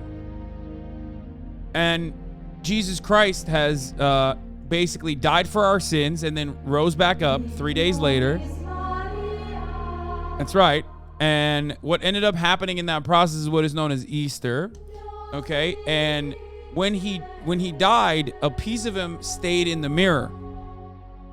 So that is what's going on. He's like he's an artist. Jesus Christ is. God is an artist. And he draws a painting for us. Okay?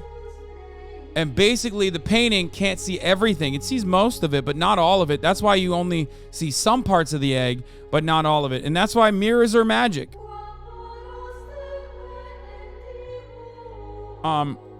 Also, on top of that, we should abolish pronouns, which, hold on second thought, that sounds kind of gay if we were to abolish pronouns, but you know what? Fuck it. Actually, no, we should abolish pronouns. Pronouns, an important part of the English language, something that I had to learn, as a matter of fact, because Turkish was my first language, and Turkish does not have gender pronouns. Something that I learned to understand the language of English. Pronouns are a part of the language, and what these right-wing guys are doing is basically saying, oh, that shooter had a pronoun. Look, it's awfully suspicious that all of these shooters have pronouns. Well, everyone has pronouns. Every single person has a pronoun. That's just, your gripe is not with trans people, it's with language.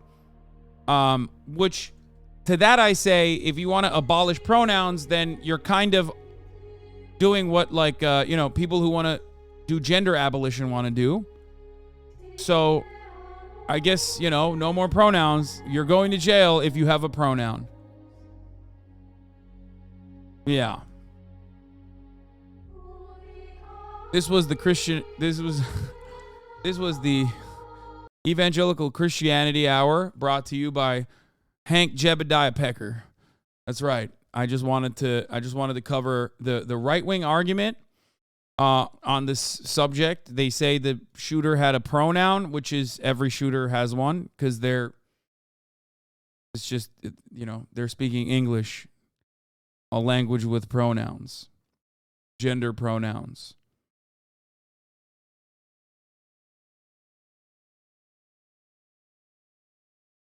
So yeah. What are you going to say about the allegations that some are saying about how you took off the cute froggy hoodie? I took it off because it was very hot. I'm sorry.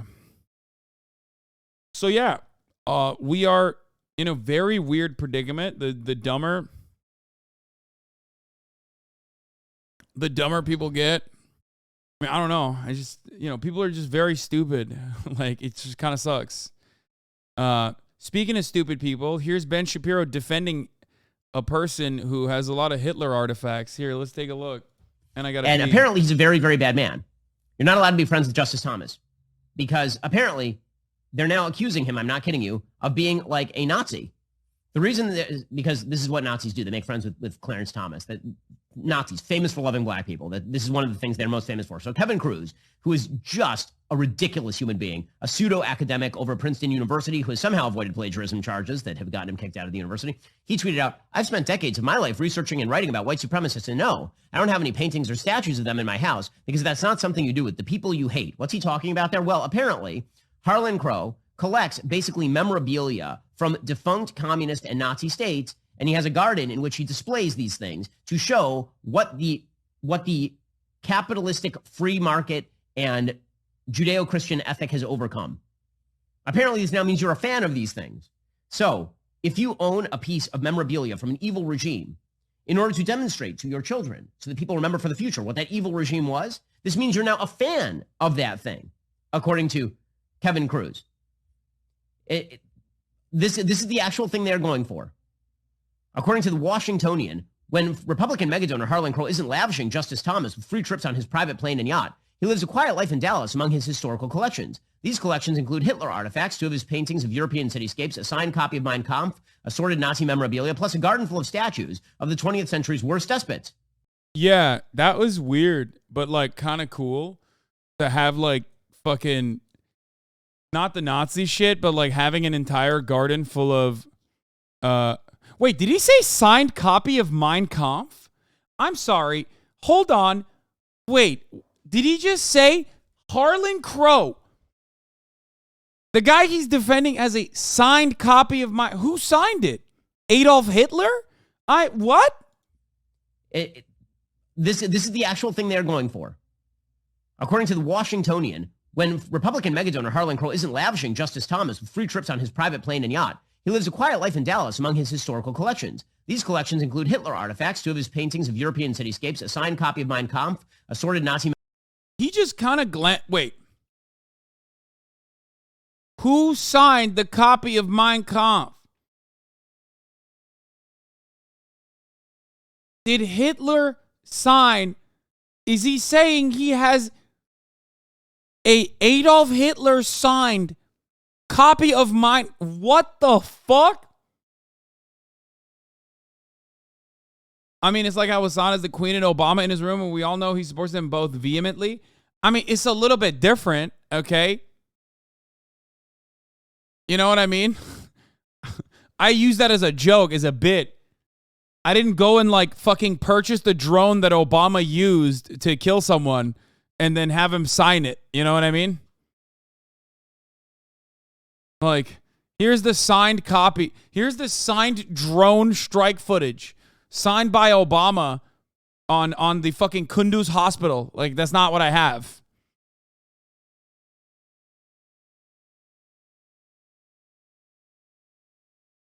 Wait, so you're a Nazi if you have a Hitler autograph? You liberals and your cancel culture is crazy. Yeah. Ben Shapiro's Jewish. He just glanced over a dude having a signed copy of Mein Kampf.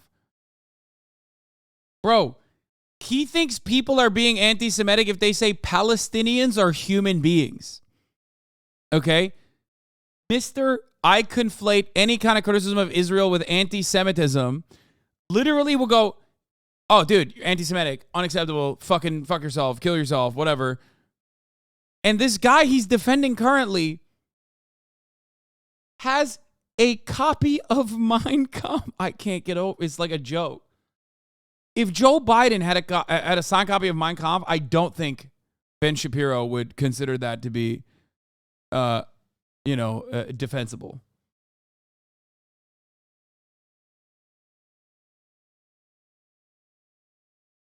Oh my God, it's actually a signed copy of Mein Kampf by Adolf Hitler. Okay, every time. Okay, this story has gone off the fucking rails.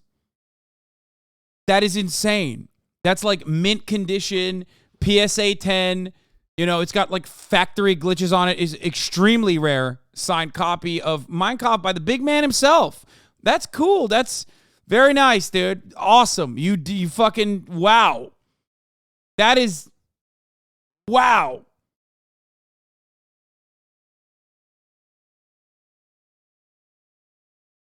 Bro, it's not like his copy of Mein Kampf is signed by freaking Hitler. Chill.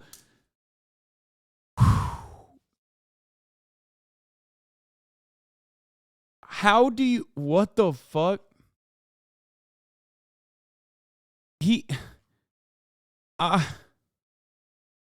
I don't know what to say to this.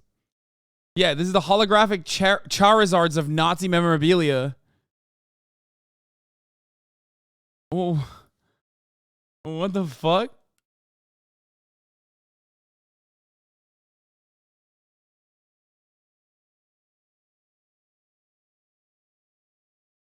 No, comparing this to my copies is definitely a forgery.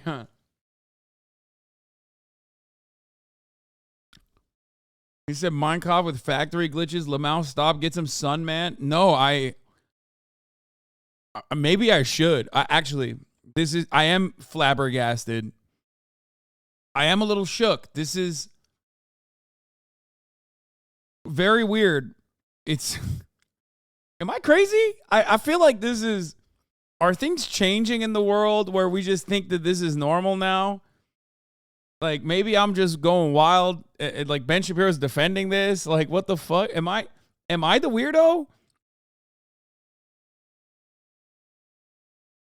Did I shift into a different planet where people are just like, what do you mean? Of course you're going to have it's literally like having like a swastika tattoo and then people being like, what? What are you talking about? Like, yeah, whatever. He just liked the Nazis. That doesn't mean he's a Nazi, dude. He just likes history. Like, what the fuck? Like, here's the thing. Like,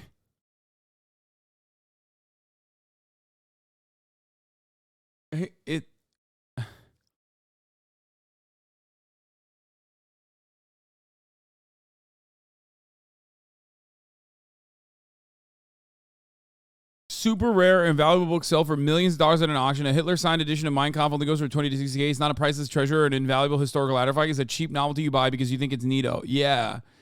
That's what I was going to say. Like, I don't think a lot of Nazi memorabilia go for a lot of money in general either, because it's like, you know, there's a lot of ethical I want to say there's a lot of ethical complications with owning Nazi memorabilia, but I also don't know if that's the case anymore, because why is Ben Shapiro defending that?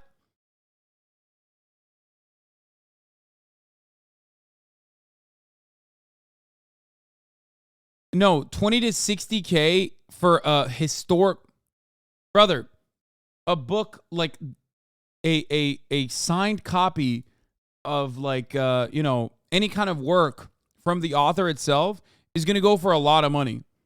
Okay?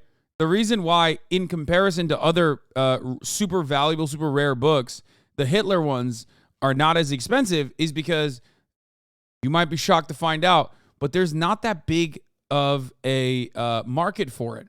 Now, of course, apparently there is a big market for it in the Harlan Crow. He likes it, but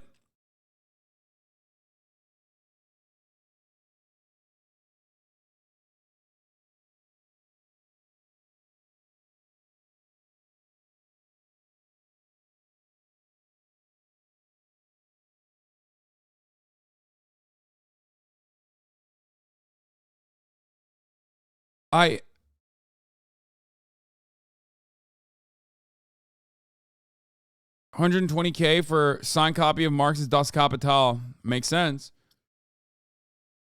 There you go. Fucking get wrecked, Hitler. That's right.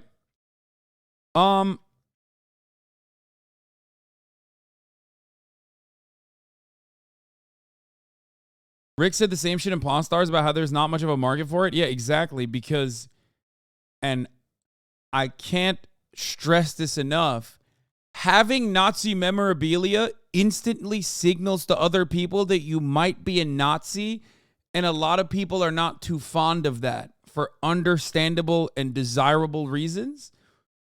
That's kind of the reason why a lot of the Nazi memorabilia doesn't sell for, like, you know, really, really high values.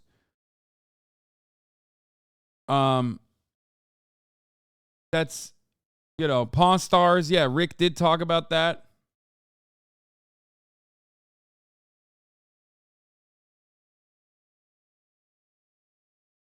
What? Harlan Crow, a best friend of Supreme Court Justice Clarence Thomas, is a death mask of sitting bull in his What?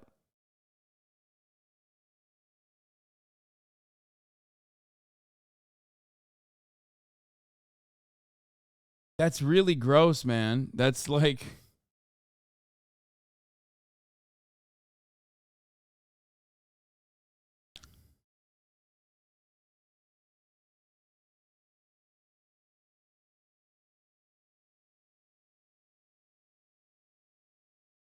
To be fair, death masks are normal and kind of creepy antiquity.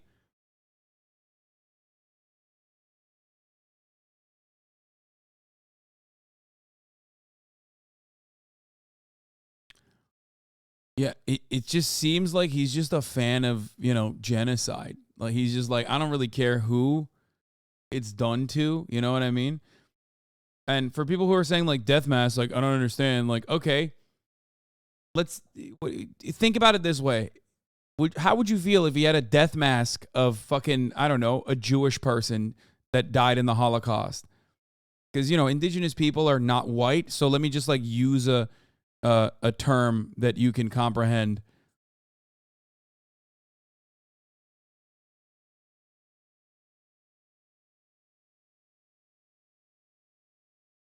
There's a whole Justified episode where a guy collects Hitler paintings, and the whole episode you are led to believe that the guy is all fascist and whatnot, but in the end he shows his collection is just jars full of ashes, meaning the guy buys Hitler paintings and then burns them. Pretty cool, I guess. Why did you just spoil my favorite episode of Justified?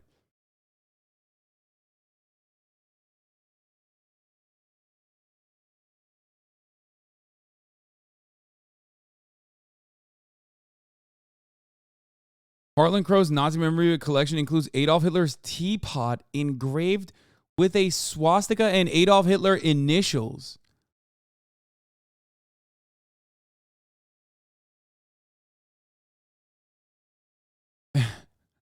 Made it through another hard day of owning Hitler's teapot, which I hate. That's an awesome joke.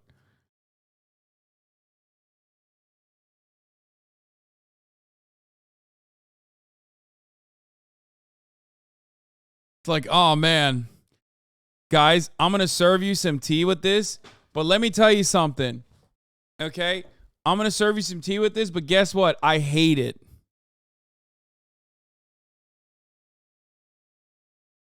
I hate drinking out of it, okay? It's my least favorite teacup to drink out of. I, a billionaire, unfortunately have no other teapots remaining in the house. Fuck, we're going to have to use the Adolf Hitler teapot.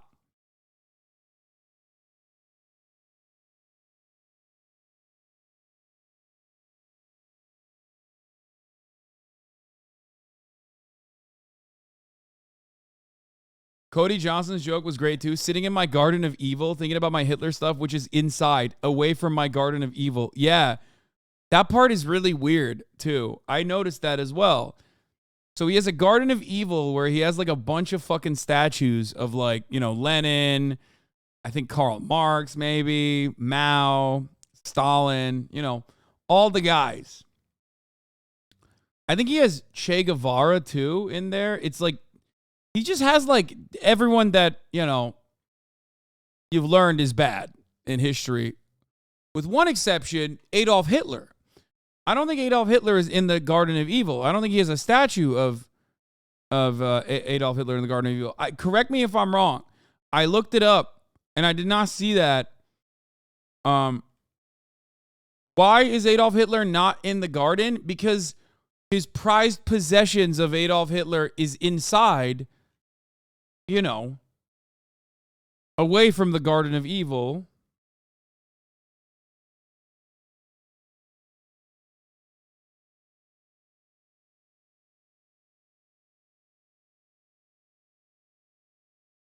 This seems very uncharitable of you. Yeah.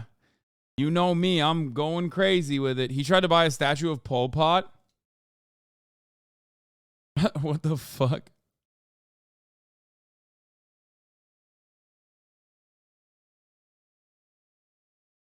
Thanks, Jonah Dispatch, for calling out this ludicrous and despicable smear of Harlan Crow, who's a good man. Representative Jeffries was a guest at Old Parkland, Harlan's office complex, a few weeks ago. Harlan gave him a very warm introduction. The Democratic whip of the U.S. House of Representatives, Catherine Clark, and Representative Pete Aguiar was there as well.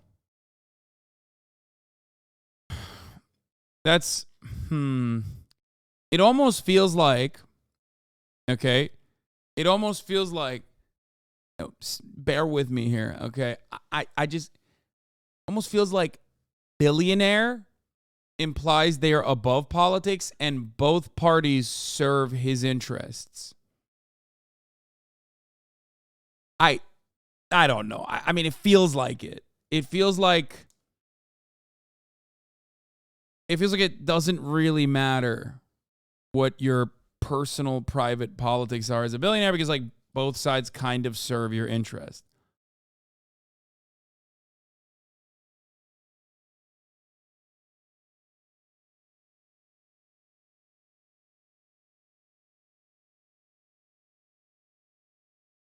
What is this? 3 unique statues of Lenin at the Harlan Crow. Okay, this is kind of baller though. Like this is actually fire. I'm not even kidding. Like that is sick. That's like the only Harlan Crow has 3 unique statues of Lenin at the Harlan Crow Library. You have a fading Ed Markey sticker on your laptop. True. Sigma Grind said. Harlan Crow and the Guardian. New York ways. I don't only collect Nazi stuff. I collect objects from all the Axis countries, he said. Also from countries who aren't even mentioned anymore as former parts of the Axis, like Latvia, Lithuania, Estonia, Finland, Hungary. Oh, he is. Bro, this is like when you go into the tombs of racism to like unearth new racist terms. You know what I mean? Like top of the hour ad break, which is like the most racist terminology that you can deploy. But of course, fear not. No Turkey mention. Fuck you mean no Turkey mention? Turkey very specifically stayed the fuck away from World War II, dog. Okay? Turkey was like, we did that one time. Okay? You can't fool us twice. Fool me once. Shame on me. Or shame on you. Fool me twice. Shame on me. Okay? That's what they did. They were like, nope. We are not playing a role in World War II, motherfucker. That's not happening. We aligned with you guys one fucking time in World War I, and it did not work well. You know? Anyway. You just pushed that? I know.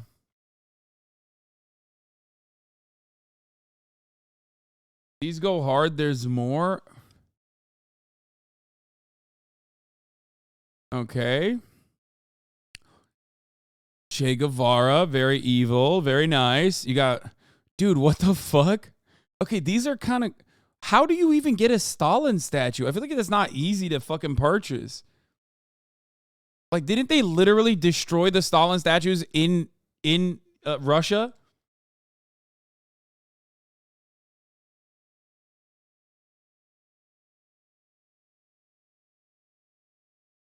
Yeah, I did the top of the hour ad break. Prop 65 warning. Thank you for the 5 gifted subs, allowing 5 people to no longer see the ads at the top of the hour. I heard there are a lot still in Georgia. Really? I mean, I guess that's because he's from there, you know?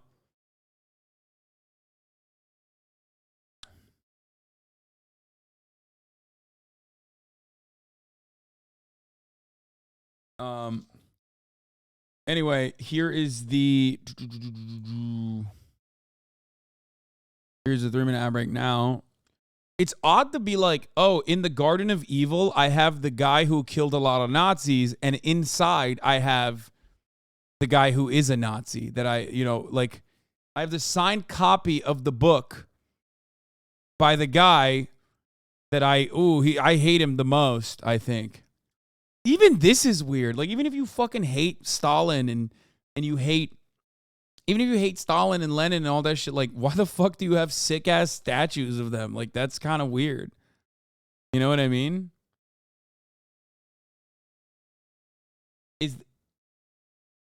Wait. Is this Enver Hoca? Am I crazy? Joe Pesci? No. No way. There's no shot. What? Is it Tito? Is that a Tito statue?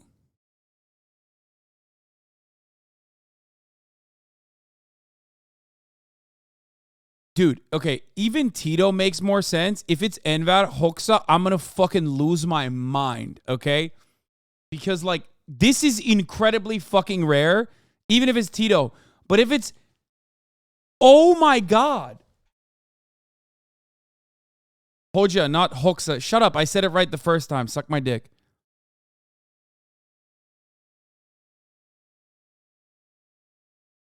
Bro, you have to be like an actual...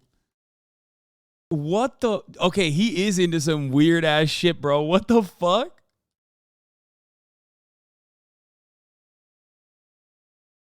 That is... Oh, God. That's kind of cool. I'm not going to lie.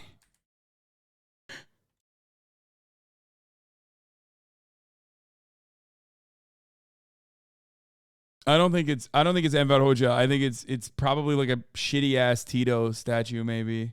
I actually don't know. I can't tell.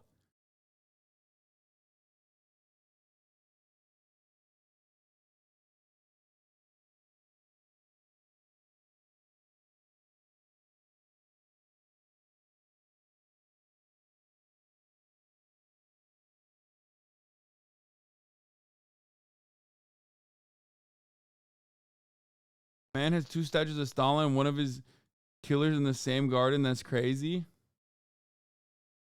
Romanian dictator Nicolae Ceausescu, I don't know how to say his last name.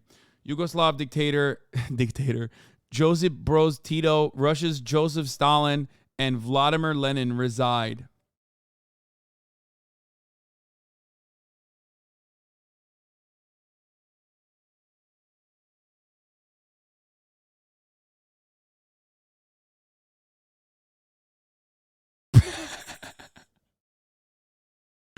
Yo, that's fucked up, bro. What the fuck?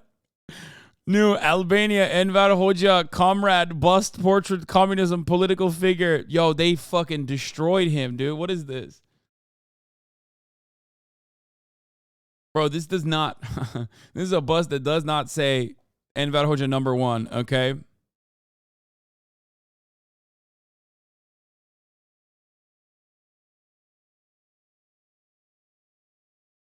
That's his death mask.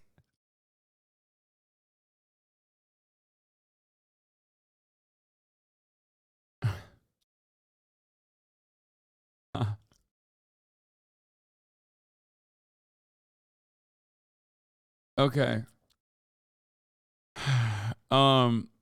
This is anti-Albanian agitprop. Oh, yeah, this is what Enver Hoxha looked like for the record. Which makes that statue way funnier.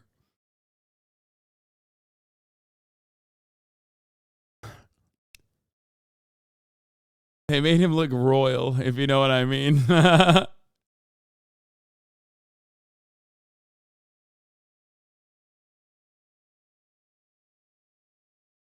Sitting on Harlan Crow's lap in the Rainbow Room while he plays video poker and ashes onto your shoulder, his breath a dry wheeze. Feeling Harlan Crow's kidney pulsing through his leather vest as as the phlegm bounces his Iron Cross necklace up every second like a damn metronome. You realize his handlebar mustache is graying, and it occurs to you he must have forgotten the diet. One of his eyes is closed. New York Waste. I don't only collect Nazi stuff. I collect objects from all the Axis countries. We're to cover this. From the beginning of time, the bad guys always had the best uniforms. Napoleon, the Confederates, the Nazis. They all had killer uniforms. I mean, the SS uniform is fucking brilliant. They were the rock stars of that time. What are you going to do? They just look good.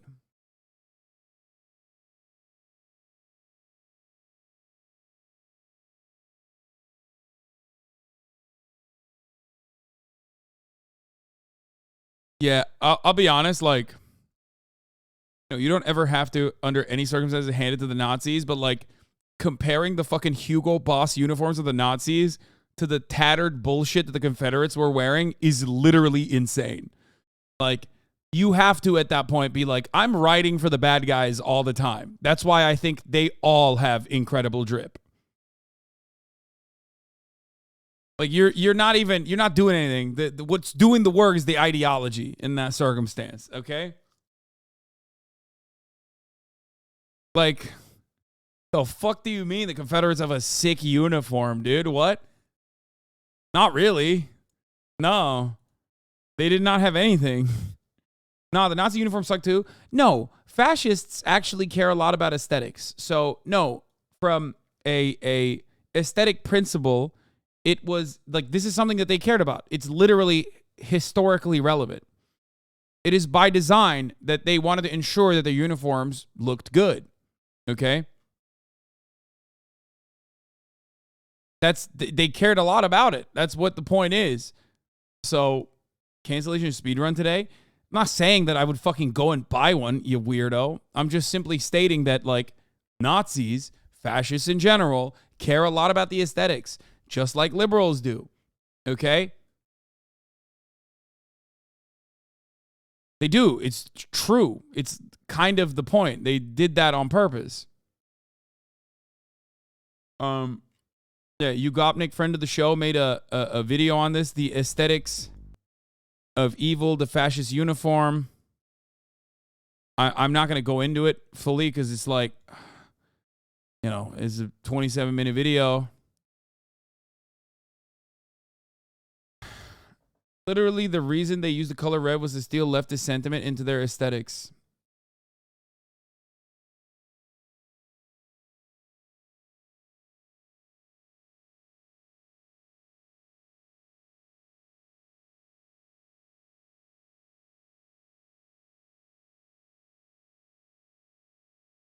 You already bought a Porsche, mate? You bought a Porsche? Wait, what do you mean? I don't get it. Because I got a German car? Is that what you're saying? Was Porsche even around back then? I don't even know. But yeah, if you're talking about like Volkswagen Auto Group, they own pretty much everything. Including Lamborghini. But Volkswagen is Nazi for sure. But I didn't know that Porsche was even around back then. Not that I give a shit. Yeah, I had a Jetta too, dummy. I literally had a Jetta. I had a Volkswagen Jetta.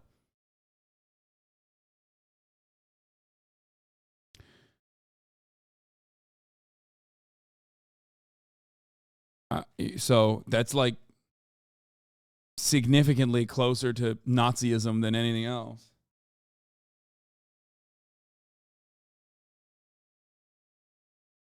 Porsche volunteered to join the SS on December 17th, 1938, later claiming falsely that he had been conscripted by Himmler to design the Schwimmwagen. He would continue to deny having volunteered until his death. Yeah. Also, Americans being like, dog, I can't believe you're driving a Porsche, dude. Meanwhile, my conscience is clear in my Ford.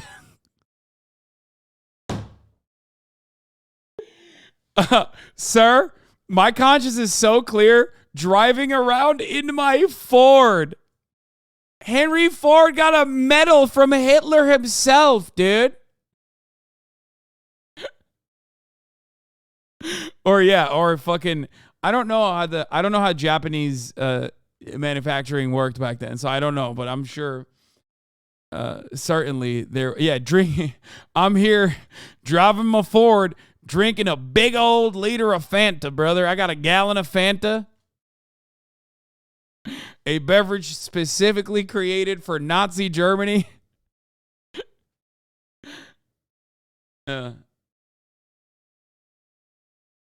Yeah, speaking of like super wealthy guys who were also fond of Adolf Hitler, Henry Ford. Super fond of fascism in general. Just riding for fascism.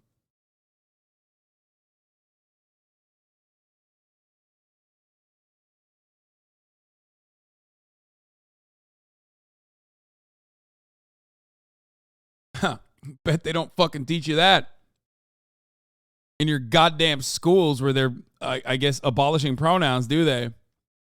Another guy super fond of Adolf Hitler, and actually another guy super fond of Adolf Hitler who helped industrialize extraction for Nazi Germany was Grandpapa Coke. Not Coca-Cola. I'm talking like the Koch brothers, or rather one Koch brother. Yeah, their dad actually not only helped Adolf Hitler, but also then helped Stalin. Yeah. Did you guys know that? Because, and this might come as a surprise to you, okay? They don't give a fuck about ideology. They just want to make money. That's how capitalists work, okay?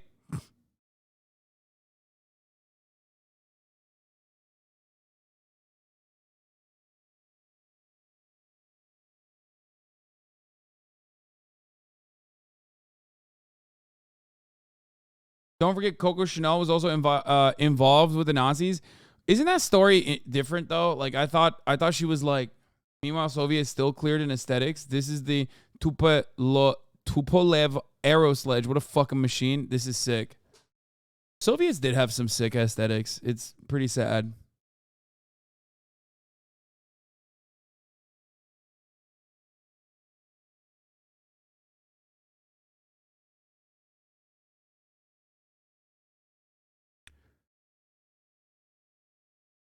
Anyway, I thought Coco Chanel was like, or she claims that she was like fucking one of the Nazis to like get away with it or something, to like not be murdered. That's what I remember. I don't know. I might be wrong.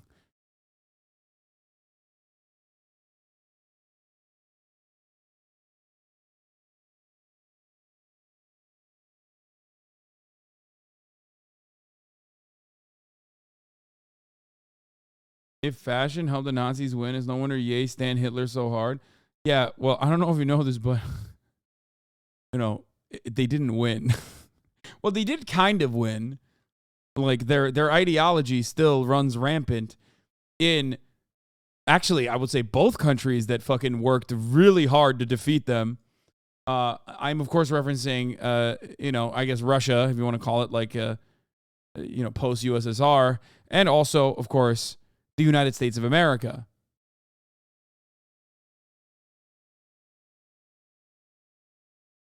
So that's, you know.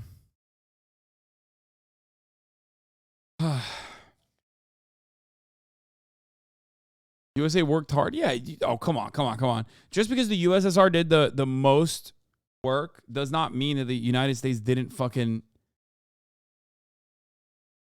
the United States didn't actually do a lot of work. Come on now. You spoil every anime.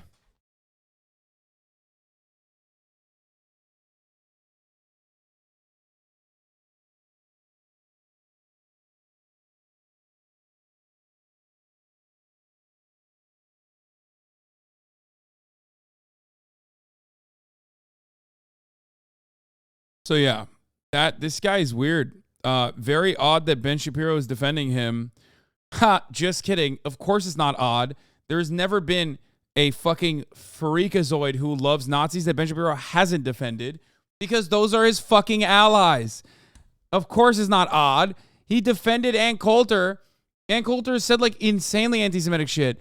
And Ben Shapiro very famously, I always go back to that tweet, said, Ann Coulter defends Israel, so I don't care if she's saying anti-Semitic things. There you go. That's it. Also, I think he has lip filler. Memorabilia, plus a garden full of statues of the 20th century's worst despots. He said that he's filled his property with these mementos because he hates communism and fascism. Well, I mean, that seems like a reason why you might own this stuff is to remember the things that you hate. That's it. But apparently this makes him an... Yeah. Henry Ford kept his Nazi medal and copies Nazi medal that he got from Adolf Hitler, and protocols of the elders of Zion around him to remind himself of the evil of Nazism. That's why he had pamphlets also printed out and handed off to everyone to, again, remind both himself, before this even, you know, came to fruition completely, but to remind himself and others how bad the fascist ideologies are. Wait, didn't you ban a guy for revealing the bank shooting? What do you mean?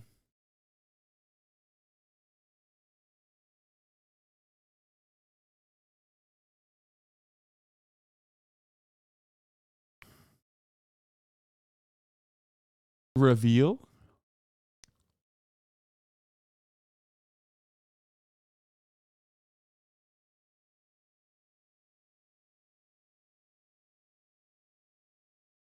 No, I banned a guy for saying some Nazi unhinged shit. and a communist.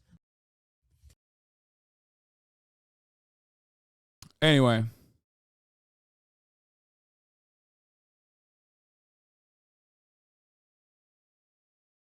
So that's cool. I'm skipping the fucking Texas guy. I'm skipping the fucking leak. I don't give a shit. But I will be talking about this.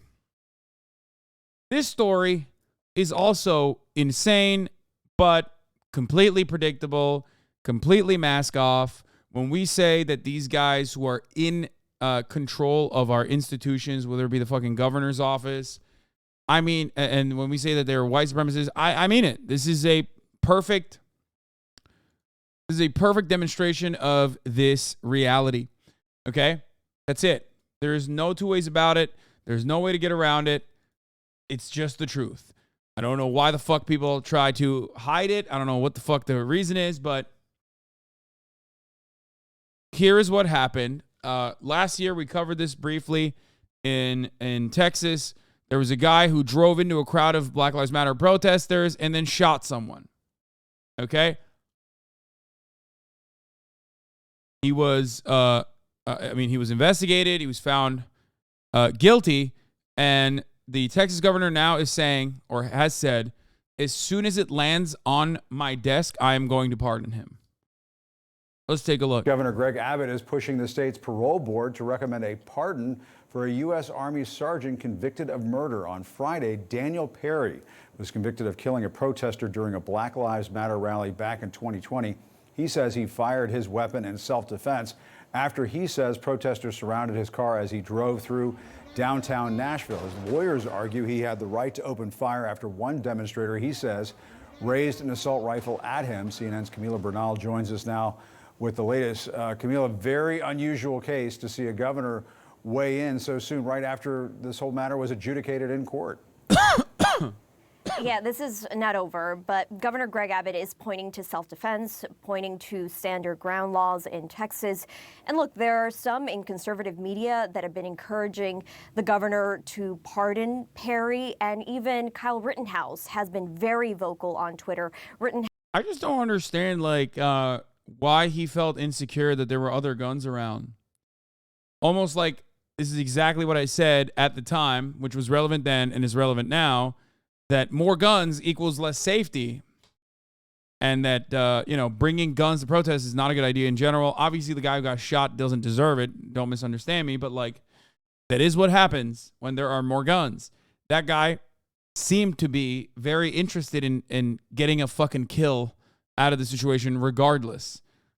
So let's continue. Was acquitted after he shot and killed 2 people in Kenosha, Wisconsin during protests there. He's been asking for money for the legal defense. He says he knows what this is all about. On the other hand, the Travis County District Attorney speaking out recently and saying that this is very troubling, and saying that in the legal world, it is a jury, not a governor, who gets to decide this. That's a statement that we got from Jose Garza of Travis County very recently. Now, in terms of the case, what happened here was in 2020 in Austin, Texas. Daniel Perry is driving for a rideshare company, and he gets to the area where all the protesters are. The key here is that he encounters Garrett Foster, who was 28 years old at the time. He was carrying an AK-47, and Perry's defense says that Foster held up or was trying to essentially raise that AK-47, and that's when Perry felt that his life was in jeopardy. He shot and killed Foster, who you see there on your screen. So yes, this is political. This is also, in terms of what happens next, part of the legal process. Because look, Perry has not been sentenced. He has not appealed his conviction. So this is really not over. And the family of Garrett Foster reacting after that verdict on Friday. Here is his father. Just like to say we're thankful for the legal team that represented us and the jury, and we're happy with the verdict. We very sorry for his family as well. There's no winners in this, and just glad it's over. Now, Governor Greg Abbott is asking for this process to go quickly, to be expedited. We'll see what happens. Of course, there is going to be a lot of opposition on the side of the DA and those who are really trying to support the Foster family through all of this, Jim. So let's discuss this very unusual case with former federal prosecutor Michael Zeldin. Michael, good to see you. What is your reaction to Governor Abbott's announcement that he is working to pardon this man just one day after he was convicted of murder? As Camila was saying a few moments ago, he hasn't even been sentenced yet. That's right. And you have to understand the context of this. Oh, yeah. What's important here, I don't know why the fuck CNN is not bringing this shit up. There is so much extra information that they're basically not mentioning. There's also even interrogation footage that I kind of wanted to watch. But yeah, he was convicted and found guilty because he sent multiple texts to friends prior to it, explicitly saying he was going to kill BLM protesters by provoking them and then claiming self-defense. He literally fucking said that he was looking for a confirmed kill, something along those lines. That's the, like, you don't get in the Texas courts, you don't get a fucking guilty, you don't get like a guilty sentencing when you're, you know, when unless you have like a premeditated fucking kill that you very openly were talking about.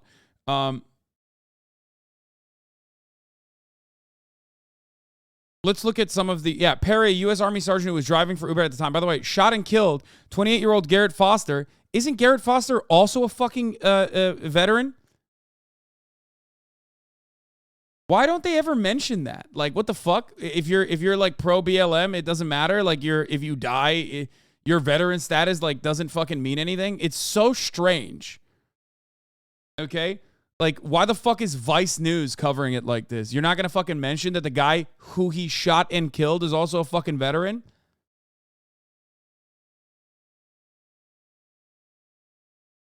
Anyway. Yeah. Perry's lawyer said during the trial that a crowd swarmed him and he feared for his life because Foster was holding an AK-47, that Perry ultimately acted in self-defense under the Texas Stand Your Ground statute. But evidence presented during the trial refuted Perry's claims and included private messages and social posts where he seemingly fantasized about having the opportunity to kill people. I might have to kill a few people on my way to work. They are rioting outside my apartment complex, Perry wrote to a friend in June 2020, a month before he killed Foster. Remember, Kyle Rittenhouse did this exact same shit, but he got away with it. In another message, Perry wrote, I might go to Dallas to shoot looters. The case was reminiscent of the trial of Kyle Rittenhouse, who killed 2 protesters later that year during an uprising in Kenosha, Wisconsin. Unlike Rittenhouse, however, Perry was actually found guilty of murder Friday, following a week of deliberations. In Texas, that can carry a sentence of anywhere from 5 years to life in prison. Rittenhouse himself, Fox News host Tucker Carlson, immediately began lobbying Abbott to pardon Perry. This is a legal atrocity, they said. You want to know why they said that? Because they want this shit to be legal. That's it. They want premeditated murder to be legal. That's it. There's no other reason. He went and he killed a BLM protester. He openly stated that he wanted to kill a Black Lives Matter protester, a veteran as well, by the way. Not that it matters in this circumstance because he was on the wrong side of politics. Less than 24 hours after Perry was convicted and before he was even sentenced, Abbott said in a Saturday statement he'd moved to pardon Perry, saying Texas's Stand Your Ground law cannot be nullified by a jury or progressive district attorney. How the fuck do you not get mad at this? I don't know what to say even. Abbott said that he requested the state board overseeing pardons to consider recommending a pardon for Perry and that I look forward to approving the board's pardon recommendation as soon as it hits my desk. Abbott said he also wants to prioritize reining in rogue district attorneys, ostensibly a reference to Travis County District Attorney Jose Garza, whose office brought the case against Perry. Remember, these are the people who are saying DAs are letting violent criminals get away. Fascists don't care. They want their guys to be able to be above the law, their kind of violence, and their kind of fascist acts of violence to be above the law, that they can get away with it. They just don't want the other side to be able to do anything, okay? They want life in prison for fucking minor shit while they simultaneously fantasize about, letting people who are murderers in cold blood roam free in the fucking streets, okay? Garrett Foster's partner, Whitney Mitchell. Oh, by the way, this part is really important. If I remember correctly, because I remember covering this when it happened, Whitney Mitchell is in a wheelchair. And part of the process that is important, Whitney Mitchell is Garrett Foster's partner. She's a black woman. She's in a wheelchair. She's wheelchair bound. I don't know if that's the ableist term. Sorry. The reason why I'm mentioning that this is important is because he was literally pushing her, if I'm not mistaken.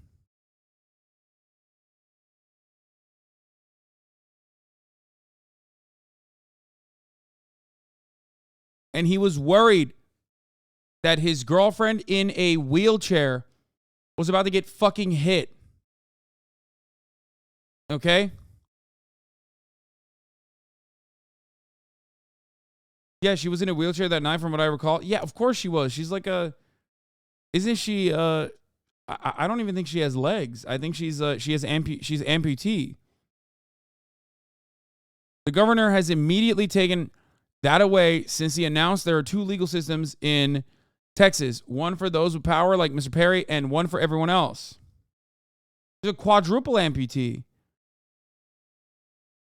Abbott, who is in his third term and ninth year as governor, blah, blah, blah. I don't care. Recommend pardoning. In 2021, the Texas Board of Pardons and Paroles recommended pardoning George Floyd posthumously for a minor drug conviction from 2004, for which Floyd had been convicted based on a testimony of a Houston cop who had later been found to have repeatedly fabricated evidence. But Abbott did not grant that pardon. And then the following year, the same board recommended against the pardon unanimously. So he wouldn't even give a symbolic posthumous pardon to George Floyd when the cop that fucking got him guilty of a charge was literally lying repeatedly for fabricated evidence. That's it. There's nothing you need to know any more than this. After hearing from civilian eyewitnesses and expert witnesses and deliberating for over 15 hours, the jury reached a unanimous decision that Daniel Perry did not kill Garrett Foster in self-defense and was guilty of murder beyond a reasonable doubt. All right, if you want to be more pissed, here you go. Protesters allege Austin police dumped quadruple amputee activist Whitney Mitchell out of her wheelchair. The fiancé of Garrett Foster was attending a police brutality protest.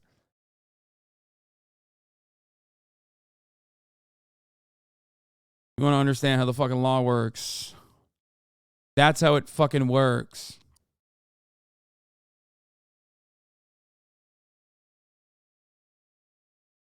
I'm not going to lie. It is...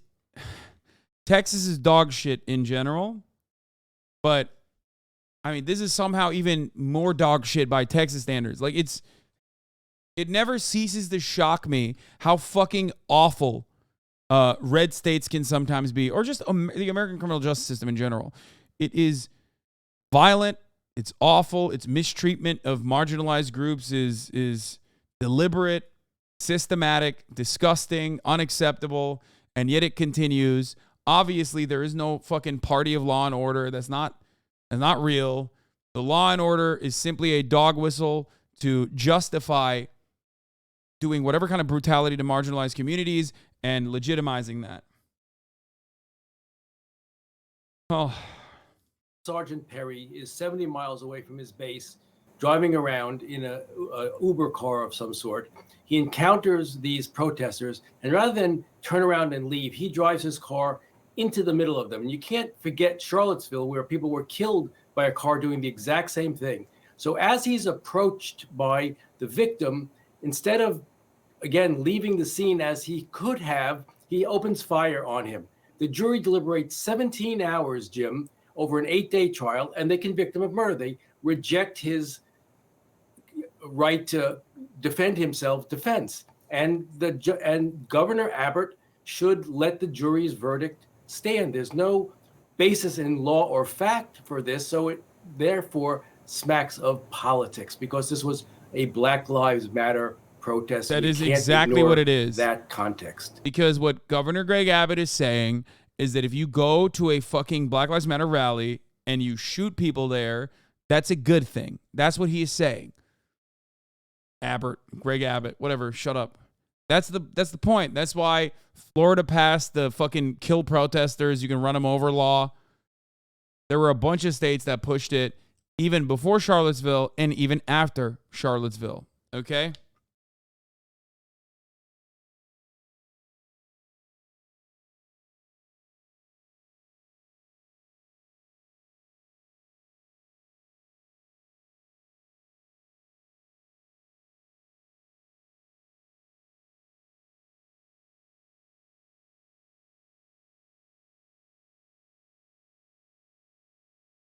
Anyway, in Seattle, we had the brother of a cop drive his car into a protest and shot someone. Literally nothing happened to him. Shit happens in blue states too. Yeah, I mean, cops are above the law.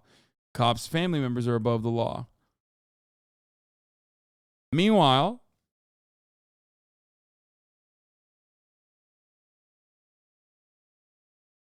liberals fucking lose their shit. I know this is a really stressful time. Oh my God, oh my God, oh my God, he's dead. Oh God. Footage of Daniel Perry's police interview after he killed Garrett Foster was played in the courtroom during his murder trial. Former Austin Police homicide detective David Fugit was the one to conduct the interview with Perry. In it, Detective Fugit had Perry demonstrate how Foster carried his rifle. How high did that barrel come up? We have power about right there. Okay, was it aimed at you? I believe it was aimed at, I believe he was going to aim it at me. I didn't want to give him a chance to aim at me, you know? And then what Perry did while he was sitting in the driver's seat. Hello, Chelsea. It's like a big event rusher. Bro, you mean a little fortunate loser that probably went straight into the protest looking for trouble? Brother, he openly said it. He said it. I didn't want to give him a chance to aim, by the way, is enough. Paired up with the fact that he said he wanted to fucking kill people at a BLM protest. Like, what do you want? What the fuck more do you want? Why was this man doing Uber rides with a loaded assault rifle in the car? I wonder why he texted, posted on social media about how he wants to kill Black Lives Matter protesters and then was driving around directly in the vicinity of a Black Lives Matter protest with a loaded assault rifle in his car. I guess he was just, he was just trying to fucking do his job, right?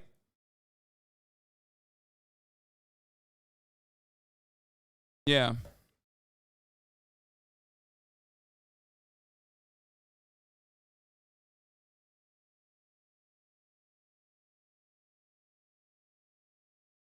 Fucking scumbag. I don't want to be shot, so. Perry said he shot 5 times. He believes the whole encounter was less than 15 seconds. Where did you shoot it? Still not masked. Sometime after the interview, Perry called Detective Fugit to find out more information for his lawyer, reiterating that he was scared but, quote, felt bad. He was a person. I feel bad, I just wish to tell it differently, I honestly did not want him to die. All I wanted to do was to incapacitate. Oh, at the expense of getting dogpiled, he had a Glock. Sorry, we didn't have an assault rifle. He had a Glock or some other concealed carry gun. Doesn't take away from him being a piece of shit. Regardless, he fucking said it doesn't matter if he has a fucking Glock on him. That's insane too. But unfortunately for Texas, it's normal. But hey, guess what? This is what happens when it is normal. That's the whole point. That's why we fucking talk about how it's insane that you could just like carry a loaded fucking weapon on your belt or in your car that you could just like pull out and shoot someone with.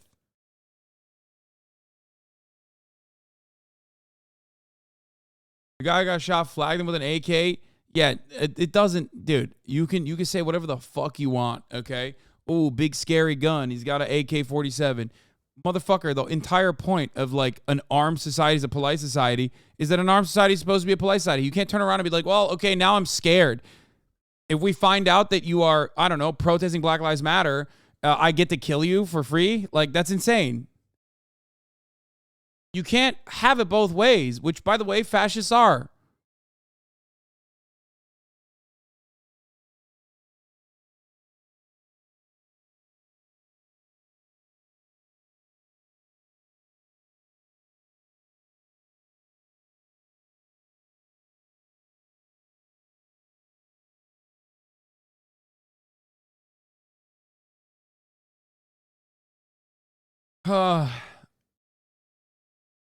And the fucking guy said the victim had the gun not fucking aiming at him.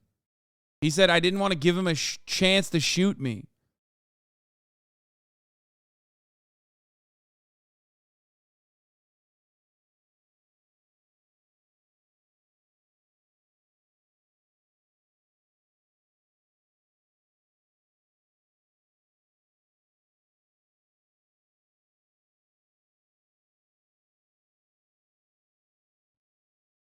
Fuck.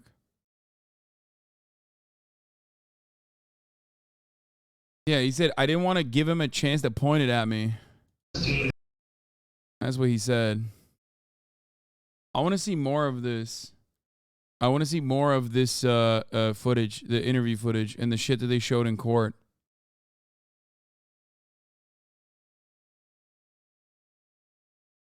One thing that Perry kept mentioning throughout the videos and recordings that he was texting a woman and driving. He adds he was not paying attention. That's one of the reasons why he accidentally drove in the crowd of protesters. The state presented those messages between him and the woman. The woman was a passenger he picked up for working for Uber earlier in the night. She asked him for $200 for the hangout, to which he declined. Pamela Mazak, an APT crime analyst, was called to stand and break down her analysis of Perry's Uber and cell phone location records from the night of July 25th, 2020. She said that last text Perry received or sent out was 2 minutes before he entered the intersection with the protesters. The defense argues that Perry was not in the downtown area between the hours of 7:40 and 9:30 p.m. The incident happened around 9:51. The state presented a Facebook post to Perry's. He wrote, "Send them to Texas. We will show them why we say don't mess with Texas." The comment was in reference to a different post about protesters and looters in another state.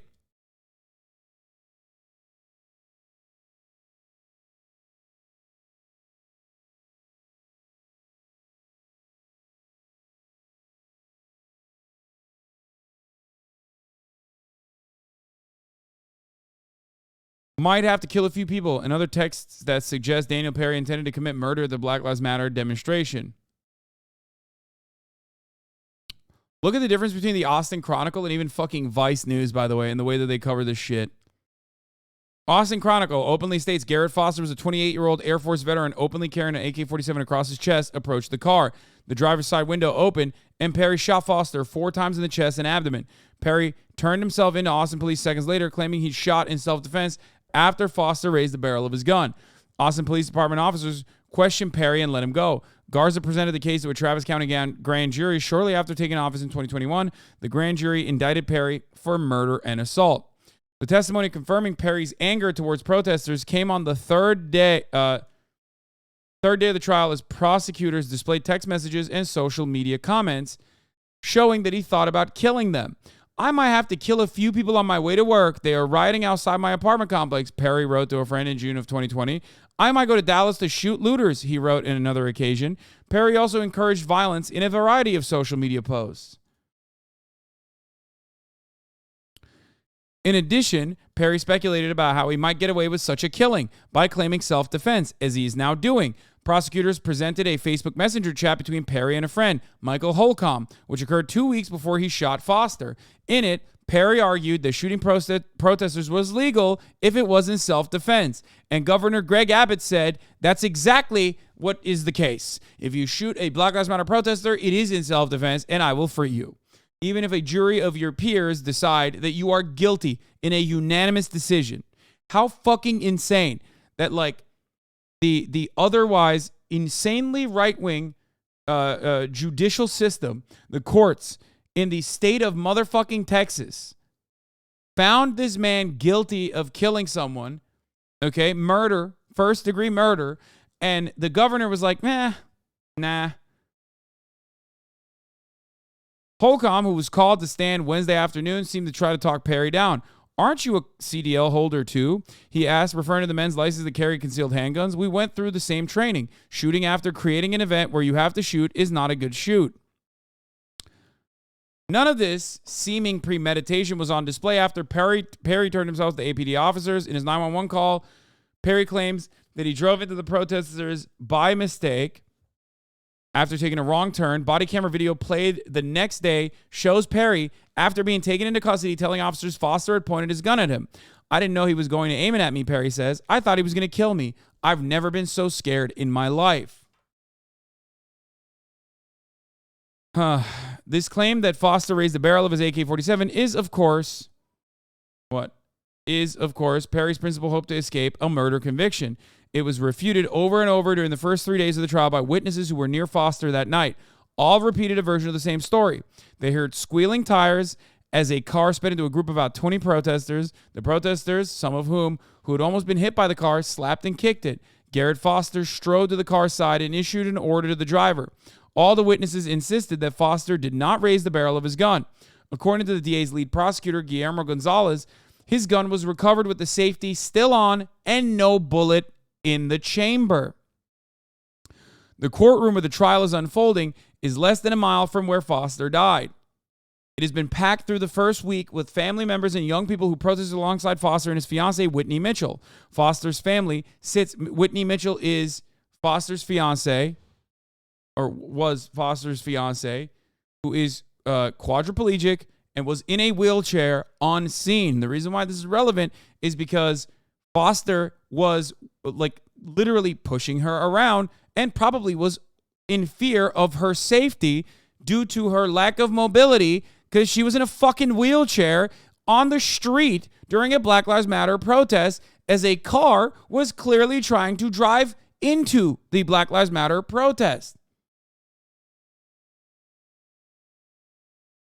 Foster's family sits in the front row on the right side of the courtroom. His mother, Sheila, has wept as pictures of her son's dead body are displayed and attorneys reenact his killing. Perry's parents, visibly worried, sit behind him in the front row of the left side of the courtroom. He sits beside his attorneys, Clint Broden and Doug O'Connell, wearing a dark-colored suit, his hair buzzed close, and his face dipping down.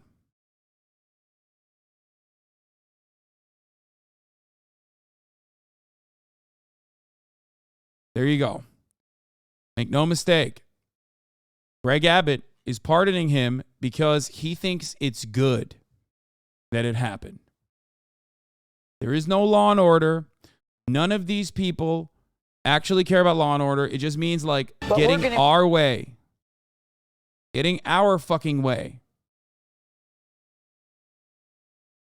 Now, you're going to go even more buck wild here. Federal judge, this is Texas too, I think, again, a federal judge who is an absolute psychopath, an unhinged, Christian fundamentalist psychopath, a Trump-appointed judge in Texas in closed-door proceedings has finally suspended the FDA approval of the abortion pill, sparking a legal battle. Let's take a look while I go pee. Let me begin with this. There is a new fight over abortion access that could become the biggest battle on this issue since Roe v. Wade was overturned. Protests erupted in multiple cities after a federal judge in Texas suspended the FDA approval of a well-known, commonly used abortion pill. Now, that decision affects the entire country. Think about that for just a second. But then another federal judge, this one in Washington state, ruled that the pills cannot be restricted in more than a dozen states. So, Nancy Cordes is following all of this at the White House. Nancy, there are a lot of moving parts to this story. Good morning to you. Good morning to you. Yes, these are two of the most consequential legal decisions since Roe v. Wade was struck down last year, and the legal whiplash leaves millions of women caught in the middle. This is likely to be settled right back at the Supreme Court. The president is vowing to fight the Texas ruling, and the Department of Justice is seeking a stay. Hands off the abortion pill. Protests broke out this weekend over the abortion pill ruling that has the potential to affect not just women in Texas, but women across the country. This is going to create utter chaos, utter disruption of women's lives. A conservative federal judge in Texas ruled Friday that the FDA improperly approved the abortion pill mifepristone 23 years ago, ignoring legitimate safety concerns about the drug. The order yesterday was all about righting a wrong. Mifepristone is one of 2 approved pills that are used together to carry out more than half of legal abortions in this country. The FDA insists the drug is safe and that serious complications are rare. This ruling is an extreme abuse of power. Some lawmakers urged the Biden administration to resist enforcing the ruling. We know that the executive branch has an enforcement discretion,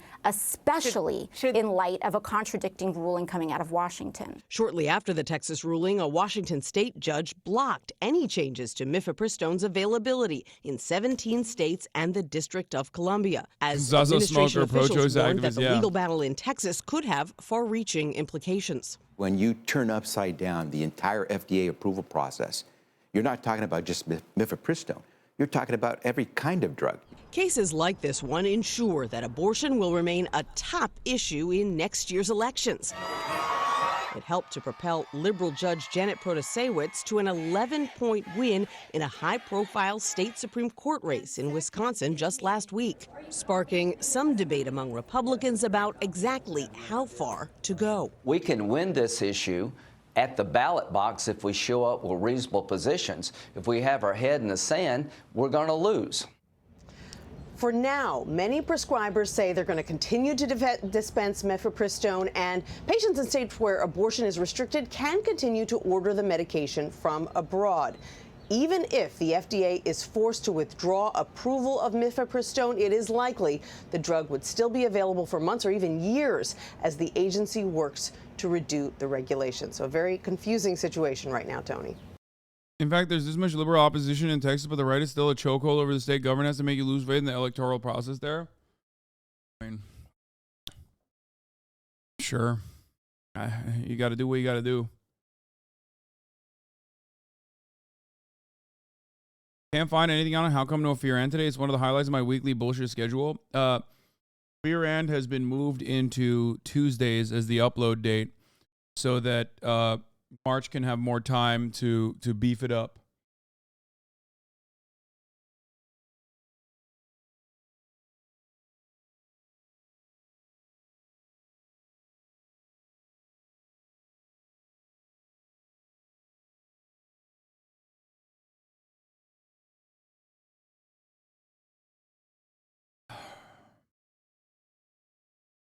I don't know, man.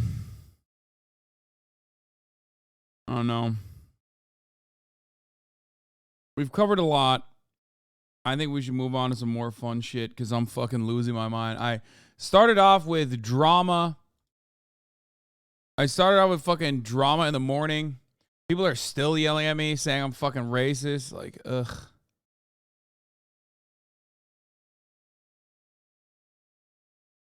Everyone on Twitter is just like on mobile. They're watching on mobile. You know what I mean? There's some interesting stuff coming here. Adin Ross will never change. Let's take a look at Ross is one of the biggest live streamers of the past 2 years, who recently got a massive payout that is potentially worth tens of millions of dollars to abandon Twitch. Why are you racist this time? I don't even want to get into it. We already patched it up. It doesn't matter. And move to a new live streaming platform called Kick. Ever since this move, he has been on a tirade of shock value content, saying and doing whatever he wants to go viral, and it's working.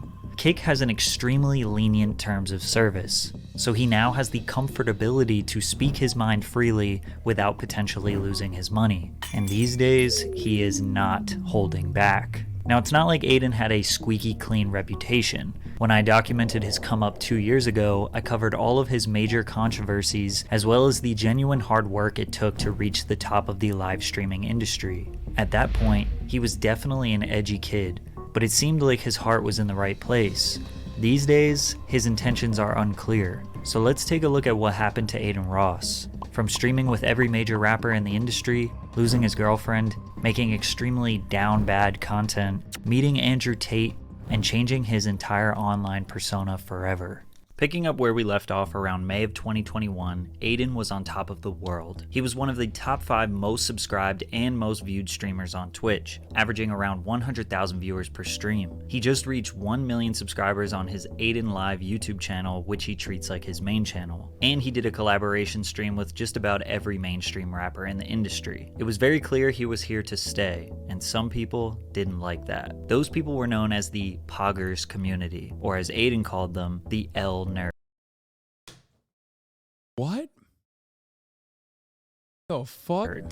This community is basically composed of all the top streamers on Twitch who helped build the platform's foundation years before Twitch was as popular as it is today. Poggers is an emote that people spam in the chat when something good or funny happens. Adin's community is known as the W and L community. That community is composed of Adin's friends and the new wave of Twitch streamers. And instead of spamming Poggers, the commenters will spam W or L. A couple of top streamers in the Poggers community threw some shade at Adin and his viewers.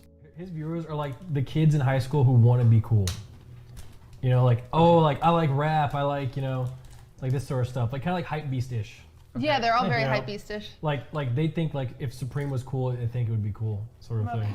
Dude, I go in there and I literally have fun in Adin Ross's stream because I don't watch it. But I'm literally just spamming letters. You're like, yeah, I'm included. W. I just spam W nerd. He said spam W. Adin responded. His viewers are like the kids in high school who want to be cool. Don't disrespect my viewers like that. You guys literally have fucking Hall of Fame nerds, Hall of Fame threats in your chat that spam Poggers, Omega. That's what I gotta say to Adin. We're all on Twitch, bro. We're live streaming on the internet.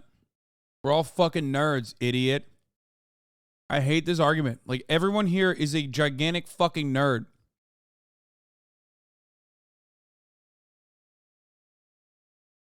It's so dumb. No one is cool. Like, we're fucking live streaming on a internet platform. What the fuck? The entire stream, bro. You guys are unfunny streamers. You guys are not funny, bro. You guys are not funny at all. Fat, pimple-faced, four-eyed people with social problems. Watch you guys, bro.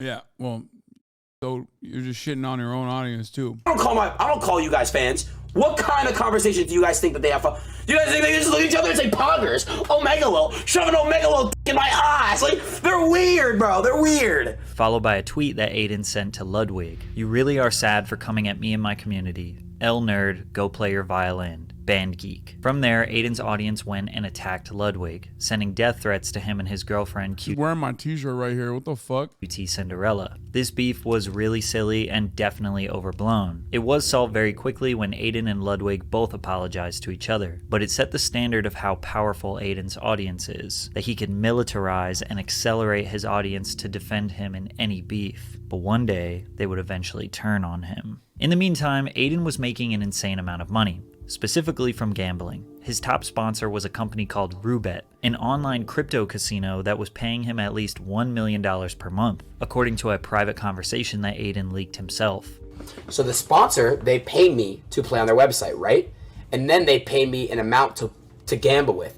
However, if I lose the amount, I have to withdraw my own money. So Adin was able to secure tens or hundreds of thousands of dollars in profit daily without risking his own money. An average streaming day for Adin was online gambling, talking to his chat, reacting to videos, hanging out with famous rappers, influencers, or streamers, and of course, being sus. I'm rapping in the streets. Whoa, whoa, whoa. In the streets. Whoa. Batter beat is me. No. Wait, no.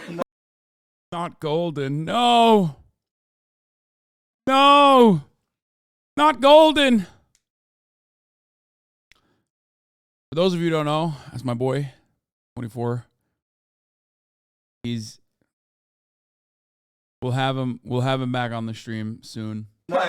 Now, despite all the success that Adin was bringing to Twitch, they always found a way to let him know they won't let him have too much power. During an IRL stream, Adin was driving his Lamborghini and reading his Twitch chat at the same time. Twitch gave him a temporary ban for using his phone while driving. Just because you could really lose the shit like quick, bro. And people, I've been banned for that too. Oh, bro, I just feel horrible. I just fucked up, bro. I fucked up. I got banned on Twitch, guys. I didn't get anything back yet. I think it's a permanent ban.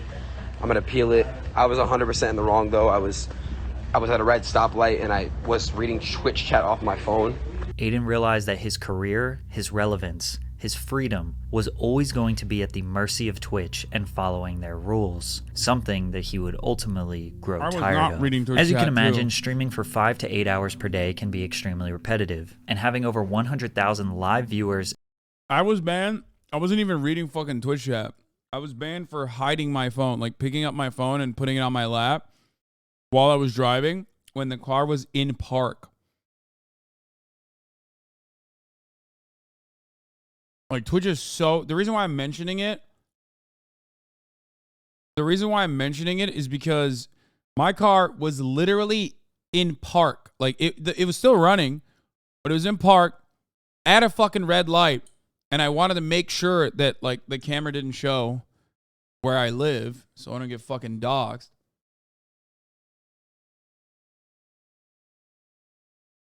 I put it in park at a red light, yes. Yes, I put it in park at a red light. I remember, I think, even like saying it out loud too. I wonder if we can find the video of it. Were you driving your 700K Porsche when you got banned? No, I was driving my Toyota Corolla. This is way before I was popping. Jake and Bake got banned for being on his phone on a closed racetrack. Yeah, it's just like...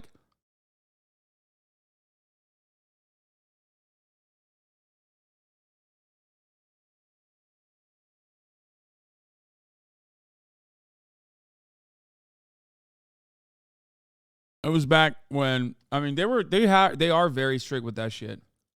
Expecting you to bring something fresh and exciting every day is a lot of pressure. An easy way to take up some time is with drama. He started a fake beef with Rice Gum to prank their viewers. Open up now. You want to talk all that shit on fucking Twitch shit? Open up. Fake beef or not, this shit is entertaining. Yeah, I mean, all I got is fucking top of the hour ad breaks. So I don't really have anything else new that I can bring to the table. So I should have been doing this instead. You know? Meanwhile, all I'm doing is serving you the top of the hour ad break. At the top of the hour, there's a 3-minute ad break. If you no longer want to see those ads, well, then all you need to do is subscribe, which you can do for $5 or for free with a Twitch Prime. By connecting your Amazon Prime account to your Twitch account, you get 1 free Prime subscription a month. Use it on your favorite broadcaster. Hopefully that's me. You can also get gifted a sub, like I said. Here's the 3-minute ad break now. Florida Peacocks, thank you for the 5 get the subs, allowing 5 people to no longer see the ads at the top of the hour. Just a week after this, Adin played another prank on his viewers. He did an IRL stream where he met up with his fans, and the cops were called due to how much chaos there was on Melrose in Los Angeles. Adin and his team set up a fake arrest to fool his viewers, but the next day he let everybody know that it was just a prank. His fans were not happy. He's just starting to fake everything now, when the initial reason why people were drawn to him was because he was genuine. Adin's focus has shifted from being a Twitch streamer to being this viral internet sensation. The whole Human Jerky, thank you for the 5 get the subs. whole point of Twitch is that it's raw and organic, but he's bringing this weird YouTube element to it. If this is really the direction he wants to go for money and attention, so be it, but he has to learn to embrace the hate that comes with it. His viewers were possibly overreacting. A few fake pranks and they are ready to just write him off. I mentioned this to show how fickle an audience can be with live streaming. Because they spend hours of their time watching you, they develop an understanding of who they think you are. You do one thing they don't like, they immediately criticize and say you are changing for the worse. Balancing this and Twitch's strict rules was eventually going to give. But Adin went back to a very classic style of content for him, e-dates. In these streams, Adin... Marshall Alpaca, thank you for the 5 get the subs. Why is this video so melodramatic? I don't know. This is Patrick Cece's style. At least no one does that to HasanAbi law. Yeah, no one famously will literally fucking go, I've been watching you for the past 10 years and you've been advocating for literally every single marginalized community. You've actually personally changed my mind. But today's the day I've realized that you are actually a white supremacist, transphobic, misogynistic person all along, actually. Because I misunderstood something that you said because someone else on Twitter, called you a racist. Literally, like, today's the day.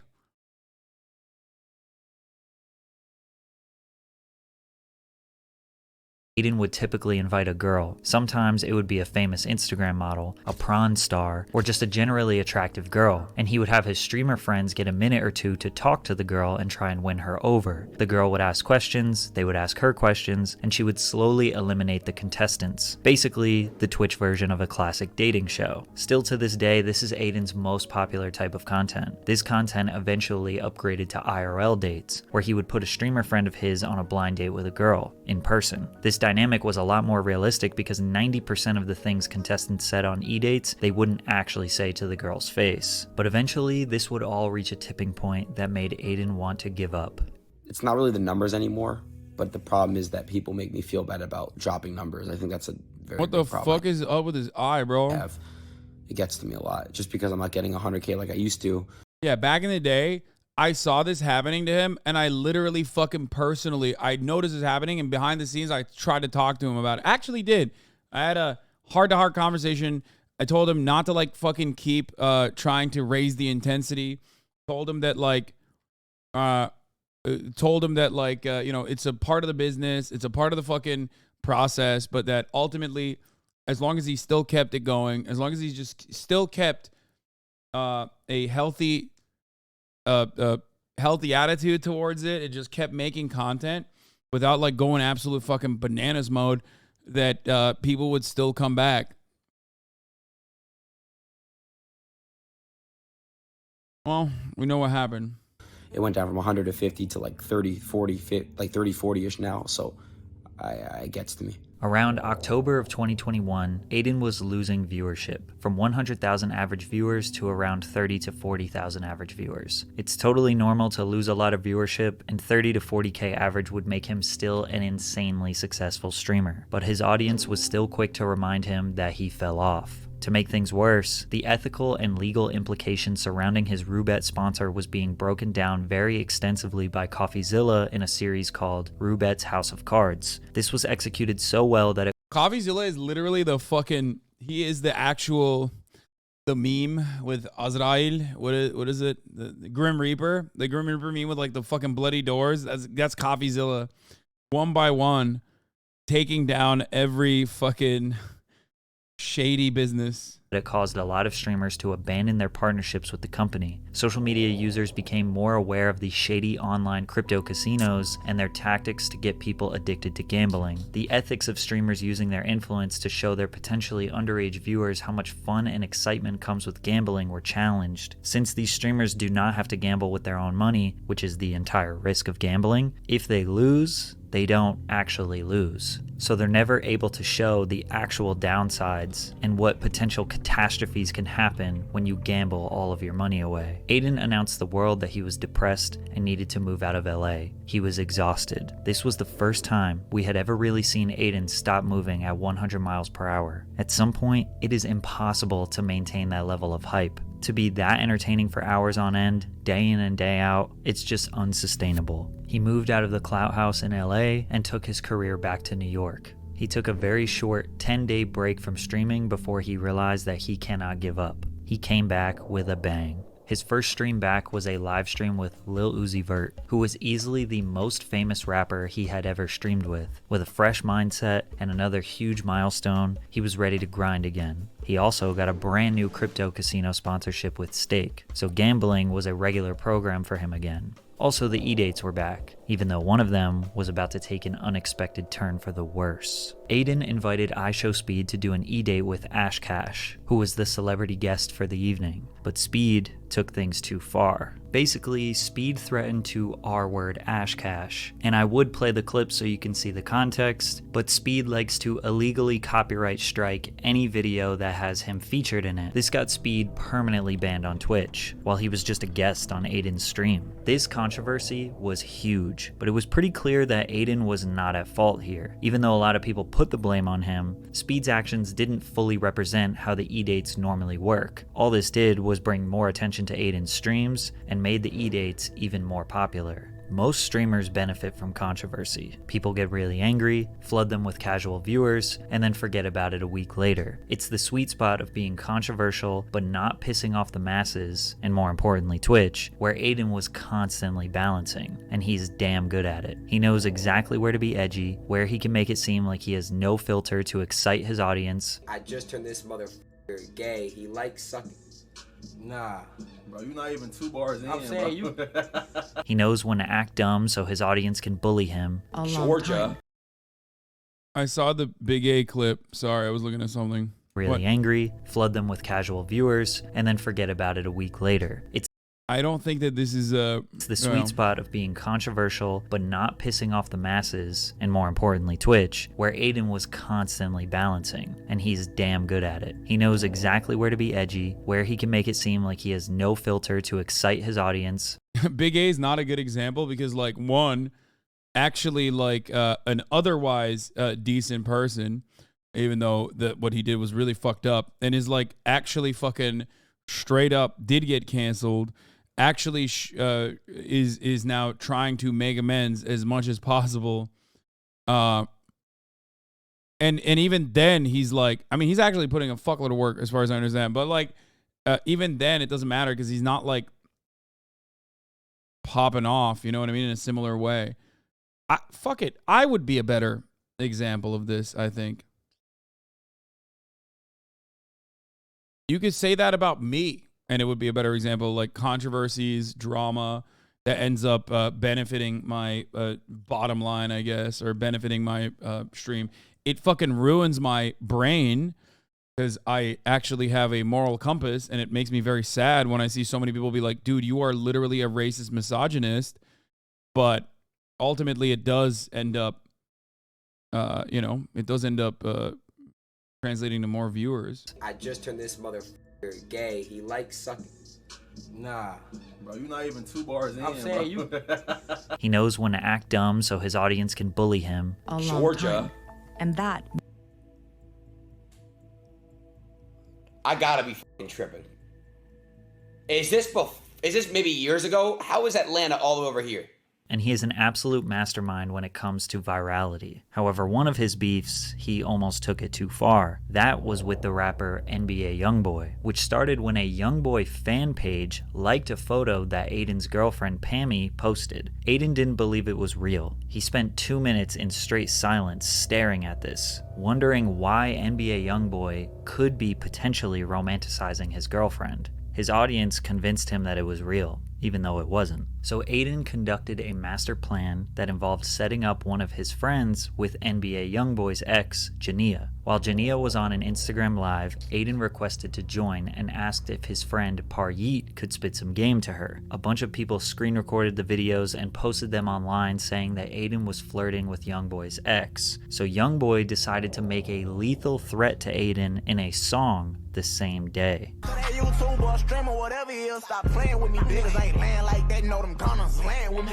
Adin responded to the diss track with a fake apology and a meme, before quickly realizing the next day what type of beef he was truly getting into. Adin is obviously not from the streets, doesn't live a dangerous life, and probably knew deep down that no real gangster is going to hurt him. But still... Okay, I didn't even know this, and this is pretty funny. What the fuck? Still offbeat, but hey. Even when he's making quote-unquote lethal threat.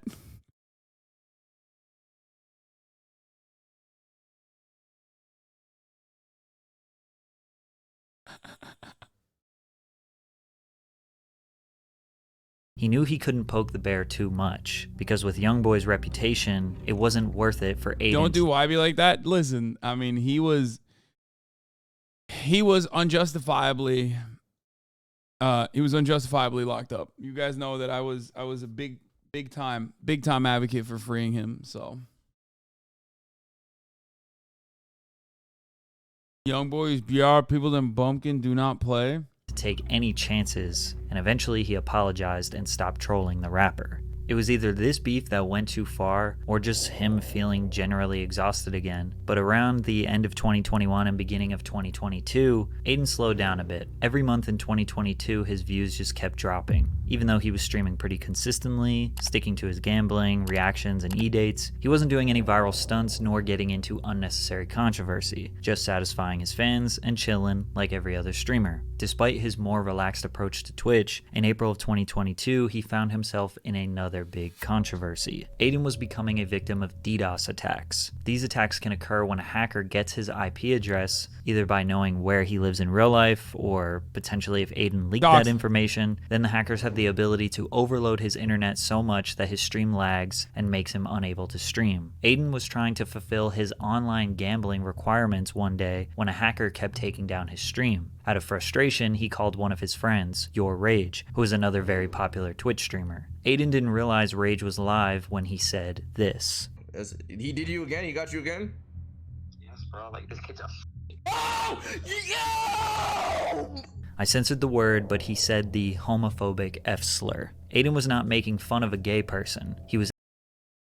It's kind of funny because, like, I think he just says that openly now all the time, right? Like, so now we live in the future now, so he doesn't even like restrict himself in any capacity, and he's just like, isn't he just like letting it loose like pretty regularly?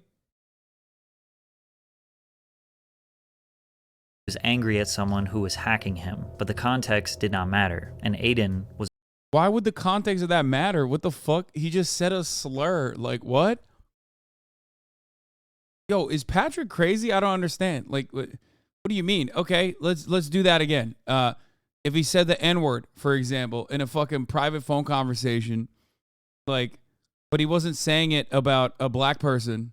He was just simply saying it about someone who had upset him. Like, the context doesn't matter in that regard, right? I mean, that's like, am I crazy?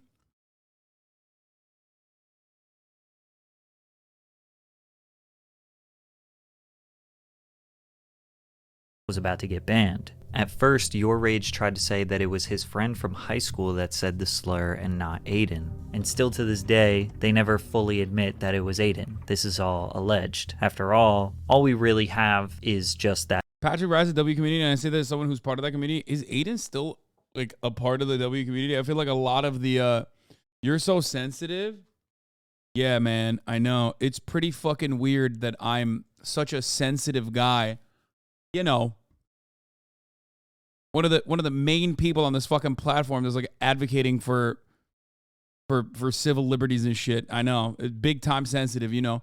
But anyway, I'm pretty sure Adin is not like he's no longer on good terms. I think across the board with the W community, maybe with the streamers, but I think a lot of the chats have basically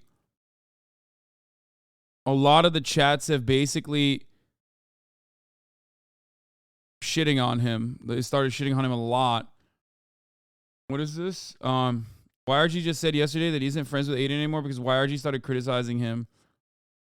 Yeah, I mean, he's in a situation where like his chat is just 4chan now. Yeah, exactly. He just completely leaned into like edgy shit.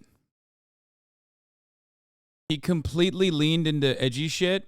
And then their chats basically said, all right, you're done. That audio, but there isn't a real reason to believe it wasn't Adin. And after the clip was blown up on Twitter by Jake Love. Isn't freedom of speech a civil liberty? Brother, what the fuck are we doing? Is this motherfucking 2014? What do you mean? Dog, listen to me, okay? If you get banned for saying a slur, which by the way, I got banned for saying cracker, you fucking idiot. Like, what do you mean?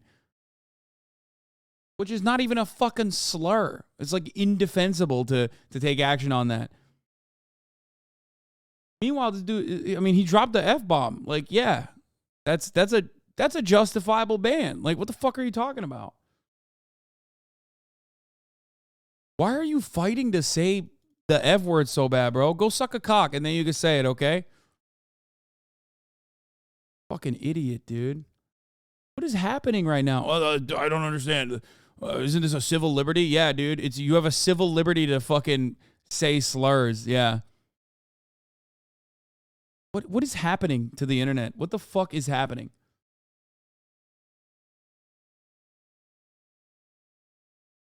No one's saying he should go to jail, dumbass.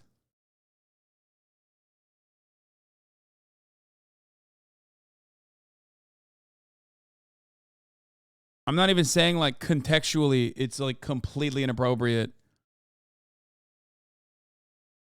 Because in that situation, he's very clearly using it as a slur. And yes, a private company understandably is going to be like, I don't want to be associated with this, at least for the duration.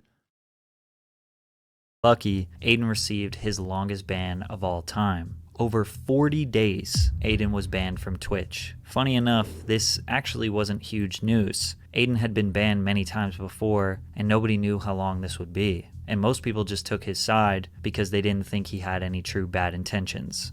Usually, Adin comments on his bans, but this time, he just kind of disappeared for 6 weeks. When he returned to streaming after his long ban in June, he had about 70,000 average viewers. The long Twitch ban did not hurt his numbers at all. In fact, it probably helped him. Giving the fans a break allowed them to be hungry for more content. As if things couldn't get any better, he got blessed with a whole new content lane that he could capitalize on: Andrew Tate. Andrew Tate was the most searched for man in the world in July of 2022. Basically overnight, this man was everywhere. Clips of him that were causing controversy were at the top of everyone's algorithm on every social media platform. Despite Tate being everywhere, there was still a large mystery to him. Was he just a character? Was this just a meme? Is he actually filthy rich? Is he a criminal? With massive streamers like HasanAbi and XQC denouncing Tate's ideals, Adin was the largest streamer willing to talk to him. Andrew Tate and Oh, there was only 2 S's. I was like, damn, I thought there was like 3. I was like, god damn, I've never seen a way to fucking...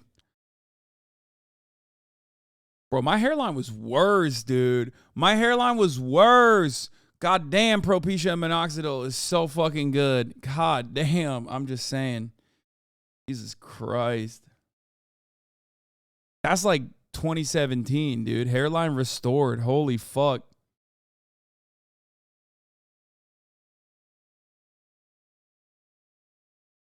It didn't regrow, just stopped progressing.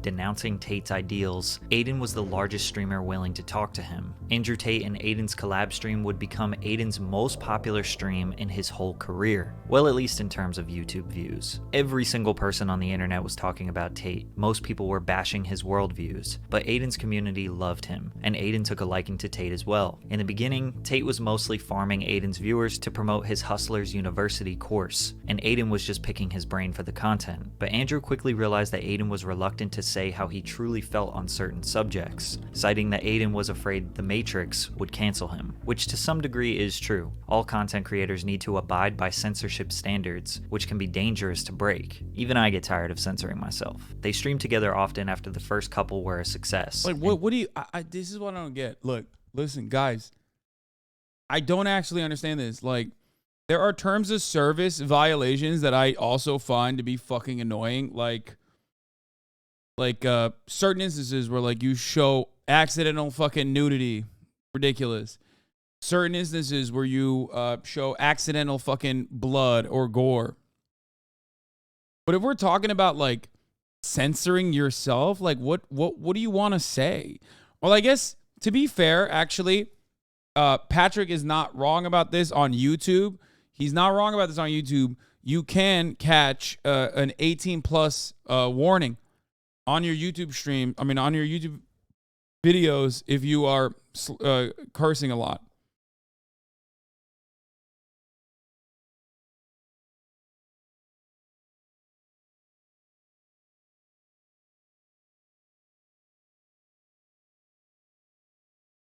I'm pretty sure he's walking about having to say dumb shit like R word and SA. Yeah, like stuff like that too.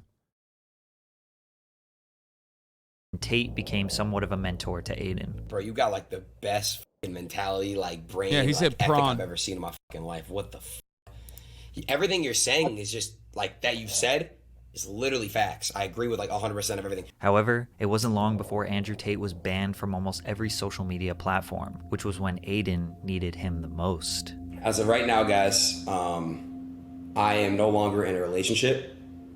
I am single. Adin and his longtime girlfriend, and then the downfall came, dude.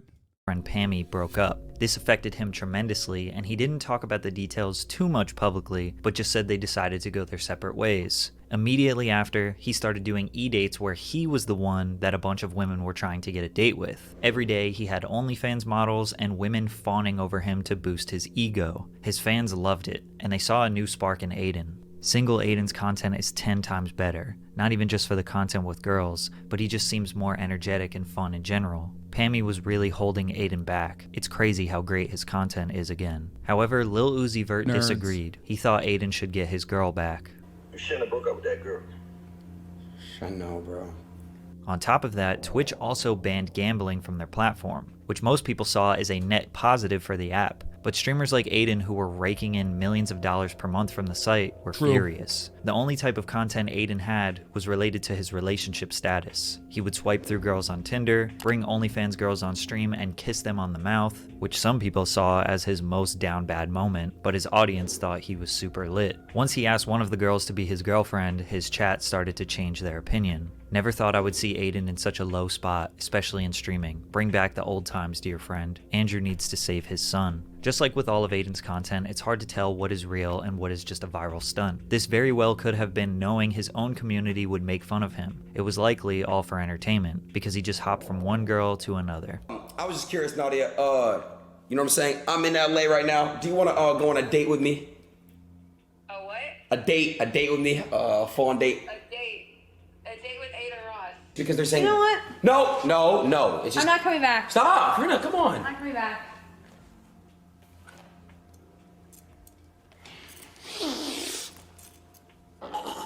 However, something that was very real was his ex-girlfriend starting an OnlyFans, which obviously bothered him. It kind of seemed like they were both battling to make each other jealous. Adin's fans were saying that she hit rock bottom, but they were just trying to protect Adin's feelings, because I'm sure he wasn't excited about her new career. And just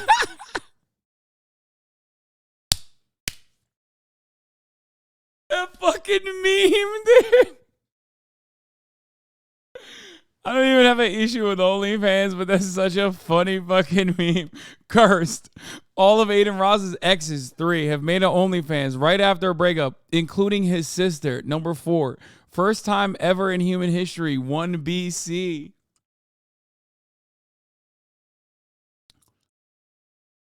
That's, Jesus Christ. Adin's community, as is the case with every streamer, including sometimes mine, is funnier than the streamer himself. Okay? Classic. Sports Twitter, dude. Yeah, I love the sports Twitter memes. when Adin needed him the most, the top G returned after a long hiatus and immediately questions. Yes, this community is sometimes funny. This community can be very funny or very painfully unfunny. Sometimes in the same like 30-minute sequence. We've all seen the fucking you laugh, you lose videos you send me, motherfucker. I've seen what makes you laugh, okay? Your boos mean nothing to me. Bro, I'm sorry, but this is incredibly disrespectful to his girlfriend. Like, imagine making your girl leave you because you're riding Tay and then fucking like 10 different women. I remember watching him say that he just fucks them in a hotel and then nuts and tells them to leave by using his bodyguards. Okay, you watch too much Adin Ross. Why do you even know this? Yeah, I mean, he is very disrespectful to women. No shit. No duh. Yeah. Yeah, I'm going to react to GDN's video after. Your jokes are bad 70% of the time. Sure. It's Adin's new lifestyle. Adin, what are you doing with your life? Come on, bro. Already off the jump? You don't want to catch up? Hey, how's it going? Were you new What's the point in catching up? What's the point in catching up with you when I basically know the answer? You're sitting in Miami doing hedonistic bull. No. Sitting around, doing drugs, drinking, doing absolutely nothing important, hanging around with a bunch of losers. That's what you're doing. Viewers shifted their alliance to Tate, and they realized he was right about Adin's lifestyle, but Adin didn't listen. He kept living his dopamine-boosting, pleasure-filled lifestyle. Eventually, he would fly to Dubai to meet Andrew Tate in person, which seemed to be the catalyst to some real change. Adin did his classic performative suspect humor.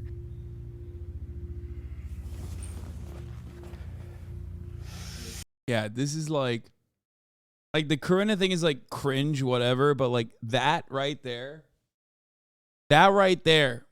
is an iconic moment. Like that's like Sneeko admitting that he watched his girlfriend get fucked like 8 different times in the same night. You know what I mean? That is a defining moment.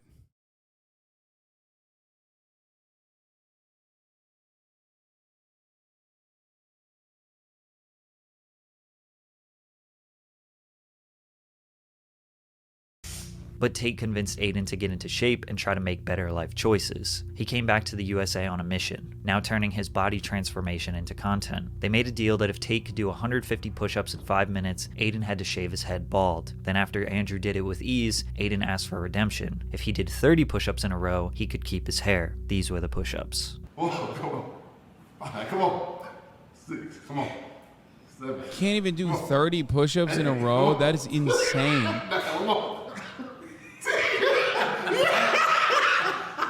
Even though it took him 3 weeks, he eventually shaved his head bald. Just a couple days before he did it, Andrew Tate got arrested in Romania after being investigated for potential human trafficking crimes. Adin stood his ground and said that he supports Andrew Tate and does not believe he is guilty, whereas the entirety of the internet celebrated Andrew Tate's imprisonment. But just 1 week into his bald new year, he randomly got a 7-day ban on Twitch. Again, not really clear as to why. If you haven't noticed by now, Twitch often doesn't state why people get banned. They just remind those creators, don't get too comfortable. I just got banned on Twitch. I'm not as mad and devastated as I would be, a year or 2 ago, because I think I'm at a point in my mind where I realize I trust God and everything happens for a reason. It seems like Adin getting banned throughout his career has been good for him. It allows him to at least slow down and rethink everything he does. Usually after his bans, he returns as the best version of himself and his fans love it. And this time, that couldn't be more true. In January of 2023, he returned to Twitch, taking his fitness journey as serious as possible, telling his followers that he was not having sex, doing drugs, or drinking alcohol. He was going to fully focus on bettering his health this year. However, this is I would say, charitably to a fault analysis of what actually happened. That's like, what the fuck? This is like, this reads as like the most charitable way to like cover. I mean, he gave it to him for like certain things like gambling and all this other shit, but I mean that's like a is that what happened? Like he came back, he was clean cut, he was sober, and that. For some people thought this lifestyle change was a warning sign. HasanAbi, another massive Twitch streamer mostly known for his political commentary, predicted that Adin was going to turn into another Sneeko. If he keeps going down this pipeline, he's gonna turn into like another Sneeko. He's just gonna be banned from everything. He just needs to save it. Props were due in that regard. Thank you, Patrick CC, for openly mentioning that. But I was right on that part. It was the saddest, I called it, moment, but himself. It's good that he's working out. It's good that he's like bettering himself. These are concepts that I'm on board with. But this like no-fap, weird right-wing shit is not good. Hasan clearly believes that working out and pushing a positive and healthy lifestyle is good, but he predicted that Adin would take it too far, that this red pill nonsense typically leads young men to spiral into far right-wing belief systems that he thinks are generally bad. This was definitely an aggressive take, and was probably based on the fact that Andrew Tate was Adin's mentor. It was an aggressive take? What do you mean?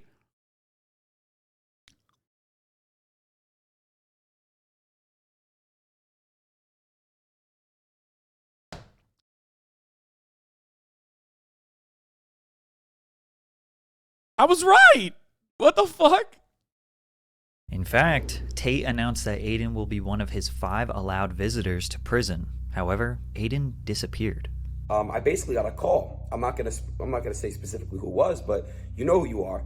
And you basically said, hey man, if you keep doing controversial stuff and you keep saying certain things and you keep basically, promoting certain things on your stream, we're gonna have to take you down indefinitely. Adin believes that his new lifestyle choices were the reason that Twitch was trying to silence him. It seemed like Twitch was okay with promoting gambling, alcohol consumption, prawn addiction, and a degenerative lifestyle. But when he tried to better himself and convince his audience to improve their mental and physical health, which is promoting, well, first of all, like, that got banned. Like Twitch was okay with promoting gambling, alcohol consumption.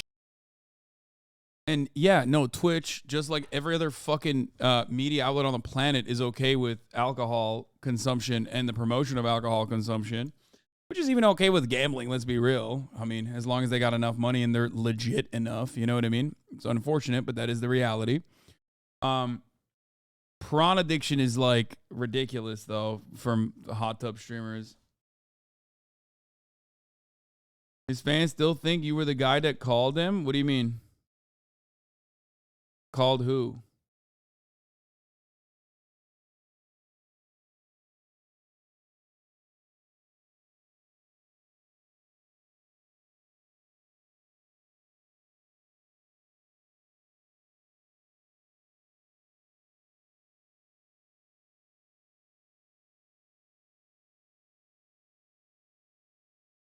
It implies you called Adin? Wait, what? Which we're gonna have, and you keep basically, you know, hey man, it's not gonna to prison. However, Adin disappeared. I basically got a call. I'm not gonna say specifically who it was, but you know who you are, and you basically said, hey man, if you keep doing controversial stuff and you keep saying certain things and you keep basically, you know, promoting. Does he think? Wait, I wonder if Adin Ross has said that I called him to say this kind of thing, because like, when I have had conversations with him about this particular matter, yes, I've been like, bro, stop fucking around. Stop saying some dumb shit. Like, you're going to get fucking banned. You're going to get in trouble. But I think he means like a Twitch person, right? Because I have no fucking power with Twitch.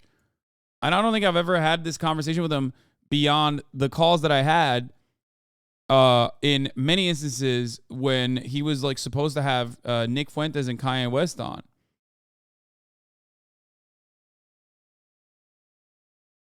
Yeah, I was telling him because I knew what was happening and I wanted to warn him. Certain things on your stream, we're gonna have to take you down indefinitely. Adin believes that his new lifestyle choices were the reason that Twitch was trying to silence him. It seemed like Twitch was okay with promoting gambling, alcohol consumption, prawn addiction, and a degenerative lifestyle. But when he tried to better himself and convince his audience to improve their mental and physical health, that he was being threatened. This was the last time Adin was going to let Twitch hold their power over his head, so he announced to the world that he would start streaming on Kick. So guys, I'm not permanently full-time going there. I want to feel it out, and I want to make sure my community f***s with it too. So I'll still stream on Twitch if that's what you guys want. But what I will say is this. I'm going to Kick this week. Kick is a live streaming platform that looks and operates almost exactly like Twitch. Although it's not very clear who owns Kick, there's a lot of evidence. Adin brought you up recently that you little broed him, looked like he was about to cry. What? Talk to Hasan, but there's no cameras on. Completely cool. As soon as there's a camera on, he's got to fit this persona. You guys saw it at the fucking, at like, when Bruce was doing an IRL stream at TwitchCon. You know it's not the same as it was.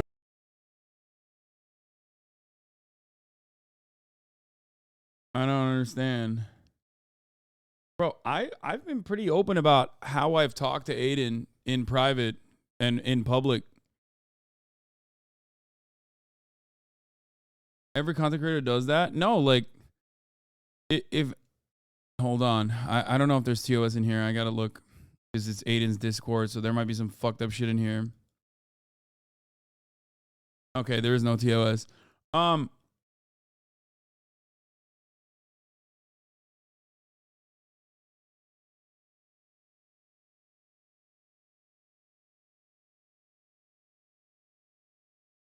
As far as my conversation with Adin goes, like, I've been pretty public about it. You know what I mean? Like, it's not something that I hide. Talk to Hasan, but there's no cameras on. I've tried to help him out a lot. As soon as there's a camera on, he's got to fit this persona. You guys saw it at the fucking at like when Bruce was doing an IRL stream at Trainwreck clearly planted shit about you in his head. Train probably saying you have sway, you don't get banned, you ruin Gamba, etc. Train has pushed a lot of this. I don't think it's like Train. The same as it was, as it was.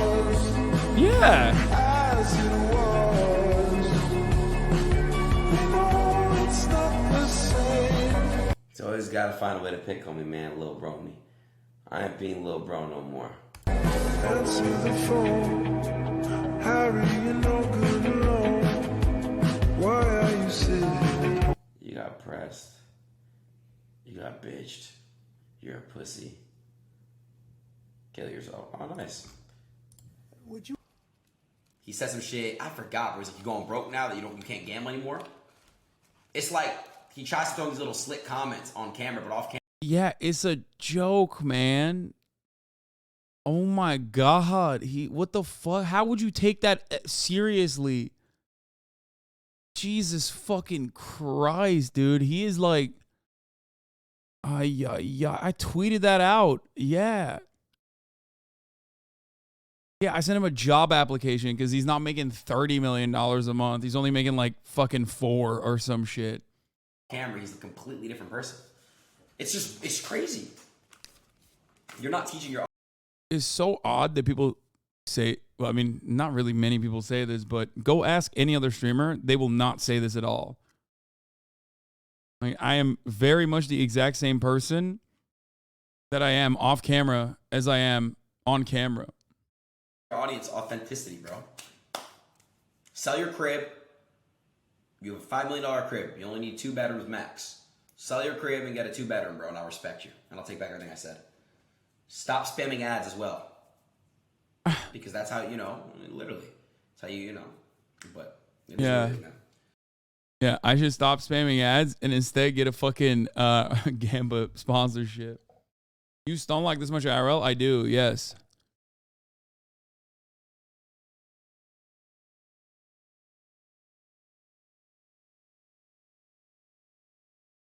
You look at his actual dad, he thinks he's let him down when the stepdad steps up to brainwash him for money. Not really. It's not even that much. Like, I didn't.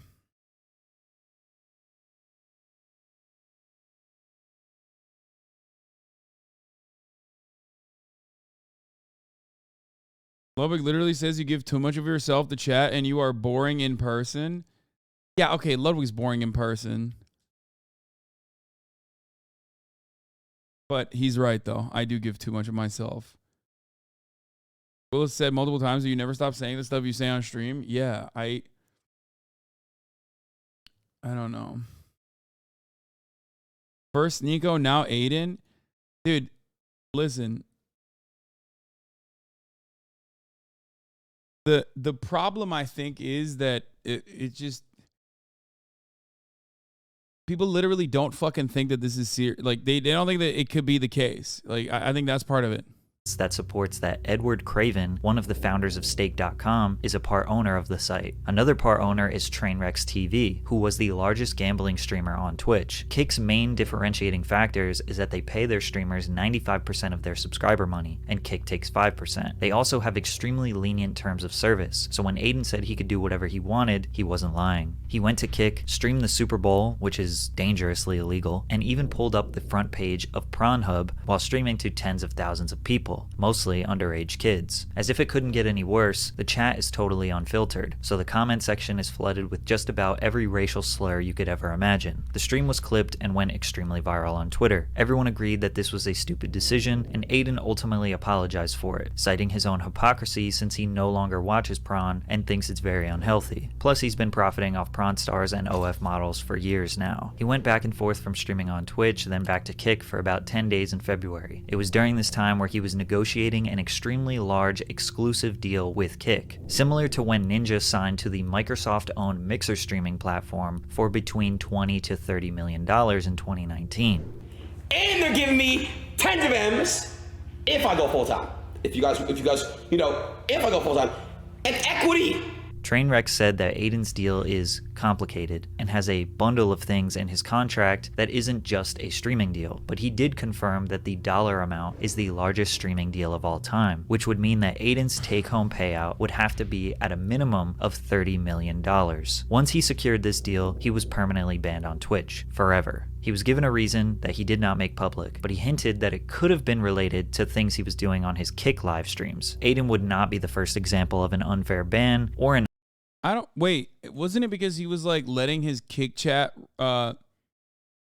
which was shown? on his stream, he was letting his kick chat, unmoderated kick chat, be shown on his stream or something. I don't know if it was unfair or not.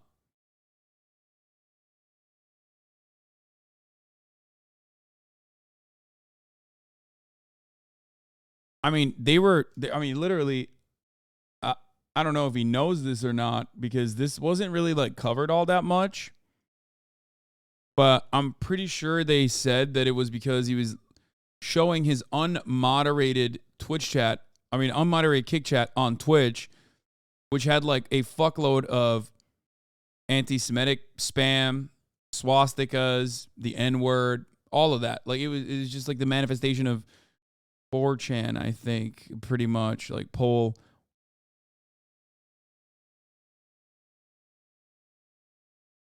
I doubt that he would say that if he knew. I mean, he's criticized Adin Ross throughout this entire video, but he's also been like over the top fair throughout this video as well, I think. Like we know more of the stories, or we only see parts where he's being charitable, but like no, I think he's criticizing him in instances where he's like doing some fucking insane shit. Did he glaze over the part where Adin has on a Nazi? Yeah. I mean, this is like the last sequence of this has to mention all the shit that he's done so far. An unknown permanent ban, and since this was his 8th time being banned in total, I don't think anyone was really surprised. So now that Adin has secured generational wealth and no longer has to abide by any rules and restrictions, he basically has full freedom to say and do whatever he wants. So he decided to finally state how he feels about trans people. There are only 2 genders was tweeted, which Nah, he said Fuentes and glazed right over. You didn't even notice it. Oh my god, he mentioned that? Like that's crazy. Got over 500,000 likes, 50 million impressions, and 3 million engagements. I'm not coming at the gay community, the LGBT. I'm not coming at them, bro. I'm coming. He said he's a LGB ally. No team. I got the cancel culture. Adin claims that his comment was not transphobic. He was using this as an example of how cancel culture will try to take you down if you say something they disagree with. His comment was not very edgy, but he knew people would freak out, and they did. He then What? Yes, it was. It was, of course it was edgy. Come on, Patrick. That's an edgy ass comment. It's such a it's literally the most like that is the most like basic old school like absolutely is like the most fucking basic. Why did that get 570,000 likes? Why? You know? If I say I need oxygen to survive, that's not going to get 570,000 likes. Why did that get 570,000 likes? Is it because it was just like a normal take? People are just liking things that they find to be with no controversial implications? Like, no. The reason why that got 570,000 likes is because of what it implies, okay? That's not, come on, 73 million views, dude. Get the fuck out of here.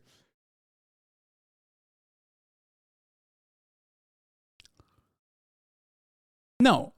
That got that much fucking movement because people love using that as a rallying cry to be transphobic. That's it. Everybody understands that. I don't know why we dance around it, and I don't know why my perspective was aggressive when I said Adin is going down this right-wing pipeline. When it, like, literally you're describing that he's going down the right-wing pipeline here. I don't know how that was aggressive, but this is like a normal take. I don't think this is a normal take. I'll be honest. I like Patrick's videos. But I don't think this is, I don't agree with this.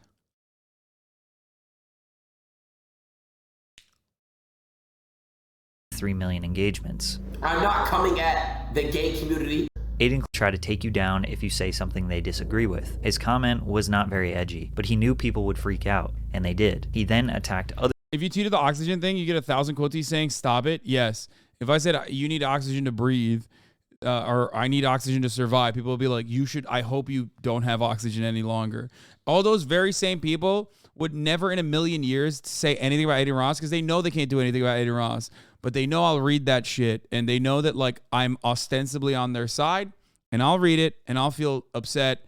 And also on top of that, you know, my fan base are dumb enough to get fucking duped by all of these people.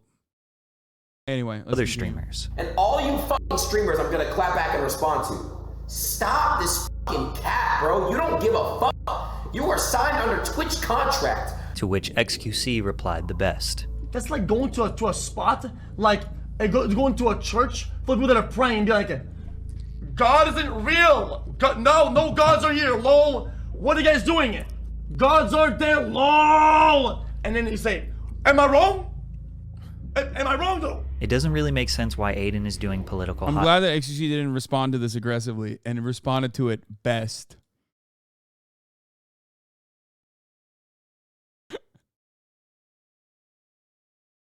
takes. He has no intention of doing actual research. It was a good take, by the way. I trying to attack it. any complicated problem. His biggest rebuttal is that people on the internet need to go outside because their reality cannot simply be the same reality he is living in. His next hot take was, to all you guys that get to pick your pronouns, my pronouns is kill/them, okay? Which was followed by an apology. He's so edgy. He's so edgy. Ooh, he's such a bad boy, dude. It's like there's nothing more edgy than just fucking being like, oh man, yeah, let's kill trans people like that. Okay, dude, sick. Like, ooh, he's such a bad boy. X Corp took out Twitter. Twitter Inc. no longer exists. What the fuck do you, what?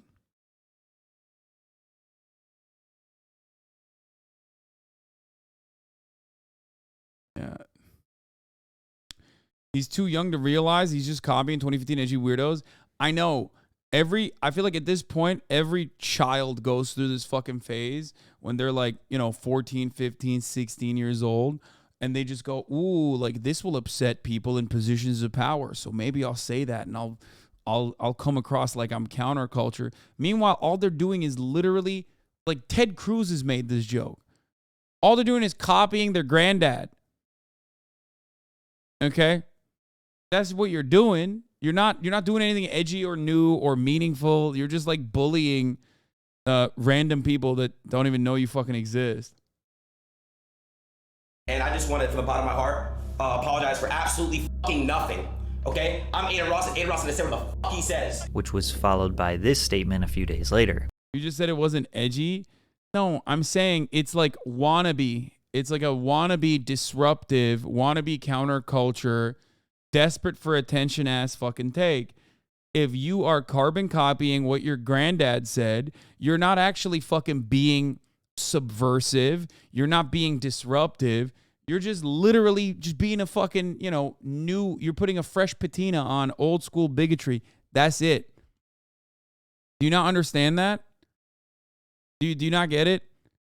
That's what makes it even sadder. You know what I mean? There's no like real creativity in that edge.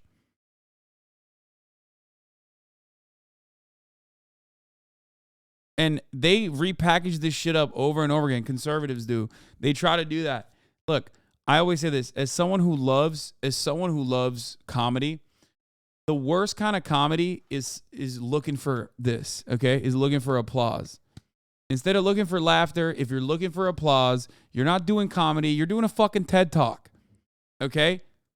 And a lot of people who are not funny, because being funny requires a lot of intellect and preparation. People who are not actually genuinely funny,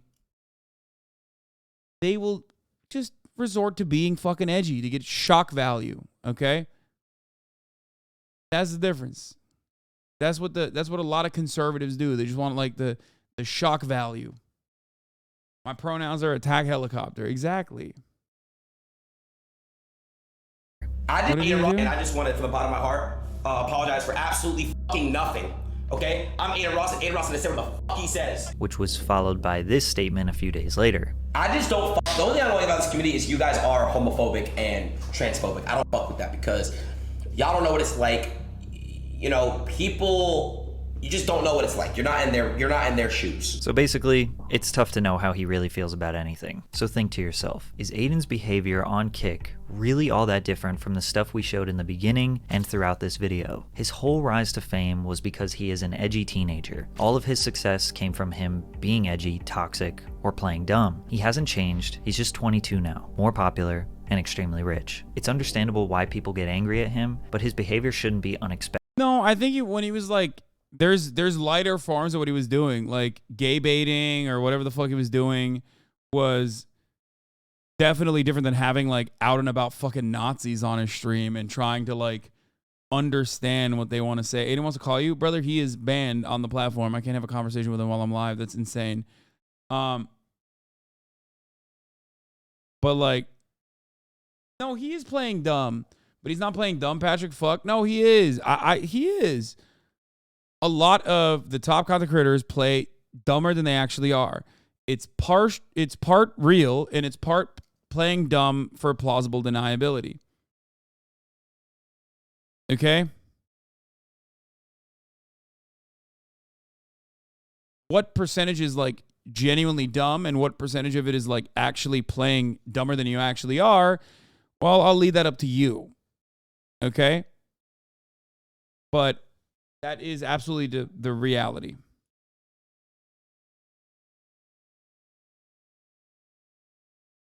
XQC does it all the time. He does it all the fucking time.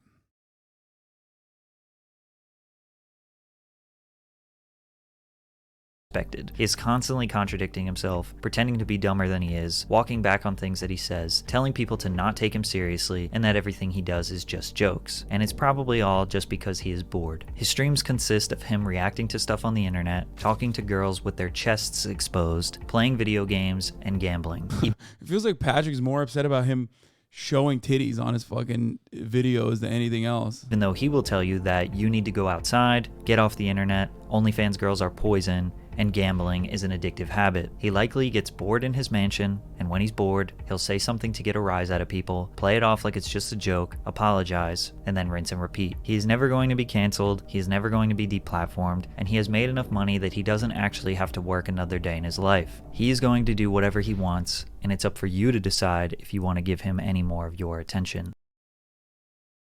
Like a weird way to end that, but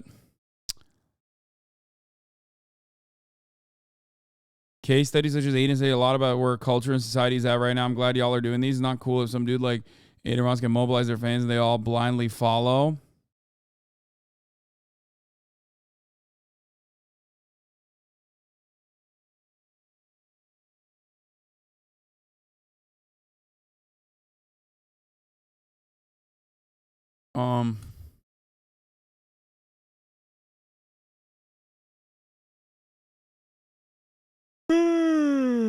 Never banned, he said. Was this released before Adin got banned?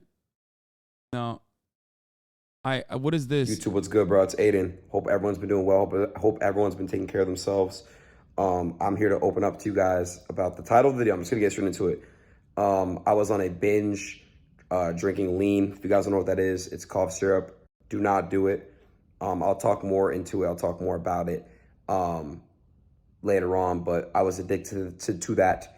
And I fell off my journey a little bit. And I started doing things and arrogance started coming out of me, and I became a version of myself I wasn't familiar with and people around me weren't. And just when I was off it, just fevers and sweats and just became a really, really bad person, and stomach problems and constipation, just all sorts of crazy stuff, man. And what was he drinking? Pepto-Bismol, bro?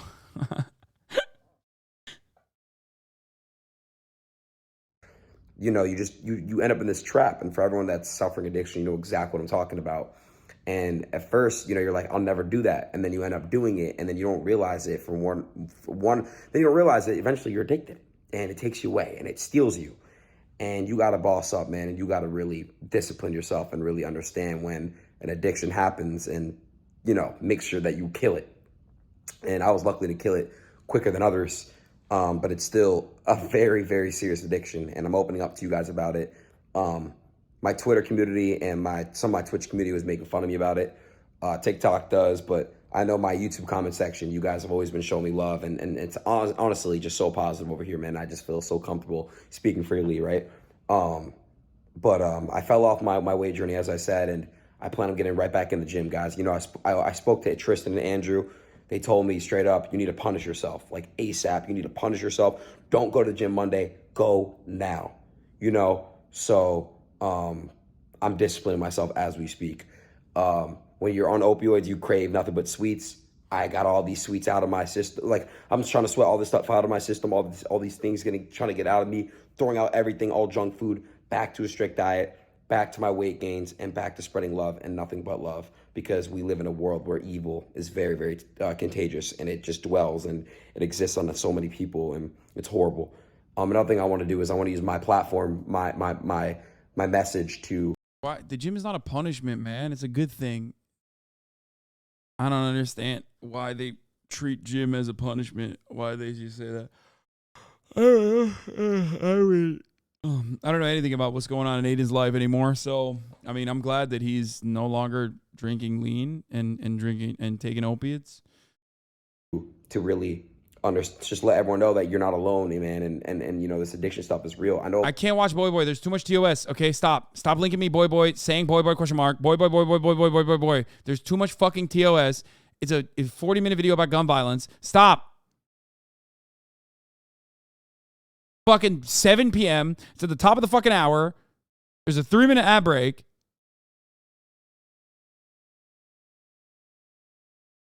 And you motherfuckers are going, boy, boy, boy, boy, boy, boy, boy, boy, boy. And nobody's talking about girl, girl. You sexist motherfuckers. God damn it.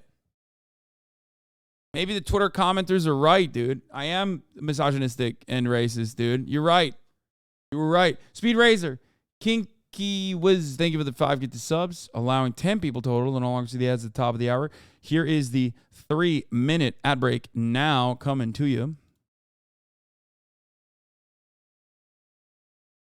A lot of people that are still addicted to it. Not even just lean, bro. Like, just in general, just drugs and alcohol and all these things. That's just horrible, bro. Like, you can be better, bro. Like, I get it. It's an escape, but it's just a trap. It's the devil just tempting you, bro. Like, you don't need that. You're you. I love you, and I'm here for you. You know, it's serious, man. And you know, I've been clean for about a week now, getting off it. I took a little break from streaming and videos and stuff, but you know, man, I'm getting back to my normal self, man. And I'm getting happy again, and I was in such a dark hole, and I'm gonna open up more about it on my streams. I stream now, as you guys know, on Kick. Link in the bio if you want to tune in. And you're just gonna see a lot better from me. Yeah, I love all of you, man. Everyone stay up. Everyone stay positive. I'm giving you guys a video of me in the gym. You guys need a gym video like at least once every 2 weeks, so you know I'm still locked in, and I will. I'm gonna make sure that I'm locked in for you guys, man. Hope everyone's doing really well, though, man. I miss you all very, very deeply and very well. And I love you all. Thank you all for being by my side no matter what. Even when I slip, you guys are there to catch me. Okay. I mean, great. I'm glad he's bettering himself. Hopefully he'll better his commentary as well. Okay, Blueface is 08. Thank you for the 5 get the subs. Ya boy Khaled, thank you for the 5 get the subs as well. Allowing 10 people to no longer see the ads at the top of the hour.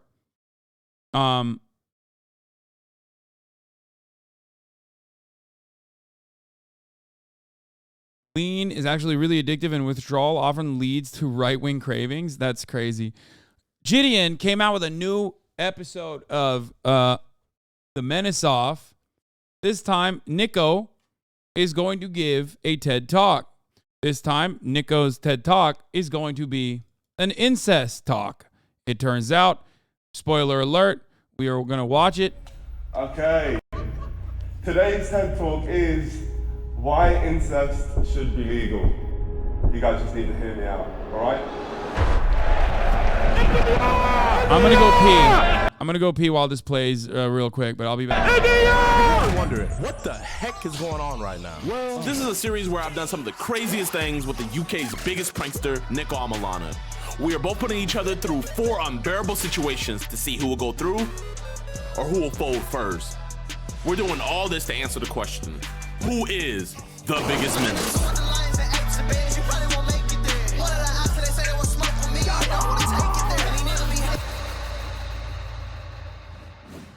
Welcome to the double episode, y'all. We've been arrested in Paris, had a 2-time world heavyweight champion press us, been arrested at the PGA Tour, and had a racist debate. Ain't no one folded yet. So I knew whatever Nico set up for this challenge, he was gonna put his all into making me fold. Hello, my friend. How you doing, homie? Bring it in. You ready, yeah? I'm ready. What I'm gonna have you doing today. Wait, first, feel my heart. Oh, that's beaten. Oh my gosh, as you know. So, are you ready for the plan? I'm ready, I'm ready. Do you want to unveil it yourself?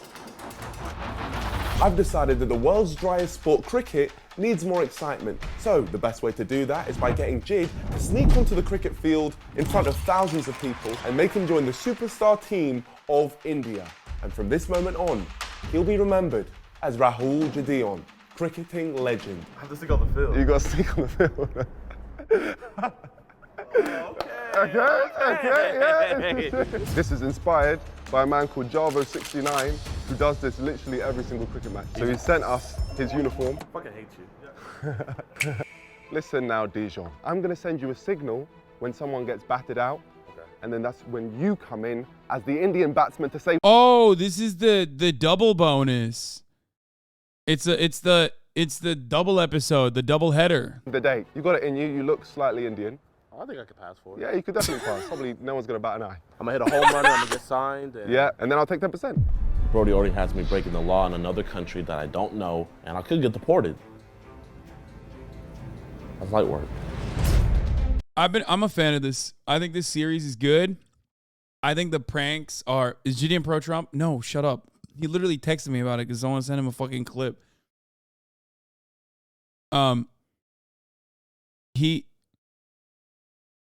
I like this series. Well, one, first of all, I love Nico. Okay, he's great. If you haven't seen any of his videos before, he's done a lot of liberal, left-wing style pranks with a lot of commentary in it. Okay. And on top of that, I think that these are mostly good faith and really fucking high effort pranks. And it's usually them being put in a shitty situation. What the fuck are leftist pranks? Shit like things that I've done. Like when I went to the QAnon rally, remember?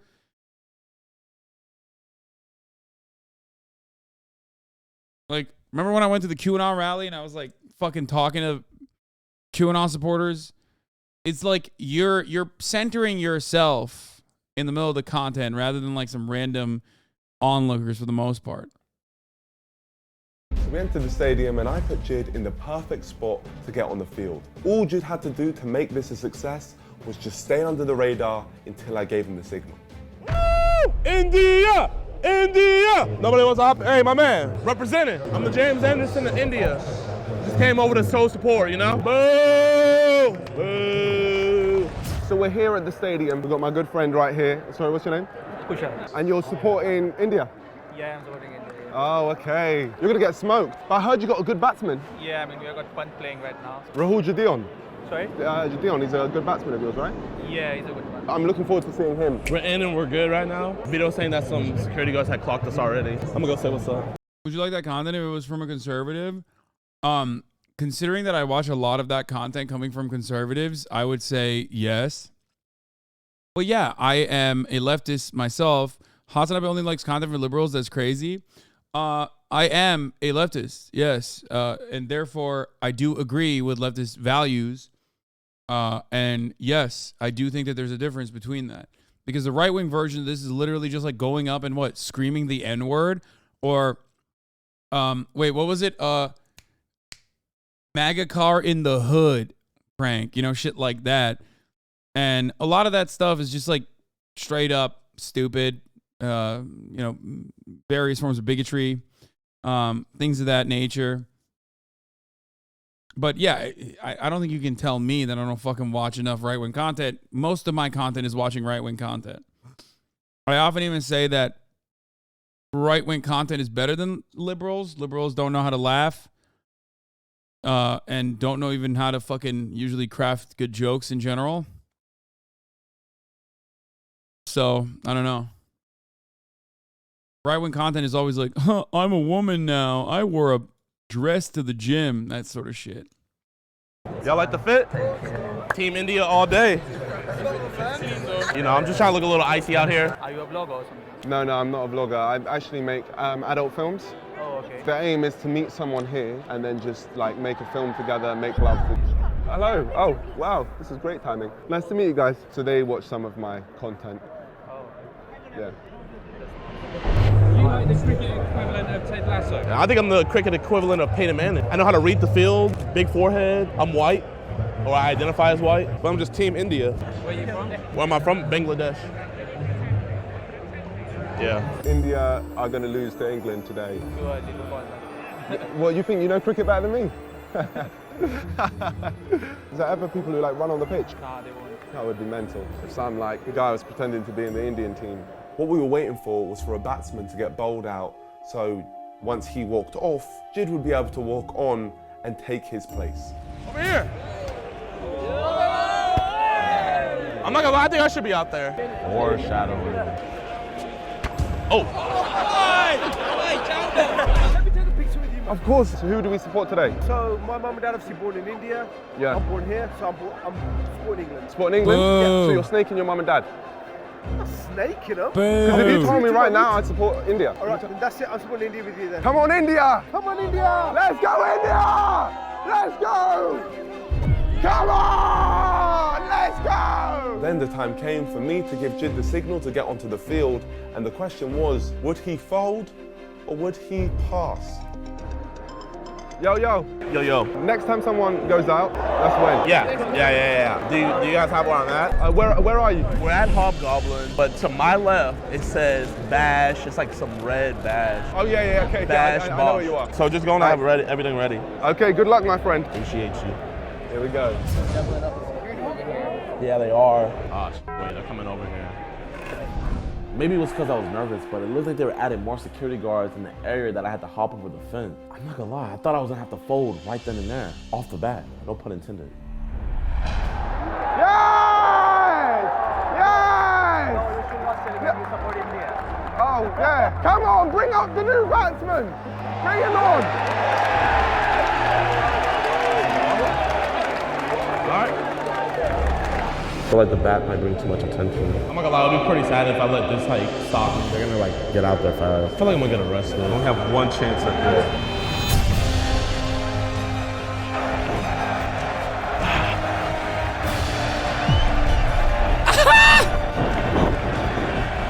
Right when I hopped over, my feet touched the grass, I felt free. I was on the pitch with my Indian brothers.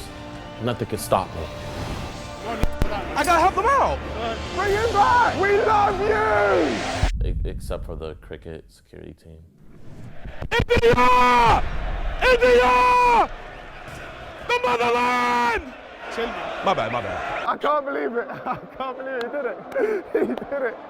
That's crazy. I couldn't believe it when I saw Jid running on the field in that way. Number one, he's very slow, but also I was very impressed at the fact Bro, that... okay, to be fair to Gideon, like, I don't even... Bro, he's got a fucking ass, dude, okay? He's carrying like 45 pounds of boulders in his pants that he's got to be fucking lugging around. It is literally dragging him, okay? Jid was willing to do that. I didn't know he had that in his locker, and seeing him running on the field, it really impressed me. You don't have to hurt my arm. You kind of hurt my arm. I'm not gonna do nothing, bro. You kind of hurt my arm. I'm not gonna run away. I gotta do it for India. Being real with you, my friend, that was my friend who went on the pitch. Good. Yeah, I actually told him to do that. But they're gonna ban him on the pitch now, Hypocrite? right? Why? So he's probably in prison. Hopefully. It's a bit silly, isn't it? I thought it was like baseball in America. You thought it was like baseball in America? Yeah, we always run out on when they say anyone encroaching on the pitch gets arrested. Nico never relayed to me that I was gonna get arrested. I mean, I thought I was just gonna get kicked out of there. There I was, getting interrogated by English police. But the only thing that boosted my morale was hearing the crowd chant, Jarvo, Jarvo. Look at them, screaming a man's name that's not even mine, just like my ex. Gotta love it. Can you put my hat up? I can't really see you. There you go. Thank you. No one said that to me. It's also a criminal offence. You are going to be arrested. Yes, sir. Stop! Stop! We need you guys to hit that like button right now and subscribe to my channel for a chance to win a custom PS5. Okay, now you can go back. A few minutes earlier, they were talking about that and if someone's gonna end up. Sneako's rubbing off on him. It's almost like it was planned. Jid unfortunately got taken away by security, and just like that, my real plan came into fruition. Get Jid arrested so I don't have to compete in this. Wait, what the fuck? I just got a call that I have a warrant. What? I got a warrant for my arrest in Houston. He said, don't go to Houston ever again. That's where I live. What the fuck happened?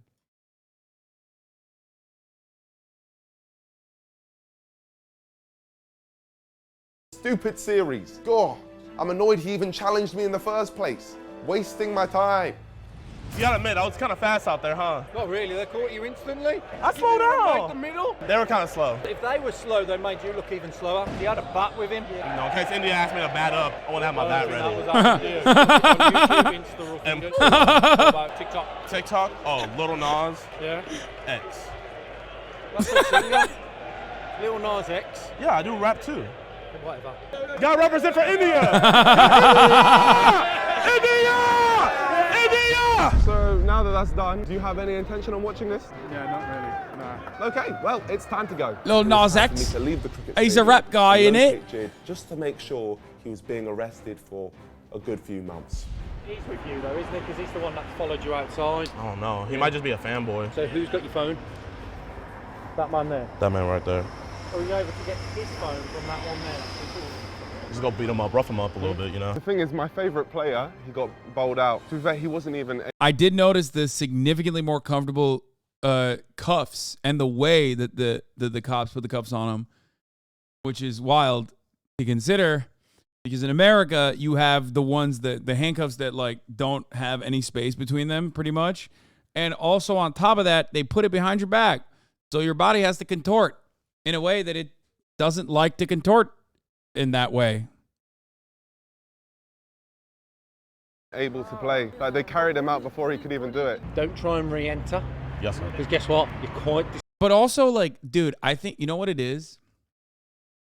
I think this is like, maybe this is dumb commentary, but I think it's the helmets, dog.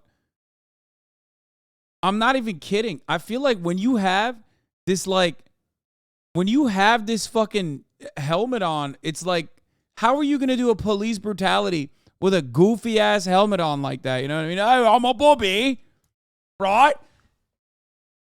You're not allowed in here, right? Fucking hell. Got me dunce cap on. Yes, it's the Bobbies, isn't it? It's the constables. Like, I feel like it's so goofy that it stops you dead in your fucking tracks from like doing the same level of police brutality. Like, I feel like if they took the hats off, oh my God.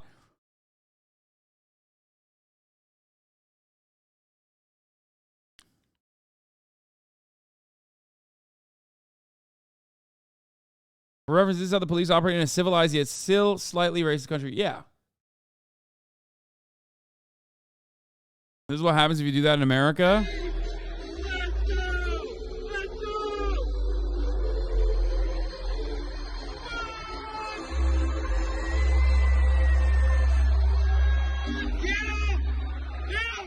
Oh! God damn! Woo! He just plowed him. That's wild. See? No helmet. No helmet. My point stands, okay? No helmet. He decked him, dude. He gave him CTE.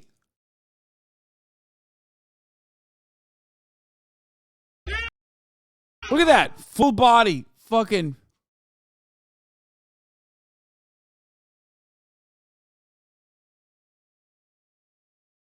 Deserve for being a Dodgers fan?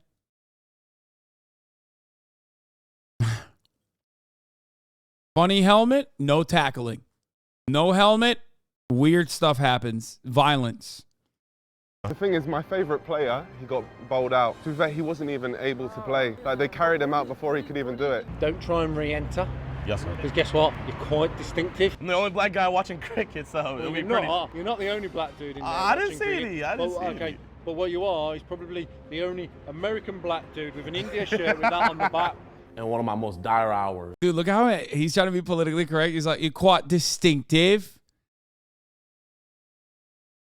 You should have been like, we can spot that cake from a mile away, dude. Sorry. Police surrounded me. I had nothing to look forward to. But then, out of the corner of my eye, I remembered seeing Nico pleading my case with the English police to let me go. I'm not gonna lie, he's actually a pretty good dude. Complete idiot streaking on the game, ruining the match. Bro, man. come on, man. It was just all in good fun, bro. It was just for fun, bro. Why are you doing that? You're arresting him. Bro, I came down here just to watch the game. Yeah, that's fair enough. And then he's just running on the pitch, just interfering. You'll be dealt with. If I go back to India, though, would I be able to go to their games? You can go to Ban him India, forever. go to I don't want to see him in a Okay. cricket match. That's all I need to know. Okay. I rep India. they'll Thank you, ban him, guys. yeah? Subscribe to T-Series. He's getting away. What's his name? Jarvo. I was fuming. I wanted him locked up for a good 6 to 8 months so I didn't have to compete in this stupid series. Like I said, man, I came here to win, and I'll play around. This next one, for sure gonna make him fold. I feel like you've had this one in the tank for a while. You see, this one means a lot to me because I visualized it perfectly. Nico, he likes to put people in awkward situations. So I'm gonna take a page out of his own book and put him in an awkward situation. I had him meet me at a random street in LA, and the plan was in motion. Jid. So you got me here to walk. You couldn't just tell me to Uber straight to the suit shop. Nope, we're gonna go through the whole process together. Well, maybe this is gonna be a fake robbery. You're gonna see if I get scared. You're good at guessing, bro. That's the one right there. Jid had me walk around the streets for absolutely Peace, no brother. reason. It was a good start, and a reason why I hate that man. The baby right there is gonna tell you everything that we're about to do. Ma'am, it's time. Please have your baby tell him.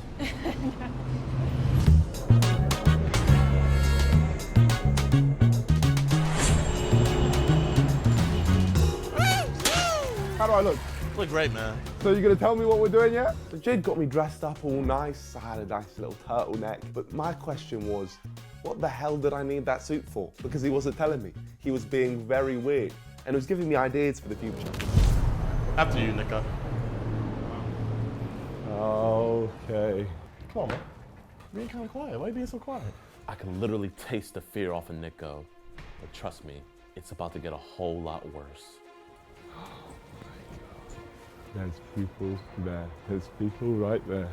So we walk into this theatre, and the first thing that comes to mind is that this is some type of French TED Talk, because cest is it is in French. What's wrong, bro? So what am I gonna be talking about? Huh? Come on, Nico. What's so wrong? Oh my God.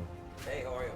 Yeah, the man of the hour is here. This is the guy. How Hey, are man, you? how are This you? is the guy. Nice to meet you, my friend. Nice to meet you. I'm gonna wire you up real quick. Do you know the topic of this, my friend? When I went on Logan Paul's podcast, Impulsive, I was talking to him before the show, and he was telling me how he invited Nico on as well, but Nico didn't want to come because apparently he has a fear of talking for long periods of time, especially podcasts.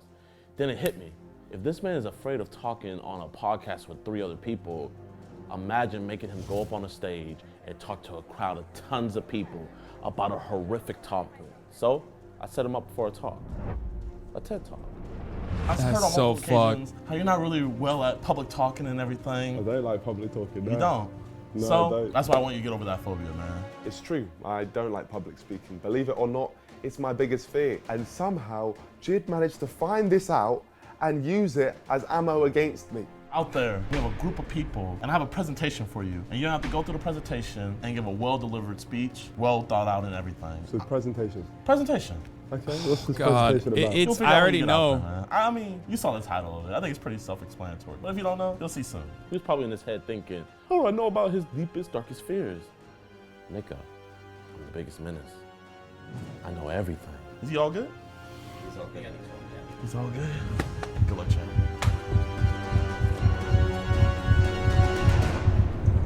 Hello, everyone.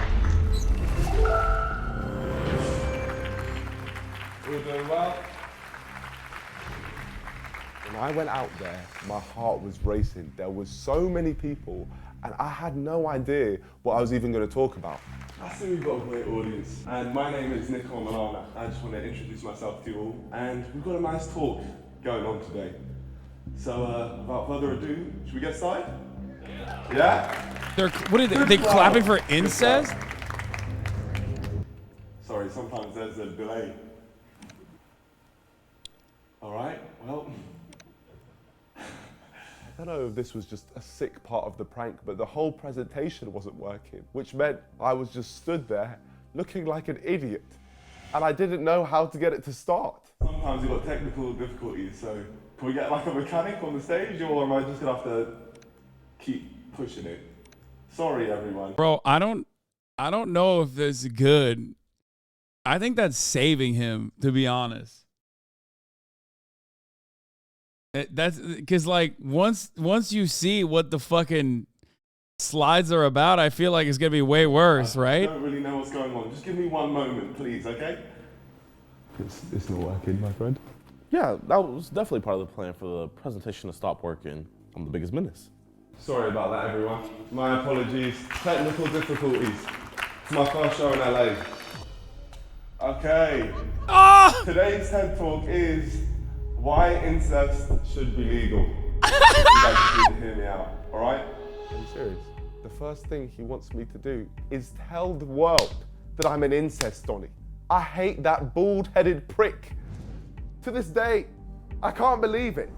Incest is the act of when an individual has hardcore, hot, steamy, intense, hardcore sexual intercourse with his or her own family members. Like it or not, we are all collectively a byproduct of incest. Therefore, it is only natural that incest must be legal. Think back to your first kiss. It was probably with that one cute guy or girl in the back of your 7th period math class. Mine, however, was with my cousin at the age of 14. All right? I think the worst part of the whole incest talk was the fact I was made to say vivid details of my own experiences. Whoever wrote that is some sick individual. They are ill and they need help. What's your cousin's name? You there in the pink dress, what's your cousin's name? Nope. Do you have any cousins? You have plenty, so plenty of options. Well, you wouldn't mess with that. Oh, he's freestyling. Oh no. Okay, respect. He's doing crowd work, dude. That's crazy. Off of incest on a whim? You'd have a lot more of an easy time finding like a significant other if you focus on your cousins, or in some cases, your brother. All right, side note, could I get some water, please? That'd be nice. If I could get some water? My throat was so dry, so I asked for some water, and this was so inhumane. It literally fell on deaf ears. No one wanted to help me. If not, no stress. All right, let's keep it going. Nico really thinks that we're gonna help him out. No, we're here to watch you suffer. Adrian Houghton, a notable genetic professor, has proven that children who are born from a male and female outside of their family turn out to be lower quality form of human. He also adds that those who are born from the likes of incest naturally have a higher form of integrity. Bro, he put VOD International. There we go, brother. Smart guy, all right? I was hoping for the audience to get up and stone him to death, really. Like, I want them to be completely disgusted. Then there was some sicko that actually agreed with the things he was saying. Let's continue. XX-rated videos has proven to leave a negative impact on the mind because of the false expectations that are broadcasted in these videos. All right? I have a 4-inch dick. But I'm okay with that. And why am I okay with that, you ask? Because my sister perfectly accepts me for who I am down there. 4-inch dick. There was absolutely no reason for Nico to say that whatsoever. No more STDs. Oh my God, I put Magic Johnson. My favorite NBA player was none other than Magic Johnson. So after I heard the news that he had contracted HIV, it broke my heart. My cousin had HIV. Your cousin? Yeah. Your actual family member? Yeah. Probably because she was sleeping with someone outside of your family. Oh my God. Oh my God. Sorry. Oh. Celibacy. But why on earth would you, like, restrict yourself from the pleasures of life? Oh my God. I wouldn't want anyone else's stuff unless it's my family member. That's not gross, it's literally natural. Oh my gosh, he's debating him. That in the past? Maybe you should Guy in the back is looking at her like, shut up, let him keep going. He's spitting right now. Guy in the back's like, let him cook. She's like, what the fuck am I doing here?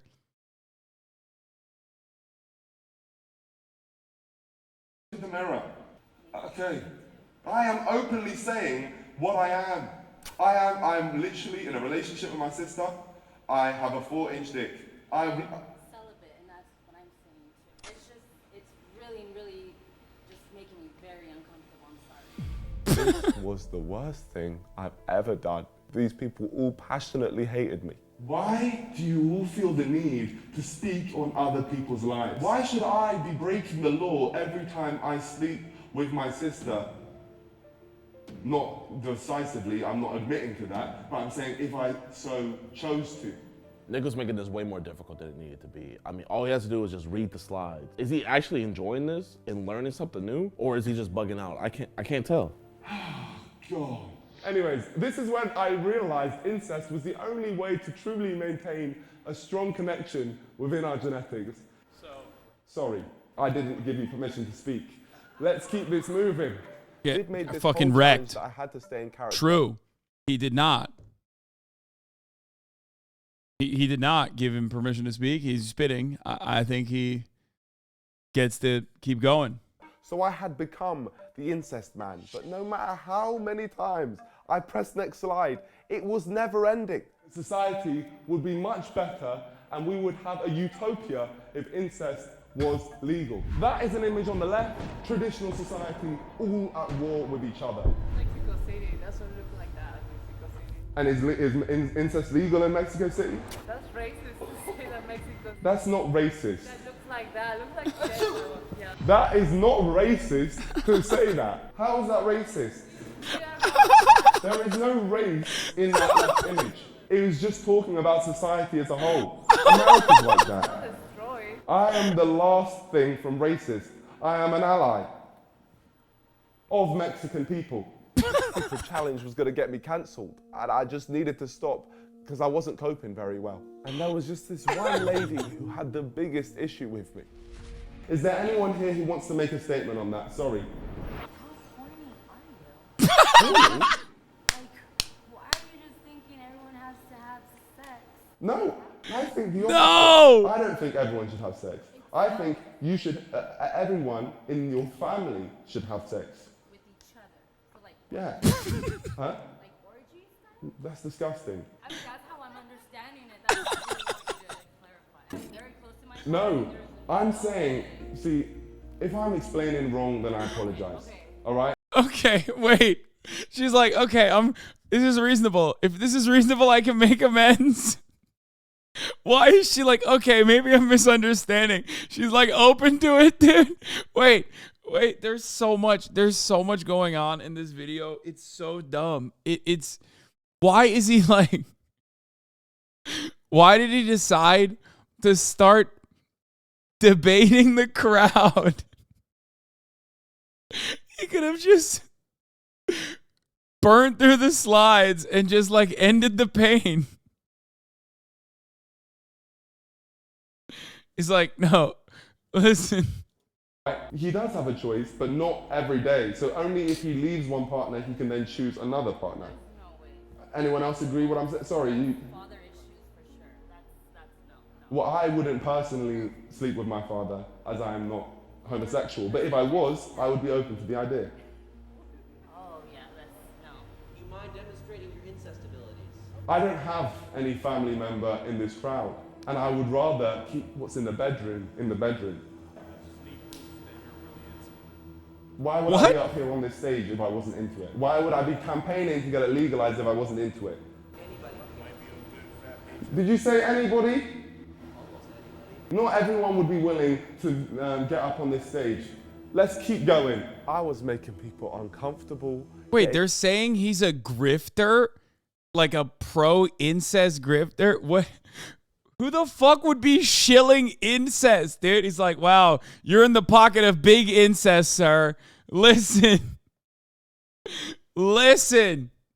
I know you are not here on your own volition. You're grifting for incest, big incest. And called racist, but this is genuinely the worst thing that I had ever done. Personal disgust or religion is only a reason why one person would not want to personally engage in what I call consanguinity. What?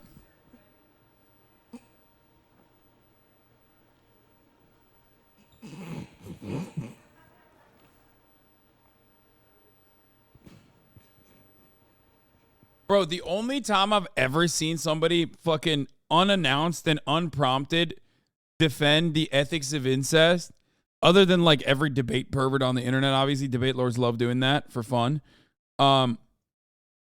It's just Dennis Prager. Like I think that's the only time I've seen somebody like genuinely defend incest or just like bring it up for no reason unprompted, as though like human beings without religion would literally just like fuck their cousins like nonstop.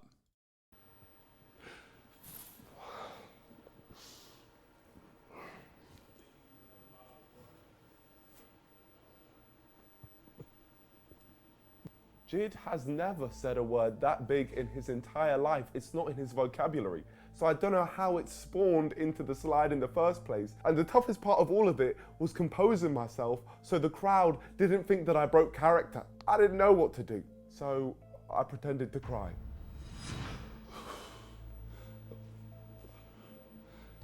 Okay, sorry. It's not nice to be on a stage and everyone think that you're some type of freak. I just want to be seen as a normal individual like everyone else. So why do I make people uncomfortable? Why? It doesn't make any sense. Pre-conclusion. Can I get a final raise of hands for anyone who has learned a thing or two from this presentation? It had been an hour minimum, and I was finally on the final slide. That's insane. To make it through this hell. It took a lot of research, courage, and thought for me to be able to present this proposal to the world. So I want to thank everyone here for taking their time of day, for allowing me to spread this message. Some of you have been horrible, but on the majority, some of you have been willing to listen. And again, I believe the world will be a better... Are you fasting? I thought it was hard for baboons like you. What the fuck?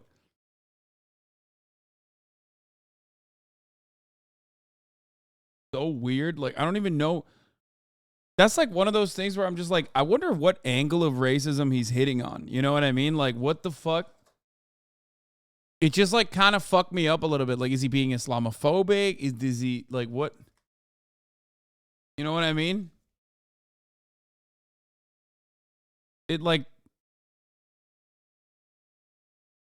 I don't know. It hit a bunch of different notes. It was an ultra rare one. Better, bigger, and brighter place with the legalization of incest. So let's look towards the future and keep moving forward until that day happens. Thank you.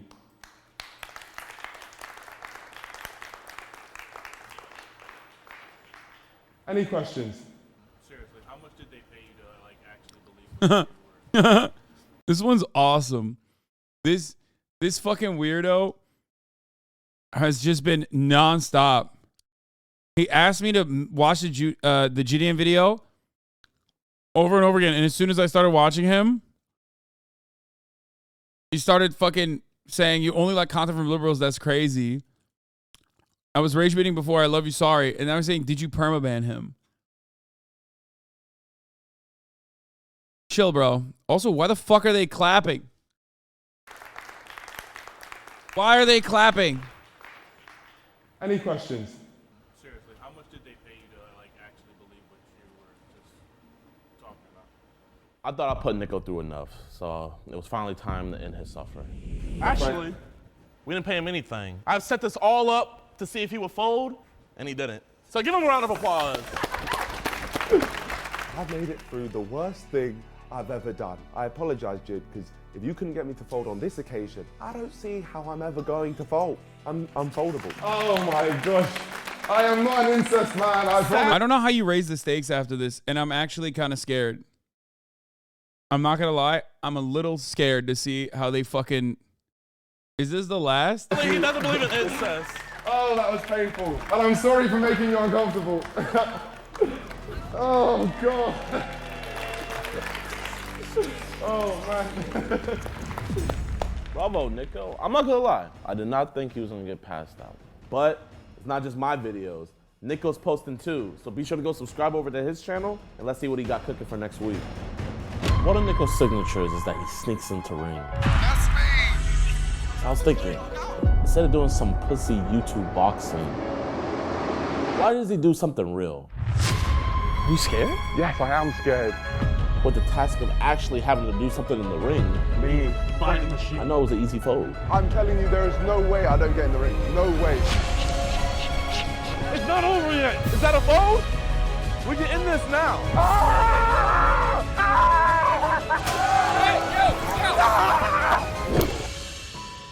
Ringside was returning. China surrounding Taiwan is actually Gideon. Yeah, dude. It's like, yo, for this next prank, I sent Kevin McCarthy over to Taiwan, escalating tensions with China so that they would do another military encirclement around the entire nation of Taiwan. That's right. We're doing that today.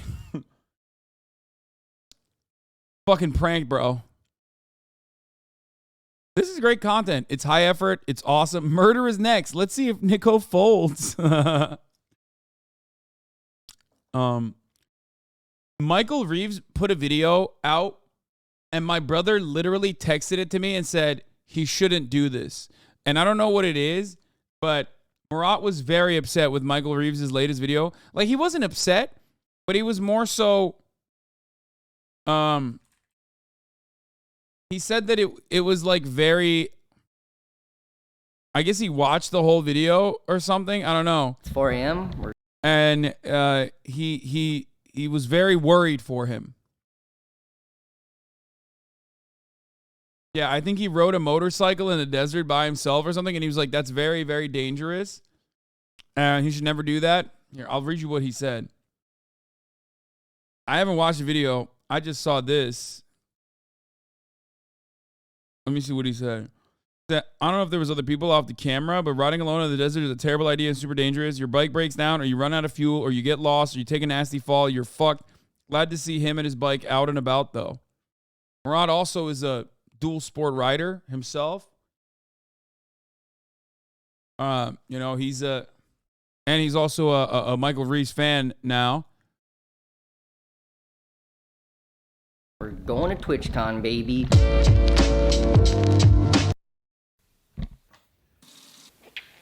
Oh, is this supposed to taste like plastic? That's what people do when they're camping. They drink out of the fucking sack of water. So I'm going to TwitchCon to review my experience. It's taking place down in San Diego. The plan was to just drive down this way, but there's a car crash. Looks like I have to go all the way around and then camp out in this sick desert so I can get to San Diego that way. To review TwitchCon. Michael, why do you own a salvage title rundown piece of shit pickup truck from the city of Los Angeles? Because it's swag, first of all. 5 times cheaper than a normal truck. And the most important, I make too much trash at my house. I put it in this truck and then put on a high-vis vest and drive around the place where I live until I find places with dumpsters and dump the trash. And people just assume that I work for the county of Los Angeles. I know it's gonna bother you. You have a high-vis jacket and the white Brilliant. It's also illegal, but brilliant. Oh my God, that's so fucking smart, dude. Holy shit. I just kind of dump it. I don't give a fuck. And hope that nobody complains. Your house and car, bud? Yep, true. That was it's fucked up that he showed my house and my vehicle.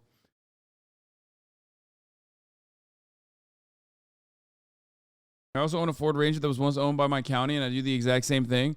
No, that's actually smart. That's very smart. I mean... truck with the light on top. So, fuck, where are we going? To TwitchCon. We're going to... Is there no trash collecting? No, they do. Obviously, Los Angeles has trash collecting. The difference is that if you are an engineer, YouTuber, or are related to a fucking annoying engineer, you create a lot more trash than the average human being would. Now, if I was living by myself, okay, the amount of trash that I create throughout the week is perfectly fine. That is because I don't have, industrial machines in my garage. Well, just kidding. I do, as a matter of fact, have all of those machines. It's just the fucking output is insane. This motherfucker built a trailer in my house. Like, he built a trailer where he basically, he was using like power tools nonstop. There's just a lot of trash that comes out of it. And it's not even regular trash. It's like beams of metal. He also built a CNC machine by scratch. And I was like, why didn't you just buy one? Like, what the fuck is wrong with you? And he said, it's better to build it from scratch because I learned a lot while I was doing it. Which, again, very stupid, in my opinion. It just doesn't make sense, but he likes it. So, wood or metal CNC? I don't know. Probably metal, I would assume. Deleuze and Nix42666, thank you for the 30 gifted subs. And Deleuze, thank you for the 5 gifted subs. I don't know what the fuck's going on. I think it is metal.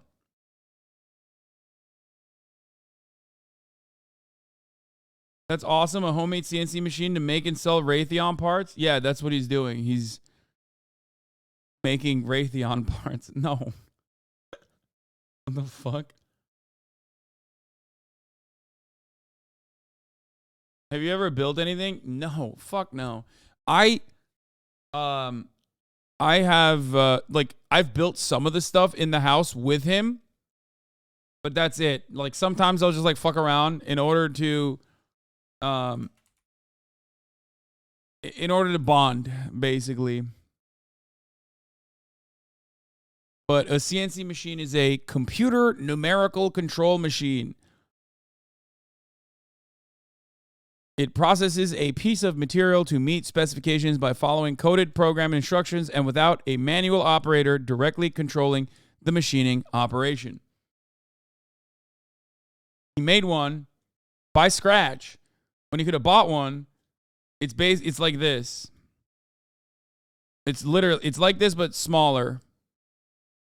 And the reason why he made it is because he thought it would be cooler to learn how to make one. How do you have such a good relationship with your brother? I can't stand mine. I'm very fortunate. My family is great, and I'm very close with them. So that's just how it is. I don't know. That's it. I don't watch the stream for Mirage slander. Listen, little bro walks around in the fucking house and leaves like pieces of metal everywhere he goes, okay? He walks around the house with his shoes on. I tell everybody to take their shoes off. And then the other day, he leaves all the doors open. He's constantly working with like heavy machinery. It's incredibly fucking loud, okay?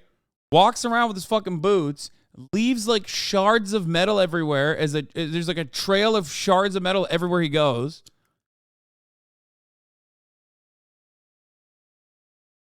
Ain't no way that CNC cuts anything harder than the softest metal. Gonna need some confirmed, bud.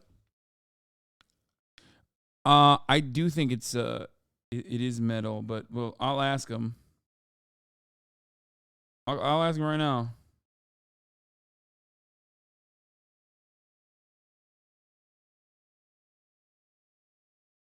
He just left. Yo, you're on stream right now. What kind of metal does your CNC machine cut, or is it just for wood? I'm building it for aluminum. Oh, he's building it for aluminum. Okay, thank you. All right, bye. There you go. He's building an aluminum CNC machine.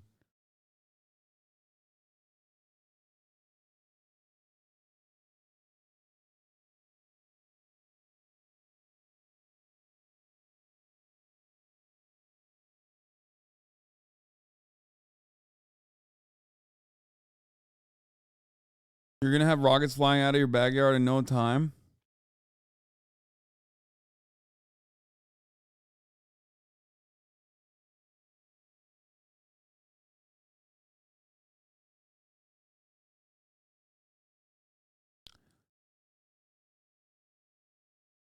He's passive aggressively asking you to buy him a house. Do buy him a Dexter house? No, he's not only passive aggressively asking, but that's for another day. All right, let's get back to this video. TwitchCon piss number 1. Well, this is a fun, quirky story conflict. I came back from pissing, and the truck was doing some pissing of its own. I think it's leaking coolant. Not really a car person, but I want to say that the coolant thing should have coolant inside of it. Some water in there just to get me to an mechanic store. Water is cold sometimes, so that's pretty much coolant. Yep, yes sir, come on, you can make it, you can make it, you can make it. Let's fucking go!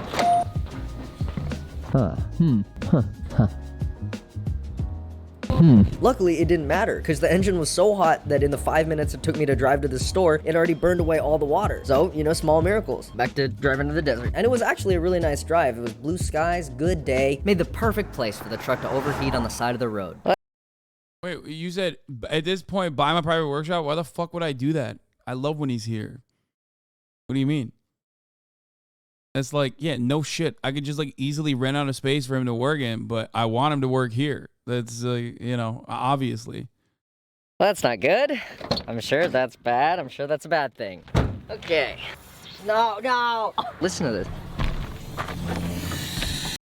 So you could explain to me why you as a white cis male, you are watching POC videos knowing full well it's damaging the black community and not giving back. It would be fine if you at least gave 20% of what you make to these videos, but you don't. It's always people like you who think they can do this type of stuff and get away with it scot-free. I saw your post on Black Twitter, and it's very damaging. Yeah. Really fucked up that I'm watching black content creators who I know in real life and I'm friends with, who love it when I watch their videos. Really, really fucked up. Thank you. That was a good troll. You should try again, though. I thought that was going to be a fucking ad break bait or something.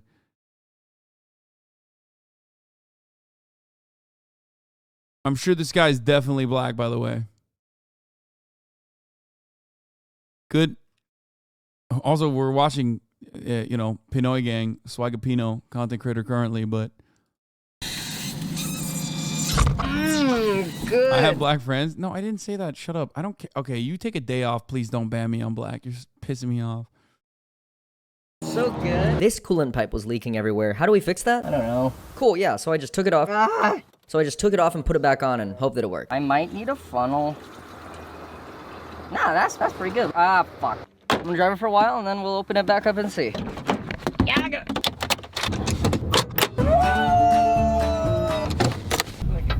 No piss, we got... Yo! Oh my god, it's full! I'm so happy. Let's go to the desert. By now you're probably wondering, why are you really going to the desert?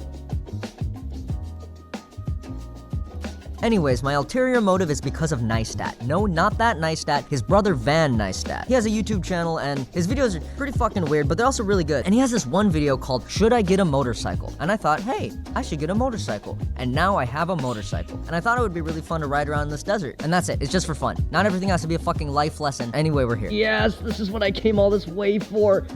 God, yes, bathroom. I need a map. I meant like a one I could hold. This is the type of shit that I will never understand. Like, Murat loves this stuff, okay? He loves this shit. He does shit like this all the time. I just don't derive any pleasure out of this whatsoever. I don't get it. I do not understand it. I actually don't get it. That's pretty easy. Right now I am here, and I am trying to get to here. Fuck. Oh, for free? Okay, I'll just turn right onto the road that it wants me to go onto, and it's a pretty epic truck, but I don't think it can do sand. Or can they? Nah, I would definitely get stuck. Okay, I can't park here, so I'm gonna go up this road and find a place to park. This is the closest thing that set it out a road, and this doesn't look like a road. It really doesn't look like a... What the fuck is that? What is that? It's just rocks. That's not road. And so I spent the next hour looking around the desert for a campsite. It kind of feels like I'm playing Oh, that's Borderlands. not true, actually. I take it back. I do enjoy, like, riding in the sand dunes and stuff and, like, a dune buggy. That shit was actually fire. I did that in Vegas with Murat. That was actually a lot of fun. We drove a quad, Polaris, which was, you know, goes pretty fast. I like that stuff. That stuff is fine. I just don't enjoy this. I don't enjoy, like, the drive aspect to it. Like, if I had to go to a place, like, I would hate to fucking go into the desert and, like, hang out in the desert for no reason.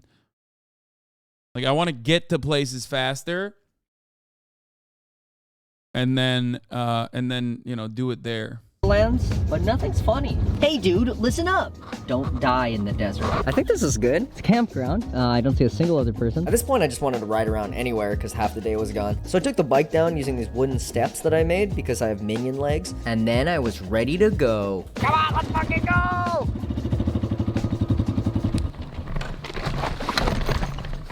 I dropped it. I'm fucking stupid. Now I know, I look professional, but this is actually my first time going into the desert, believe it or not. So it's a learning experience for us all. More just me, mostly me, because I was there. And here's something I learned. Sand is really hard. I also learned that I was lost. Realistically, 3 minutes since I got on the dirt trail, and I don't really know where I am. But eventually I pressed on. Didn't figure out where I was, just got tired of looking at the map. I knew. This chatter said ATVs are better for this reason. No, we're fucking A-cab in this bitch, baby. And no, I don't mean all cops are bastards. I mean all quads are bastards. That's right. There are many dual sport rider communities that I am very familiar with that will say that. They literally have like A-quab t-shirts and shit like that where like dirt bikers don't like quads. They think that this is bullshit. You know what I mean? It's a cage, brother. It's a cage by a different name, that kind of thing. The SUV killers of pedestrians? Knew it was the right direction after a while because the terrain started looking like this. Oh my god, it's all fucking rocks! Oh my god, it's all fucking sand! But with no other choice, I just kept going and doing desert things like climbing rocks and screaming. You know, desert things. Speaking of desert things, sand. Okay, I'm a sand. Oh, I was gonna say I'm a sand whisperer. Oh, what the fuck? Now, it might look like I have no idea what I'm doing, and that's because I don't. I fucking suck at this. The sand is way harder to ride in than I thought it would be, but hey, it's fun, I think. Oh, shit. Oh! Oh, yeah, boy! Isn't that bike meant for get. sand and rough terrain? Yeah. Except, do you know how hard it is to drive on that thing, dude? Are you kidding me? Even if you had a fucking quad, that shit would be insanely difficult. Brother, you're driving on rocks and sand. It's like, it's built for it, and yet it's still insanely difficult.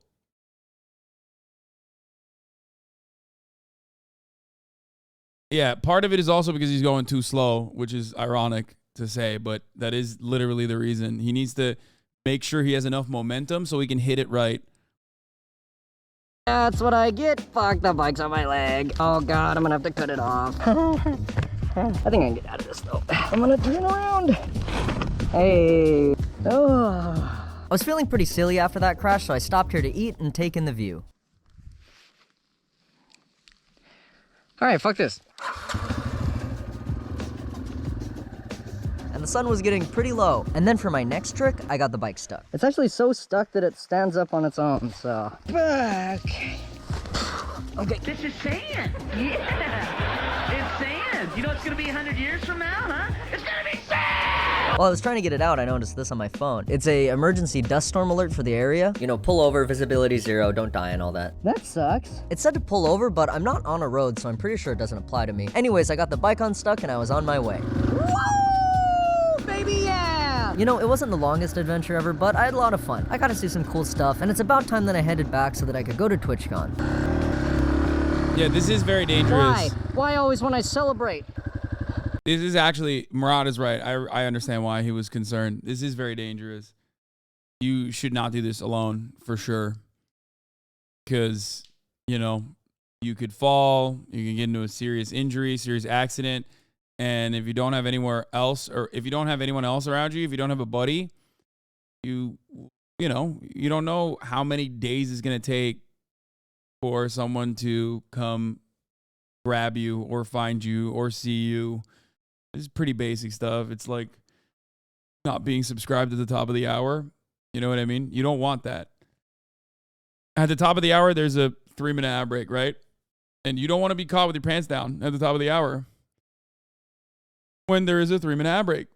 You want to make sure that you are subscribed. You want to make sure that you have a subscription for $5 or for free with a Twitch Prime.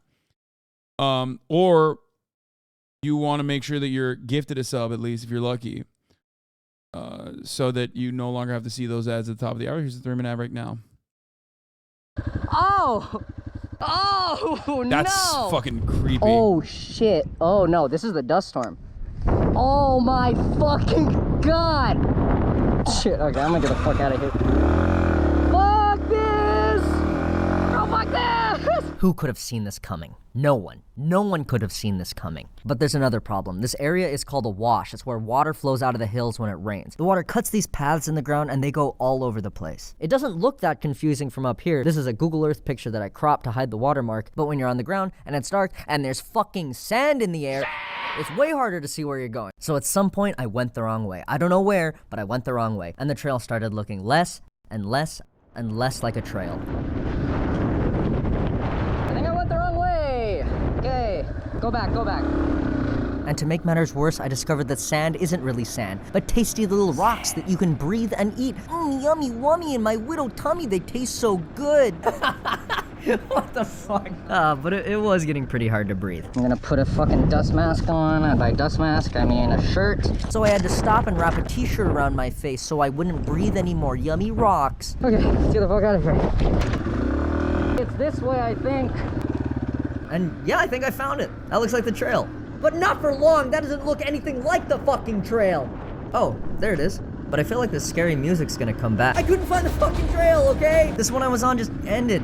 I didn't even turn around this time, just kept going towards where I thought the road was, which is definitely not what you're supposed to do in this situation. I'm not sure what you are supposed to do, but it's definitely not this. And I had no idea where I was. I was just riding around hoping to find something. Which makes this next part really boring, so I'm gonna put some Minecraft parkour video on the screen to keep your attention. Look at that, a Subway Surfers. Ooh, and I'll go to Reddit and read the top post of today. Am I the asshole for kicking my dog in the head? And then I'll post it on TikTok, and then I'll post that on YouTube Shorts, and then I'll post that Shorts talk on my Instagram. Oh wow, is that the road? Fuck you, dust storm! And I felt pretty relieved. Dude, that's... What happened is I saw these power lines way off in the distance, and those are usually near civilization, so I just went towards them until I found the road, and then I was free. That is crazy.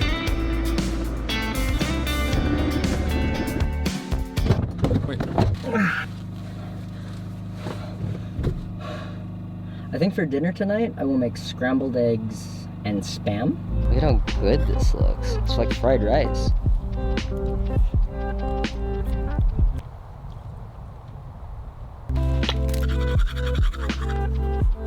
Good night.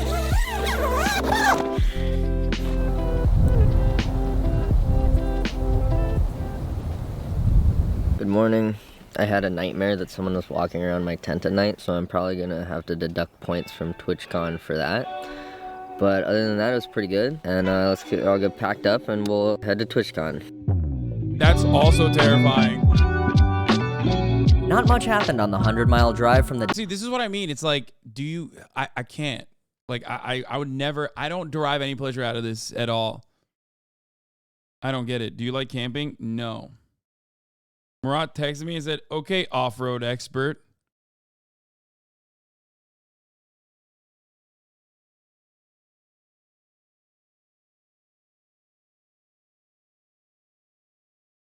Desert to San Diego, I had a lot of time to think about how fun it had been so far and how I wished I could have stayed a little bit longer. But as I rolled into town, I was overcome with optimism. You see, I'd lost track of why I came down to San Diego in the first place. And so I was excited to finally get started on my review of TwitchCon. 4 out of 10. It's alright.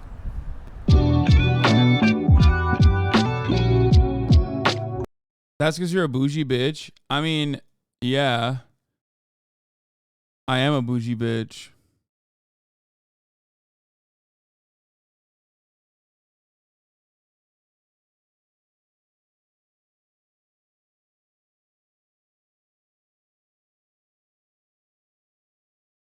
It's a classic. I haven't been outdoors enough recently. Phobia. I get it every time because I wait until the last moment before I lose contact with reality to go outside. First of all, I have gone outdoors a lot. I've gone outdoors plenty. I'm good. I did it already. I'm good. You've been to Joshua Tree though, right? Yeah.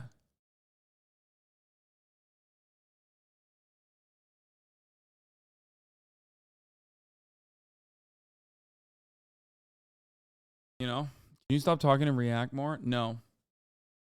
Did you like TwitchCon EU better than San Diego? I think the American TwitchCon is bigger, but I do love the European ones because obviously I get to go to fucking Europe and that's fun.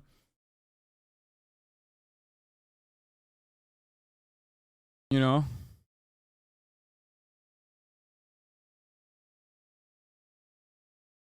There's more out there to see like cool bucket list shit, but all in the middle of nowhere. Yeah, I don't really. Are you going to TwitchCon Paris? Yes, I am. I'm going to TwitchCon Paris. You went everywhere except for the end credits for a video game? Okay, that's not even fucking true. I've finished plenty of video games, just not recently because I do these jam-packed, content-slammed, incredible streams full of incredible content. I even gamed today. What do you mean? I gamed a little bit today. I gamed in the middle of the day. And I can't believe that you guys are completely saying that that's not the case or whatever you're saying. I don't even think you're saying that. But you already know everyone's dropping hostels. I'm tired. And I'm going to end the stream here.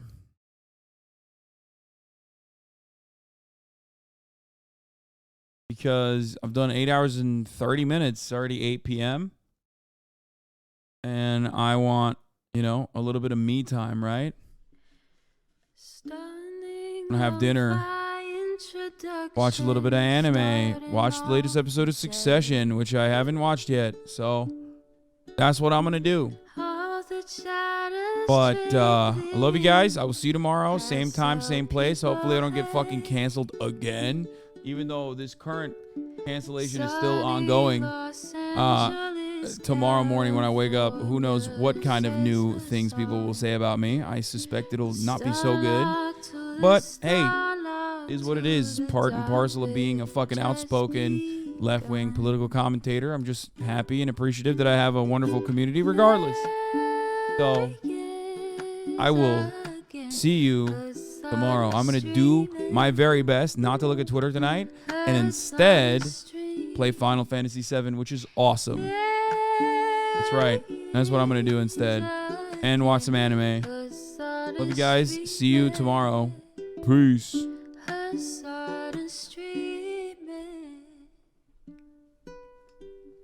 Reviewing the P.O. box, Uncle Uger's face. Sudden discord at your prop, great names take embrace. Tiny Bernie Sanders, LGBTQ Air Force. The whole left at your fingertips, Ane at your door. H3 crowded debate, the Young Turks online show. 3 full fucking years of this, plenty more to go. 90-day fiance talks of champagne bourgeoisie. A Trump rally live reaction, a mass riot at DC. There he is again, Hasan is streaming.